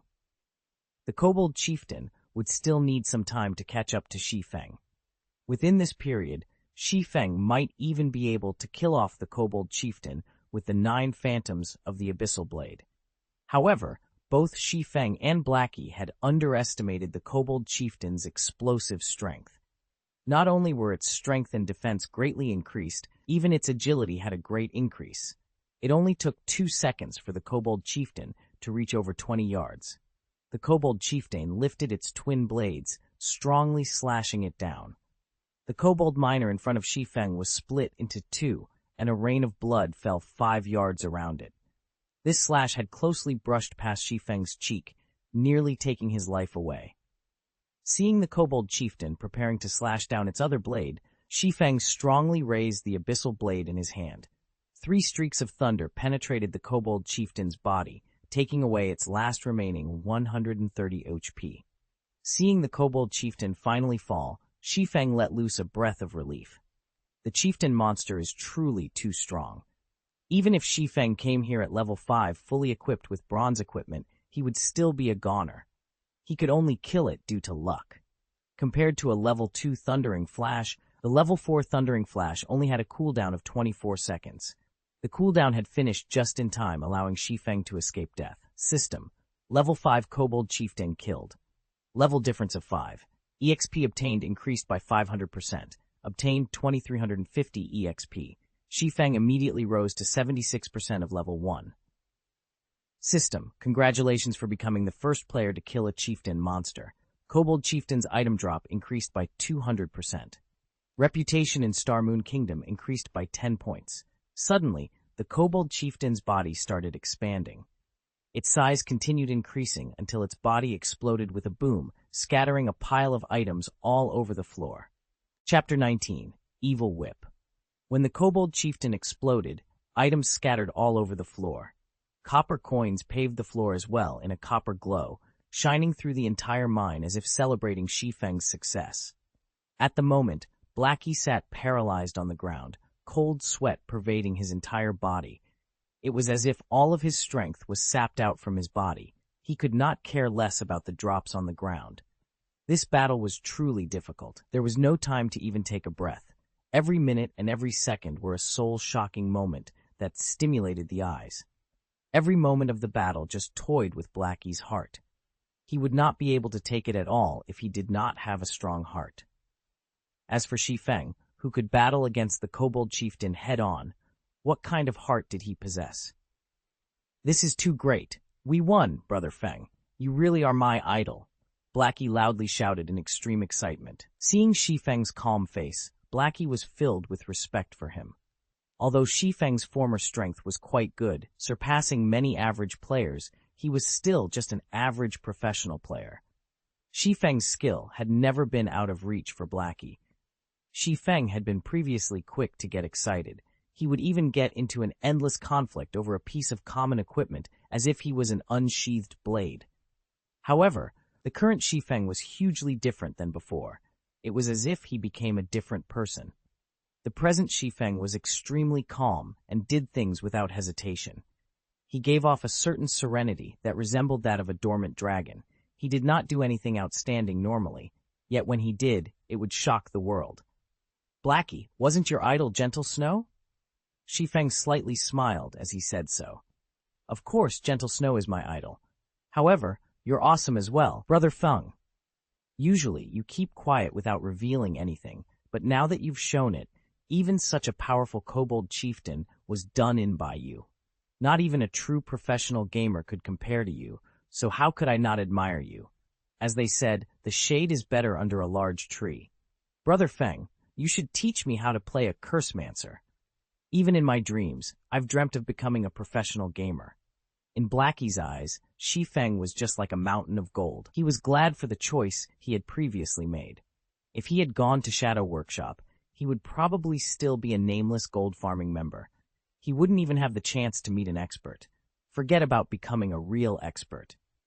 "All right." Shi Feng smiled. Blackie's character was just so straightforward. When Shi Feng was fired in his previous life, Blackie had resigned as well, without hesitation. Blackie had given up a job with an annual income of millions just to share the suffering together with him. Naturally, Shi Feng wouldn't betray Blackie. He would teach Blackie whatever he could. Although Shi Feng had not played a Cursemancer before, he had still observed plenty of expert Cursemancers. Shi Feng knew the general direction to develop a Cursemancer, and it was more than enough to give pointers to Blackie. "Brother Feng, how do you think I should place my points early on? Do I go full intelligence?" Blackie asked. Shi Feng shook his head, saying after some thought, "Although it isn't bad to go full intelligence during the beginning periods, agility is a must if you wish to become a powerful Cursemancer. Aside from just increasing your movement speed, agility can also increase your casting speed. Cursemancers have very few life-saving skills, are slow runners, and have many skills that require chanting. A Cursemancer's spells are also weak in power. They mainly rely on curses to deal damage. However, unlike elementalists, who are literal cannons, time is required for a Cursemancer to unleash that damage fully. Hence, after adding intelligence up to 20 points, you should place half of your free ability points into agility. This will ensure your safety, as well as allow you deal more damage. In Shi Feng's previous life, there was an extremely powerful cursemancer. That person had broken the traditional point allocation method of a cursemancer by adding a large amount of agility. Not only could he deal damage both quickly and fiercely, but he was even more powerful in PK. He had destroyed assassins that were counters to mages. Even in death, those assassins had not landed a single hit on that cursemancer, breaking the law that stated mages would die if they were closed in by a melee player. After that incident, many cursemancers had started adding agility, causing assassins to be endlessly depressed as they became bullied constantly by cursemancers. Blackie nodded his head. He felt that Shi Feng's words made sense, saying with a smile, "All right then, after my intelligence reaches 20 points, I'll go full agility." After finished discussing how to add points for a cursemancer, Shi Feng and Blackie started picking up the drops. The Kobold Chieftain deserved to be a chieftain-ranked monster. Adding on that it was the first kill, its drops were extremely bountiful. It had dropped a total of 8 pieces of bronze equipment, 1 gray giant axe, 2 plate armor, 2 leather armor, 3 cloth armor. Aside from those, there were also 273 coppers and 3 skill books. There was Mach for shield warriors, silent steps for assassins, and evil whip for cursemancers. Blackie, your luck really is too good. This evil whip skill book is rare with an extremely low drop rate. It is also one of the few control and damage skills that a cursemancer has. As long as the skill's level is high, it will become a godly skill for grinding monsters. Shi Feng tossed the evil whip skill book to Blackie without hesitation. He also gave 2 of the level 2 cloth armor to Blackie. Cast time 3 seconds. Use 5 thorns to bind a target in a fixed area. As long as the target exits the area and breaks the thorns, every thorn will cause a base damage of 20 points with an additional 30% spell damage. Cooldown, 20 seconds. Blackie became ecstatic when he saw the skill, learning it quickly. With this skill, his battle standards would be increased by a big leap. After he switched to the 2 pieces of equipment, it was as if he turned from an airgun into an artillery cannon. Blackie's intelligence increased to 20 points, increasing his spell damage to 48, and also activating the hidden basic skill for intelligence, Rapid Cast. Allows the player to skip the chance of spells that are below 1.5 seconds, requiring only action to cast it. Also, allows the caster to better focus on attacking their target. As for the 2 pieces of plate armor, they were the recruit's heavy armor and black steel arm guard. However, amongst these pieces of bronze equipment, Shi Feng only fancied the black steel arm guard's attributes. Black steel arm guard, plate armor, level 3 equipment requirements, strength 9, defense plus 14 plus 2, endurance plus 2, agility plus 1, durability 20/20. The recruit's heavy armor was just mediocre. The level 5 recruit's heavy armor could not compare to the sky armor at all. However, plate armors were still precious, so it could be sold for a good price. The 2 pieces of level 3 bronze leather armor could be sold as well. Amongst these pieces of equipment, the most valuable one was the gray giant axe. It was definitely the darling of berserkers. Gray giant axe, level 5 equipment requirements, strength 15, attack power plus 21, strength plus 5, endurance 2, durability 30/30.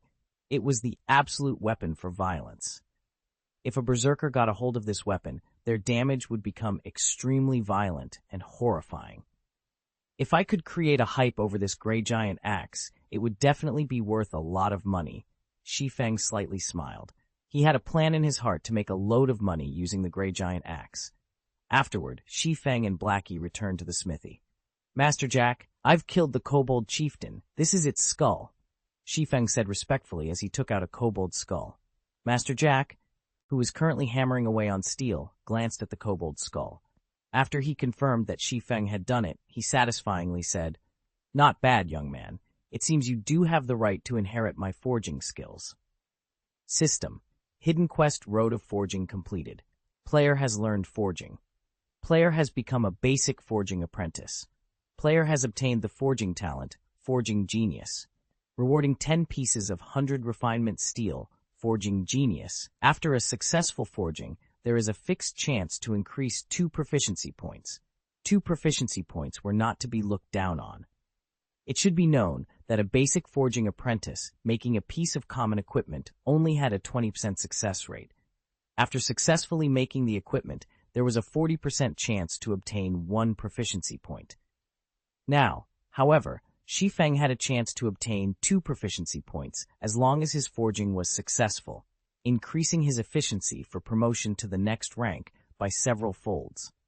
Becoming an intermediate forging apprentice required 1,000 proficiency points. An average player required more than 10 days, at the very least, to become one.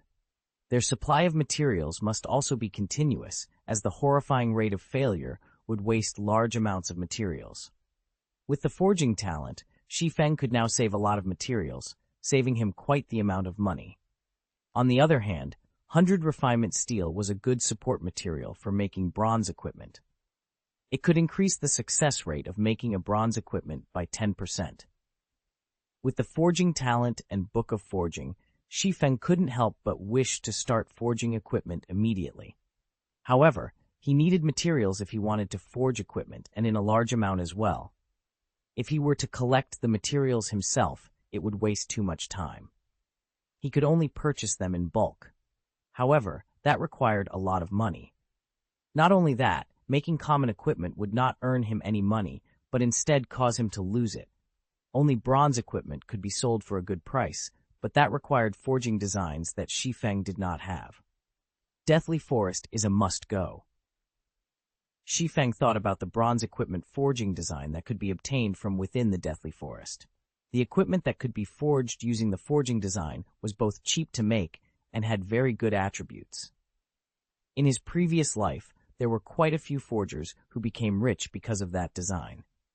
Just as Shi Feng turned around to leave, "Young man, you truly make me look differently at you. Even after so many years of forging weapons, it is still my first time seeing a magic weapon," Master Jack called out to Shi Feng. He had sent his gaze towards the pitch-black sword hanging around Shi Feng's waist. Even if the black sword was rusty and looked like a fire poker, it could not escape the eyes of a master forger. Chapter 20, Curse of the Abyssal Blade. Shi Feng was surprised when Master Jack stopped him. "Young man, are you willing to let me have a look at this sword?" Master Jack looked at Shi Feng with eyes filled with a burning desire. His tone was no longer indifferent, but instead a little whispered. "This?" Shi Feng was at a loss at Master Jack's sudden initiative request. However, it seemed logical after Shi Feng gave it some thought. The preciousness of a magic weapon, not to mention a famed sword forged by a master smith, went without saying. A famed sword was the lifelong pursuit of every master forger. They would definitely want to experience it after seeing one. Seeing Shi Feng hesitating, Master Jack quickly said, "You can be at ease. I only wish to see it, and I won't let it be for nothing. If you have any requests, do mention them." When Shi Feng heard this sentence, he became extremely excited. This was a master forger. Just by simply forging, he could create a piece of equipment of mysterious iron rank, secret silver rank even. His request was just to have a look at Shi Feng's sword. Shi Feng agreed without hesitation. He passed the abyssal blade over to Master Jack. NPCs couldn't steal items from players, so he was completely unworried whether or not Master Jack would do away with the abyssal blade. He would allow Master Jack to look at it however he wished. Afterward, Shi Feng would ask for a secret silver one-handed sword. By then, he would be able to fully display a swordsman's true strength. Master Jack held the abyssal blade that looked like a fire poker, both praising the delicateness of the blade and marveling at its strength. After looking at it for over 10 minutes, Master Jack unwillingly returned the abyssal blade to Shi Feng. "Young man, this is a good and infinitely powerful sword. However, the curse on this sword is extremely evil. The more you unleash the power of this sword, the stronger the curse will get. At the very end, its wielder will become trapped in the endless abyss. It will be too difficult if you wish to control this sword with your strength, and the curse will easily devour you," Master Jack earnestly cautioned. Shi Feng knew about this point. Otherwise, he wouldn't have hesitated for such a long time before binding the abyssal blade. Master Jack, do you perhaps have any methods to weaken the curse? Shi Feng asked. Although he knew some weakening methods, he did not have the ability to carry them out right now. Young man, you should know that the master smith Ulysses forged this sword. There is only one of it in God's domain, and only one of the other 35 famed swords could match up to it. Many unimaginably terrifying existences were killed in order for these famed swords to possess unparalleled power. After death, these existences were sealed into each sword by master smiths. It was impossible to suppress these swords without extremely great power. Master Jack's tone was filled with unparalleled reverence, but he immediately smiled and said, "However, it isn't that there is no way to weaken the curse. May I ask what kind of method is there?" Shi Feng quickly asked. "If you wish to suppress a great power, you would need an equally great power to do so. The power sealed within the sword is a curse. If you wish to weaken it, you will need to have sufficiently great luck." Master Jack lamented, "In the continent of God's domain, some stones have gathered the luck of God's domain. These stones are named lucky stones. As long as you have a lucky stone, then you could counterbalance the curse. Although this piece of stone could be found throughout the whole continent, there are only a very few people who could obtain it. Even I have not seen it before. Trying to find one is truly too difficult. If you can find a piece of this stone, then I can help you weaken the curse on your sword." Seeing Shi Feng's slack expression, Master Jack shook his head in consolation, saying, "Young man, you have to know that the lucky stone is extremely rare. You shouldn't feel discouraged. It is normal not being able to find one. Only those who are blessed by God can obtain a lucky stone, and they are people that we cannot compare to. Master Jack, is it this piece of stone?" Shi Feng slightly smiled as he took out the dark green-colored star crystal. "Right, this is a lucky stone." Master Jack nodded his head after seeing the dark green-colored star crystal. However, he became stunned a moment later. He was looking at Shi Feng as if he were looking at a monster. Shi Feng shrugged his shoulders, indicating that it was nothing. Shi Feng had been sluggish before because he found out that Master Jack was able to use the lucky stone to suppress the abyssal blade. It should be known that there was quite a few master forgers in the Star Moon Kingdom. However, the number of master forgers capable of using a lucky stone to suppress the curse of a magic weapon could be counted on a single hand. Shi Feng had never thought that the Master Jack in front of him would be one of them. "Master Jack, can you weaken the curse now?" Shi Feng asked with anticipation. After a few moments, Master Jack finally recovered to his previous calmness. Pretending to be indifferent, he said, "Okay, no problem. I can finish it within half an hour." To the side, Blackie held onto his stomach as he tried his best not to laugh. However, Master Jack's stupefied expression was truly too much for Blackie. He had to run off into the forest before laughing loudly. Half an hour later, Shi Feng received the abyssal blade. He discovered some changes to the abyssal blade's introduction. The abyssal blade was personally created by Master Smith Ulysses, using the Black Dragon King's fangs as material. It is one of 36 famed swords, and it is ranked 31st. However, this sword has been cursed by the Black Dragon King. Aside from being able to provide the wielder with immense strength, there will be a backlash every so often. However, after being remodeled by Jack using a star crystal, the strength of the backlash has been greatly reduced. If the wielder is unable to suppress the backlash, then the wielder will receive the curse of the Black Dragon King, permanently reducing all attributes by 50%. Shi Feng's heart relaxed by a lot after seeing the description in this paragraph of words. At the very least, the backlash won't be too powerful in a short period of time. Shi Feng stored away the abyssal blade. Suddenly, he noticed a lot of messages that had been sent by Lonely Snow. All of the messages asked why Shi Feng had yet to arrive and how much longer would he need to reach the Deathly Forest. "Blackie, let's go dive into a dungeon." Shi Feng sent a reply message stating that he would come immediately. Because of the issue with the abyssal blade, Shi Feng had completely forgotten about the appointed time. He let Lonely Snow wait more than half an hour. However, Shi Feng would make the appropriate compensations within the Deathly Forest. Okay, I was just worrying that I won't have a chance to try out my new spells, Blackie said excitedly. When Shi Feng and Blackie arrived at the dungeon area of the Deathly Forest, the entire Deathly Forest was filled with people. Level 2 players were everywhere, and many players were forming parties to enter the dungeon. Open party for Deathly Forest, welcoming violent damage dealers, 4 waiting for 2. Effective party for Deathly Forest, we are just missing a powerful healer, guaranteed to clear. Seeing such a scene, Shi Feng shook his head slightly. He walked towards Lonely Snow, who was waving his arm. In Shi Feng's previous life, the players had been stuck at the Deathly Forest for a long time. The dungeon was only cleared when the majority of players were level 5. Brother Expert, you're finally here. Those friends of mine are already becoming impatient from waiting. Let us hurry. Lonely Snow was burning with anxiety when he saw Shi Feng leisurely walking over. Afterward, Lonely Snow brought Shi Feng and Blackie to the gathering point of the party. Lonely, this is the expert you said. I thought he was a person with 3 heads and 6 arms, but it seems he's nothing more than this. The male cleric, Wordless Summer Night, saw Shi Feng wearing novice equipment. There was also a fire poker that hung around his waist. It looked as if it was some trash weapon he had randomly picked up. When Wordless Summer Night saw this, he couldn't help but ridicule. Brother Wordless, how could you say such things about Brother Expert? He is a dignified beta tester, so he definitely must have something extraordinary. Otherwise, how would he dare to take all equipment for swordsman and cursemancer? The shield warrior, battle to the end, stood to the side and sneered. The two of them had already felt displeasure for Shi Feng. This was because Shi Feng had wanted to take away all plate armor and mage equipment immediately after joining. Wouldn't they just be working away for nothing? If it were not for their boss wanting to have a look at Shi Feng, they would have long since invited other players and dove into the dungeon.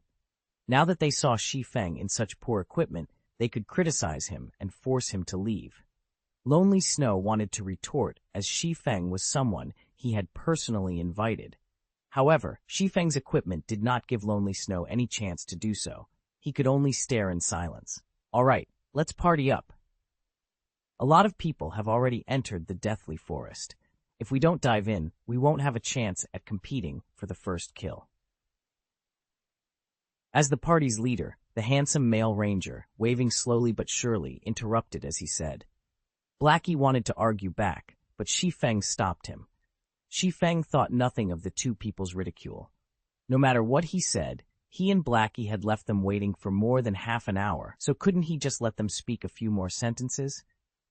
Just as they finished partying up, the shield warrior furiously said, "Crap, this noob is just level 1. He's just here to swindle equipment. Boss, Deathly Forest is a level 2 dungeon. If we let a level 1 noob enter the dungeon, aren't we just waiting to get wiped?" Wordless Summer Night looked towards the ranger, waving slowly, showing his displeasure. Lonely Snow was equally shocked when he saw Shi Feng's level. It should be known that many players had already risen to level 2. How was it possible for a beta tester not to reach level 2? Boss waving slowly looked towards Shi Feng. Before this, he still had some hope for Shi Feng, but now it was all gone. He suddenly said in a cold tone, "Did you die once before this?" "Nope."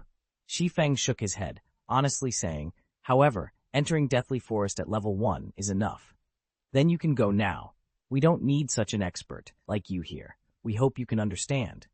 Waving slowly coldly said, his brows slightly wrinkled. "Boss, this must be a misunderstanding. How about we try it out first?" Lonely Snow explained. "Try it out," Wordless Summer coldly laughed. "Then who will be responsible when we die? You should know that we still lose experience if we die in a dungeon. Although it is low, that is still 10%. Can this noob repay such a loss?" Wordless, don't make it hard for Lonely. Waving slowly repeatedly said, "Lonely, I know you are trying to cover for this swordsman, but I have to take responsibility for our party. I will only find veterans to enter the dungeon. I will not waste time partying up with a novice. You have 2 choices now. 1 is to follow us into the dungeon. 2 is to leave the party together with them." "I will leave the party." Shi Feng did not want to embarrass Lonely Snow.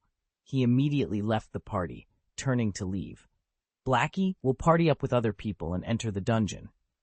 All right. Blackie smiled with a he, leaving the party without a second thought. Humph, humph. The expert's identity has been seen through. At least he has some self-awareness to leave after knowing he can't swindle equipment anymore. The shield warrior grinned and jeered. Lonely, you really are gullible. Such a noob would trick only you.